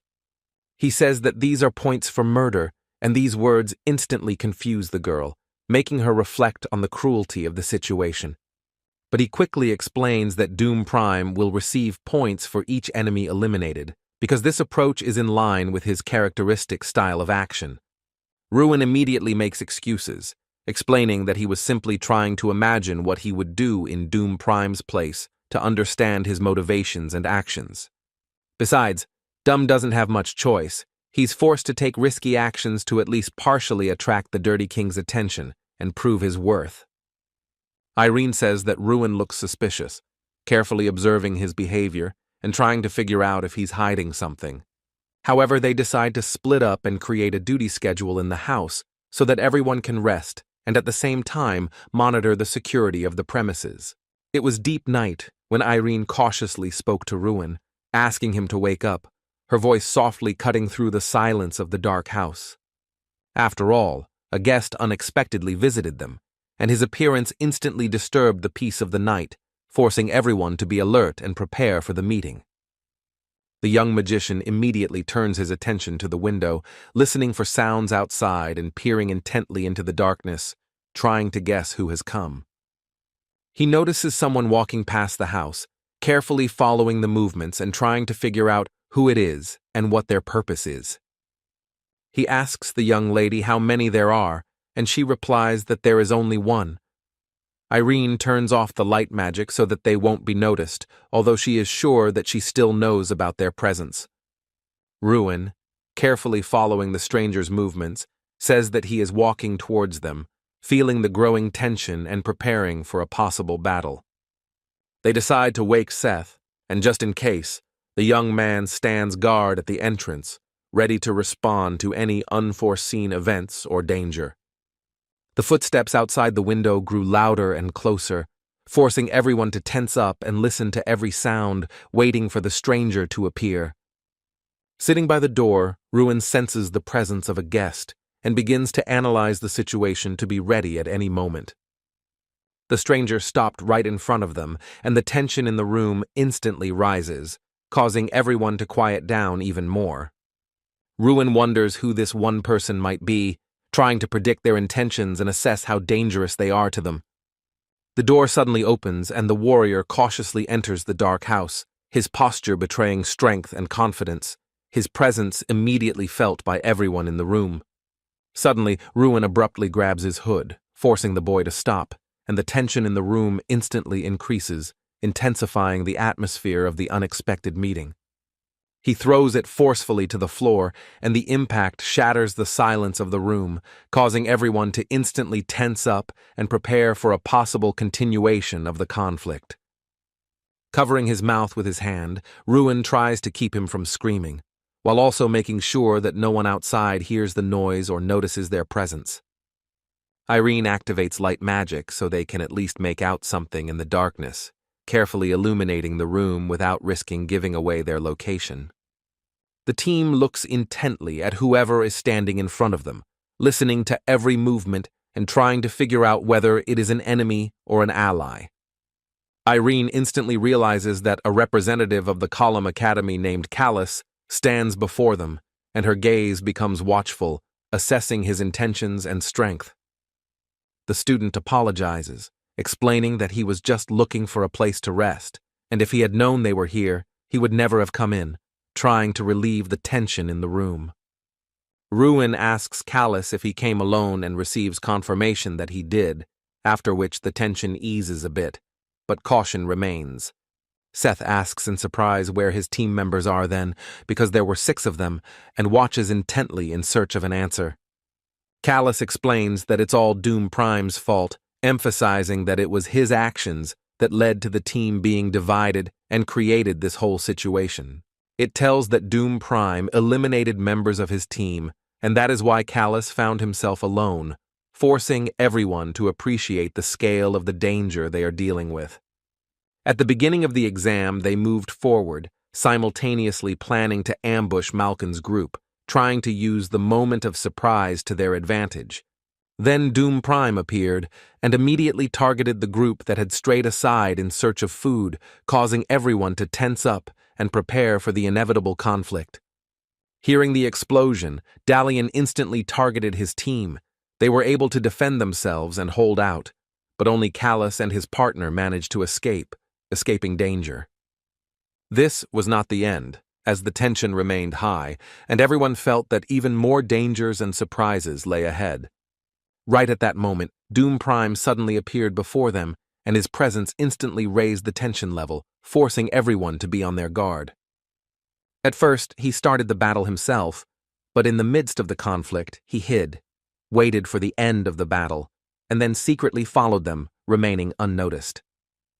Ruin realizes that the boy analyzed everything and acted in a way that was beneficial to him, proving that Doom Prime skillfully uses any moment to his advantage. In this regard, Callus decided to ask the team to take him in, hoping to find support and protection among those he trusted. Seda reflects that despite his fatigue, Callus thinks like a true strategist, considering every step and assessing the possible risks and benefits of his actions.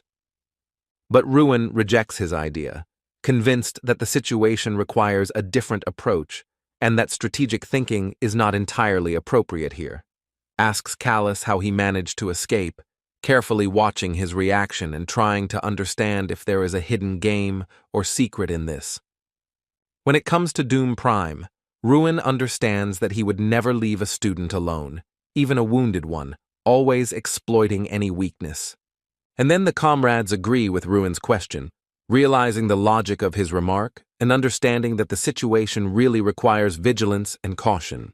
The young gentleman explains that there are 3 options, the first of which is that Callus could be deceiving, or Doom specifically sent him and is now hiding somewhere, watching. However, the young man instantly took advantage of the player's eye, carefully assessing the situation and trying to gain an advantage while remaining invisible to those around him. He realized that he could not identify the person, which further exacerbated the uncertainty and forced him to look for other ways to recognize the stranger. So Ruin concluded that this stranger was not Callus at all, and this discovery forced him to closely follow the puppet's every move. He instantly attacks and destroys the enemy, acting decisively and ruthlessly, ending the conflict and demonstrating his strength and skill in battle. Ruin appeals to his comrades to hurry up, feeling that time is running out and any delay could prove dangerous for them all. After all, they had to move immediately without delay because in a few minutes everything could turn upside down. Moving deeper into the forest, Ruin mused that Callus had been eliminated by the one who created the puppet, and it was highly likely that all the other members of his group could also have been eliminated. Irene says that she has a specific person in mind who could have done such a thing, and her gaze shows a certain confidence in her own guesses. It could be Cherokee, and her tone, filled with cautious confidence, suggests that she is seriously considering this possibility as a real threat. As one of 11 children, he is considered the best student at Delphiniac Magic College, noted for his outstanding abilities in potion making and puppet making. Ruin quickly realizes that they are trapped, surrounded by enemies on all sides, and tensely evaluates each step, trying to find a way out of this dangerous situation. Turkey discovered them with the help of a puppet, and is now sure that after this the other teams will also declare a real hunt, increasing the danger for everyone present. However, Ruin realizes that the western part of the island will soon become inaccessible due to a magical barrier, so new ideas and strategies must be sought quickly. Explains that there is an old saying from the ocean of Mazaroth, and to fight against pirates one will have to enlist pirates, using cunning and courage as a strategic advantage. So they will have to catch their opponents by using the cunning of their enemies themselves against them, turning their actions into their own advantage in the fight. At the Dalian team house, he asked if Cherky had managed to figure out Ruin's exact location by watching the reaction. To this he replied that they were hiding in the western part of the island, and although Cherky almost managed to outwit them, at the last moment his plan was revealed. Dalian could not understand exactly how his puppet had been exposed, and in amazement he tried to understand what circumstances or actions had led to the failure of his cunning plan. Cherky says he doesn't know, but Ruin didn't even hesitate and suddenly struck, using the moment of surprise to immediately take the initiative into his own hands. Given the situation, they are now going to join forces, use the cunning of their enemies against them, and think of a plan for retreat or ambush. Dalian realizes that Irene Prius, Sita Malkyrie, and Ruin Ardell together pose a serious threat, as each of them is extremely agile and unpredictable. So Dalian and his team decide to capture them and direct all their fighting power, hoping to neutralize these extremely dangerous opponents. They decided to advance deeper into the forest to find a favorable place for an ambush and use the surrounding terrain to their advantage in the upcoming confrontation. Dalian reported that they would soon reach the western base, preparing for the decisive stage of the conflict and considering how to exploit its strategic location. When they suddenly noticed an eruption of mana in front of them, the air was filled with alarming energy, and everyone present immediately realized that danger was approaching. They instantly realized that a battle was about to unfold, and that Ruin was most likely there, preparing to confront his enemies. So they decided to move forward, striving to earn points, even though they were aware of the risk of the battle that lay ahead and the possible dangers along the way. They noticed 3 participants in front of them, and the tension increased, because every step could be the beginning of an unexpected conflict or ambush. Everyone quickly realized that this was an ambush and tensely prepared for battle, assessing the number of enemies and possible paths for maneuver and defense. So Dalian immediately cast the Holy Arrow spell, directing a powerful beam of magic at the enemies, trying to immediately break their defenses and take the initiative into his own hands. But at the same time, he seemed to realize that he was not facing Ruin Ardell, and his attack had missed its true target, forcing him to quickly rethink. The comrades watched the battle from afar, carefully assessing the course of the battle and waiting for the right moment to intervene without taking unnecessary risks. Ruin's team realized that everything was going according to their plan and felt confident in their own actions as they watched their enemies fall into a well-planned trap. After all, everyone had come running when they heard their fireworks, but they hadn't even shown up there themselves, which made them realize that the plan had worked. Irene asks what they should do now, and Ruin replies that they need to go where the action is taking place and collect all the points for the kills. So Ardell's team suddenly appeared before their opponents, forcing them to instantly assess the new threat and revise their own strategies in response to the unexpected turn of events. The enemies saw and were speechless, feeling shock and unexpected fear at such a sudden appearance of strong opponents. Dalian Malkin remained alert, watching closely and preparing for any unexpected move that could change the course of events. His team reported that Ruin Ardell had appeared, and this provoked Dalian to be even more vigilant, as his presence significantly complicated the situation. Irene noticed that Dalian's team had been significantly reduced, confirming the truth of Doom Prime's story. They also noticed several more students in front of them, which forced them to quickly consider further actions and possible risks in this unpredictable situation. Seda notes that most likely, their temporary alliance with the students, which could fall apart at any moment, and therefore their actions need to be planned with caution. They could have joined forces with the other students, but even so, Dalian continued to advance, showing determination and pressure. So someone directed an attack on one of the participants, trying to break through the defenses and create chaos among the enemies. His eyes widened from the force he felt at the moment of the attack, and it showed the immense power of the blow, forcing enemies to retreat and assess the danger. After all, magic was extremely powerful, and his every move radiated a force that could easily change the course of battle and intimidate even experienced opponents. The blow threw the student several meters away, demonstrating incredible strength and its ability to instantly change the balance of power on the battlefield. Seda looked at it in confusion, not expecting such power, and his face expressed surprise and alarm at the scale of the destructive magic. Suddenly, Ruin noticed Doom Prime, and his heart raced for a moment, for the presence of such a powerful participant changed everything.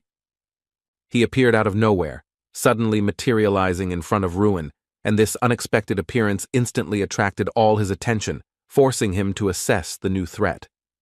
And immediately began attacking Dalian's team, directing powerful blows and magical spells, forcing the enemies to retreat and creating chaos on the battlefield. Irene realizes that their temporary alliance has been joined by a new addition, as it appears that Duma Prime has temporarily joined their side. Ruin muses that Doom is probably looking to get rid of Dalian's group first, and perhaps they will soon be able to learn the final outcome of the match. Dalian does not understand why he is attacking their team, and orders everyone to unite and give a decisive rebuff to prevent the enemy from gaining the upper hand in this situation. Ruin suggests that they make their move as well, using the moment of surprise and coordinating the team's actions for maximum efficiency. So the hero uses time refraction, slowing down the enemy's movements and creating a window of opportunity for his attack. Moving with incredible speed among enemies, he skillfully dodges attacks while simultaneously finding moments for precise strikes. When the enemies noticed the young mage, shock instantly froze on their faces, as they did not expect such agility and power from him in battle. Holding his fist at the ready, he sternly asks how they dared to oppose him, his tone filled with anger and determination. However, suddenly someone cast an earthquake spell, and the ground beneath the feet of everyone present shook, creating chaos. And Ruin looked ahead, assessing the extent of the destruction, and considering how to use the chaos to gain an advantage in battle and protect the team. Doom Prime stood before him, his figure radiating power and danger, his gaze fixed directly on Ruin. Looking confident and determined, the warrior was ready for battle and radiating relentless determination. They stood like two sworn enemies, focused only on each other, completely oblivious to the rest of the audience, as if the whole world had stopped around their confrontation. Doom tells Ruin that he will get rid of him with his own hands, his voice full of determination and menace, emphasizing personal intransigence. So, without doing anything, Prime simply moves on, displaying calm and confidence, while preparing for the upcoming confrontation. This left Ruin standing there confused, as Doom Prime's unexpected passivity surprised him and made him reconsider his next steps. Sometime later, a conversation could be heard in the organizer's room, filled with tension and discussion of recent events that could significantly affect the course of the match. Observing the situation, Try and Ignite concludes that there are currently 10 finalists left, assessing their actions and making predictions. Theron asks if Ruin Ardell was supposed to surpass the 11 chosen children, expressing doubt and emphasizing the expectations of his abilities.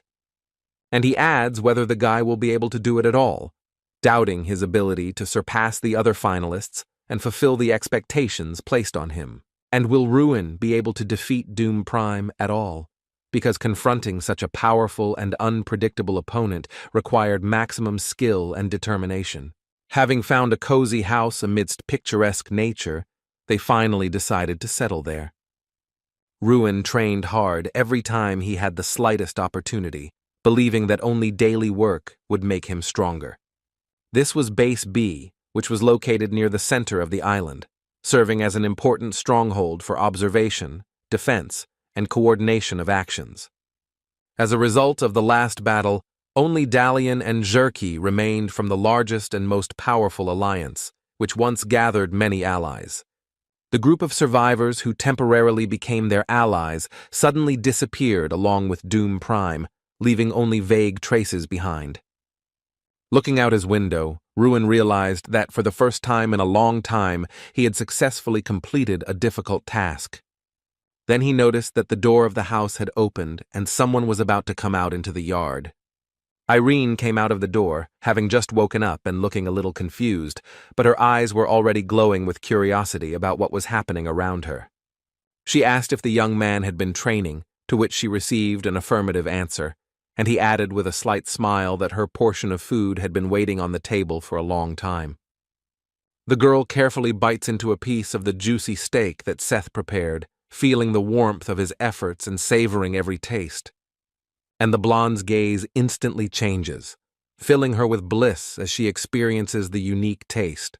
Ruin says that Seth, as the last cooking showed, turned out to be a pretty good cook, surprising everyone with his skills. Irene apologized for going to bed without telling anyone, but Ruin quietly understood that it was just fatigue after a grueling shift. So the boy sat down at the table, carefully sitting opposite Irene, preparing to begin the meal and enjoy the moment together.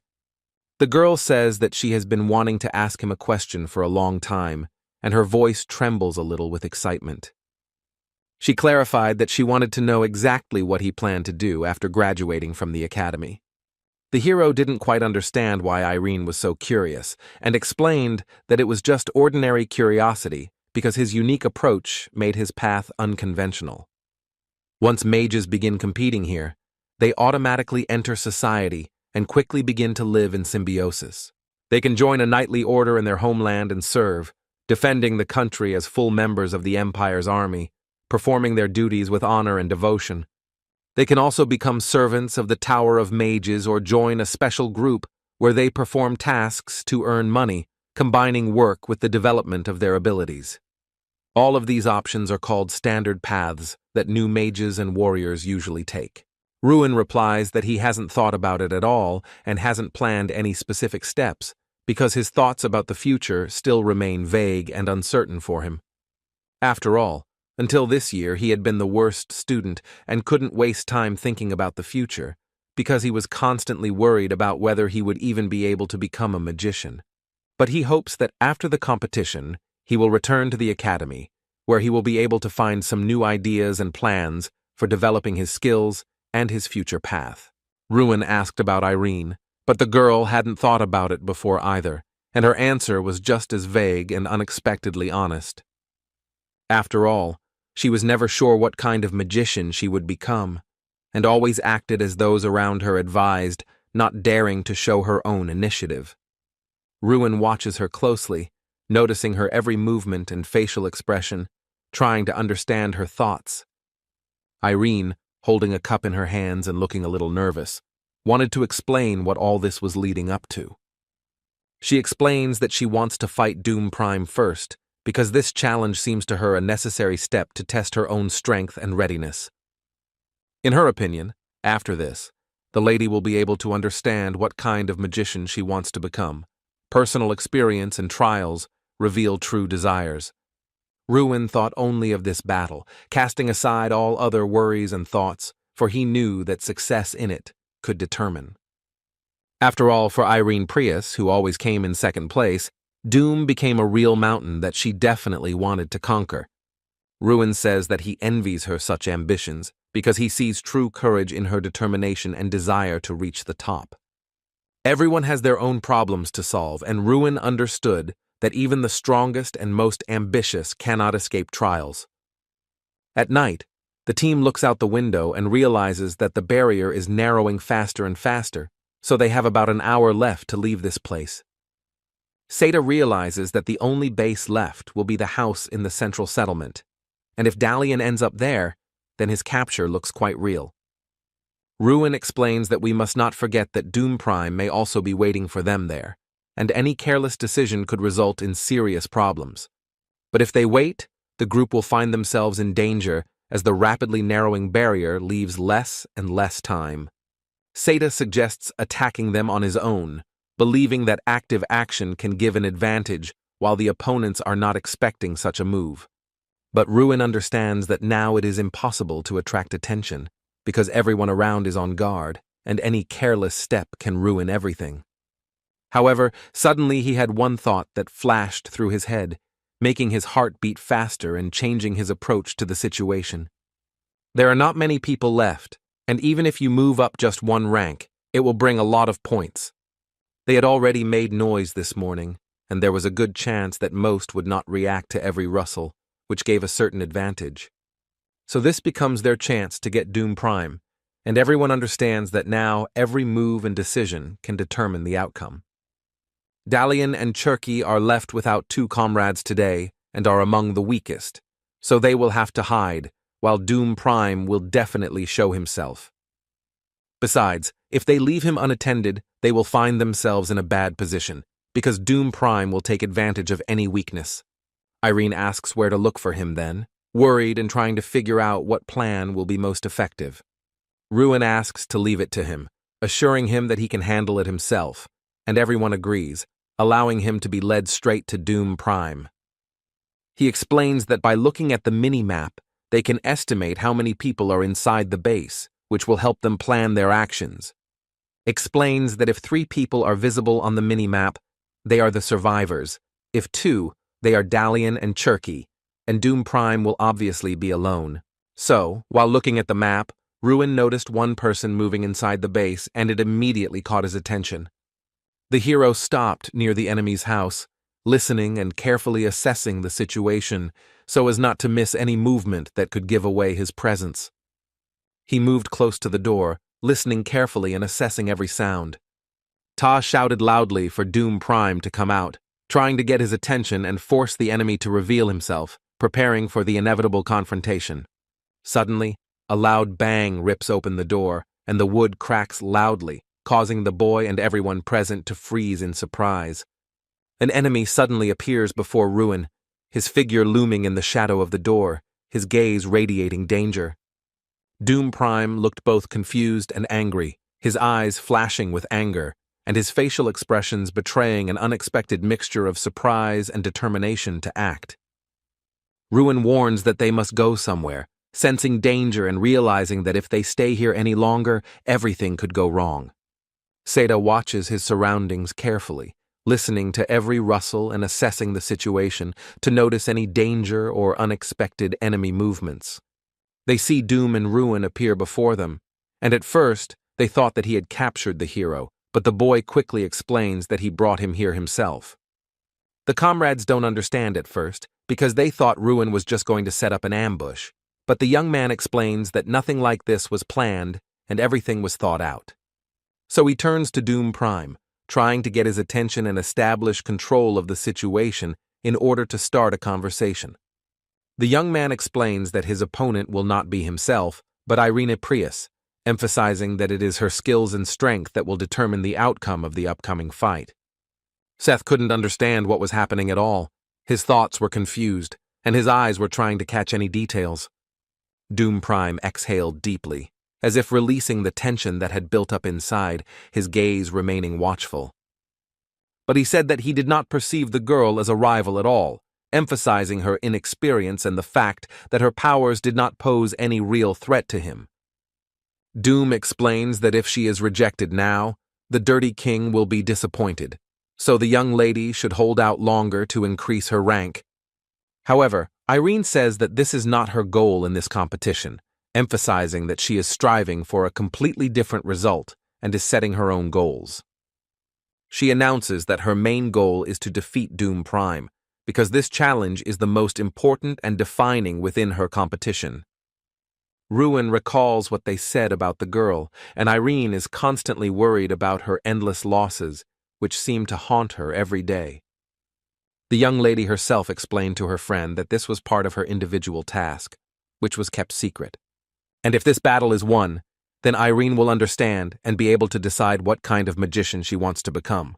Ruin observes Irene's actions in battle, watching how the young lady behaves and what magic she uses against her enemy. The girl was completely focused on her movements, feeling every step and every gesture, trying to perform them as accurately and confidently as possible. She used the butterfly spell, directing its powerful cold currents at the opponent, controlling every gust of wind. Doom was also confident in himself, feeling an inner strength and determination that helped him take everything calmly. Irene watched her opponent carefully, analyzing his every move and trick, trying to predict his actions.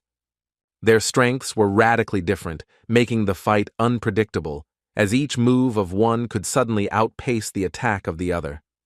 But both had the same power to oppose each other, which made their duel equal and dangerous. The Dirty King's chosen one was, as the last blow showed, much stronger than the young lady. Doom Prime's eyes burned with fire, reflecting his determination and unbreakable will, his willingness to fight to the last drop of strength. Irene did not give up even in the most difficult moments of the battle, maintaining a cool head, determination, and faith in her own strength, not allowing fear to prevail. Seta asks Ruin if it's okay for them to just stand and watch the fight without intervening, feeling slightly anxious and unsure. However, the hero did not answer, silently watching the events unfold, focused on his own thoughts and decisions, showing no reaction to the question.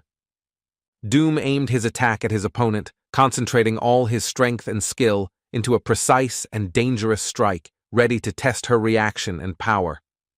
It was like a lava flow that rushed forward uncontrollably, burning everything in its path and carrying with it incredible power.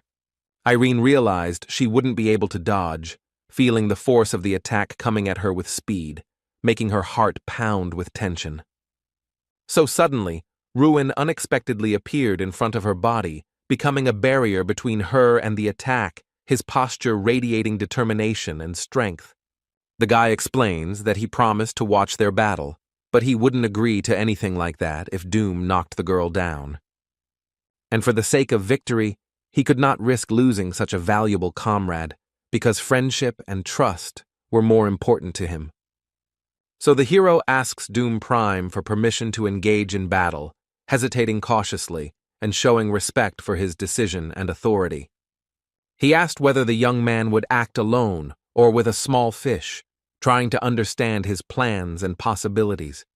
Seta did not hold back his emotions and spoke obscenely at his opponent, expressing anger and irritation. Ruin explains that he will act alone because he thought it was uncool to go 2 against 1, demonstrating confidence and a desire to test his strength fairly. The hero realizes that he has learned how to fight against the enemy with a sword, thanks to the advice and lessons from Sir Halter. The most important thing for a knight is his legs, because they not only give strength to the sword, but also allow him to sense and predict the enemy's movements. So Ruin needs to carefully follow Doom's footsteps, tracking his every step and movement to anticipate attacks. Their battle began, and the air was filled with tension, adrenaline, and anticipation. Every move could change the course of the battle at any moment. Ruin closely follows the limbs of his enemy, tracking every movement and gesture to find the slightest possible weakness in battle. And he understands that right now he needs to act, gathering all his strength and concentration. He dodges the blow by moving quickly and deftly, sensing his opponent's every move and trying to maintain his balance and advantage. Realizing that everything was going well, the magician felt confident in his actions, every move bringing him control over the battle. However, suddenly his eyes widen in surprise and alarm when he notices the enemy's unexpected movement. Doom attacks the hero, directing all the force and precision of his blow, trying to hit the opponent and test his reaction. Ruin, holding his wounded arm, hears Prime explain that he is not a knight, but a mage, displaying a combination of pain, determination, and his true power. People believe that magical swordsmen can do little because they are not quite mages and not quite knights, underestimating their unique skills and power. But this is just an opinion, because they have never met a true magical swordsman and have not seen what the combination of magic and sword skill is capable of. So again, the enemy attacks the young man, moving quickly and ruthlessly, forcing him to tense up and prepare for an instant response. His movements are extremely fast, and his sword is almost impossible to follow, each blow flying unpredictably and dangerously. Doom speaks, prompting Ruin to try to respond to it, testing his reactions and combat skills. The hero realizes that he has never faced such an opponent before, feeling a wave of surprise and fear at the incredible speed. After all previous times during the battle with the mages, the young man attacked at their moment of slightest weakness, accurately sensing the opportunity and taking advantage of it. But Doom Prime makes up for this shortcoming with his sword, using skill and strength to compensate for any points of weakness. Ruin notices a cut on his leg, feeling pain and realizing that each injury could affect his movements and chances in battle. Doom explains that it's called the Radiance Trail, revealing the meaning of the term and demonstrating the power and technique behind the technique. And this wound will hurt with every movement, so much so that over time, Ruin will not even be able to move a finger, feeling a constant burning pain. Doom understands that now he must end this, gathering all his strength and determination to end the fight once and for all. His body is enveloped in a stream of pink mana, pulsing with energy, enhancing his strength and granting him incredible power. Suddenly, the enemy's wings appear, spreading out with a mighty sweep and giving him incredible speed and a dangerous advantage in battle. Irene and Seth simply froze in surprise, unable to believe what they were seeing, their hearts pounding with shock and uncertainty. Ruin realized that this was fifth-class natural magic, feeling its powerful energy and danger that exceeded anything he had encountered before. And as soon as Doom Prime used Khitan's wings, his body was filled with incredible magic, granting him unearthly mobility. This force simply knocked everyone off balance, barely holding their fall, feeling the incredible power that stirred the air around them. Doom Prime stood, focused and calm, directing his magic with precision, feeling in control of every flow of it. Ruin, hiding behind a stone, realizes that this is exactly what was expected from the winner of the festival of all years. The hero tears his jacket with his teeth, feeling angry and tense, ready to use any means to prepare for the next blow.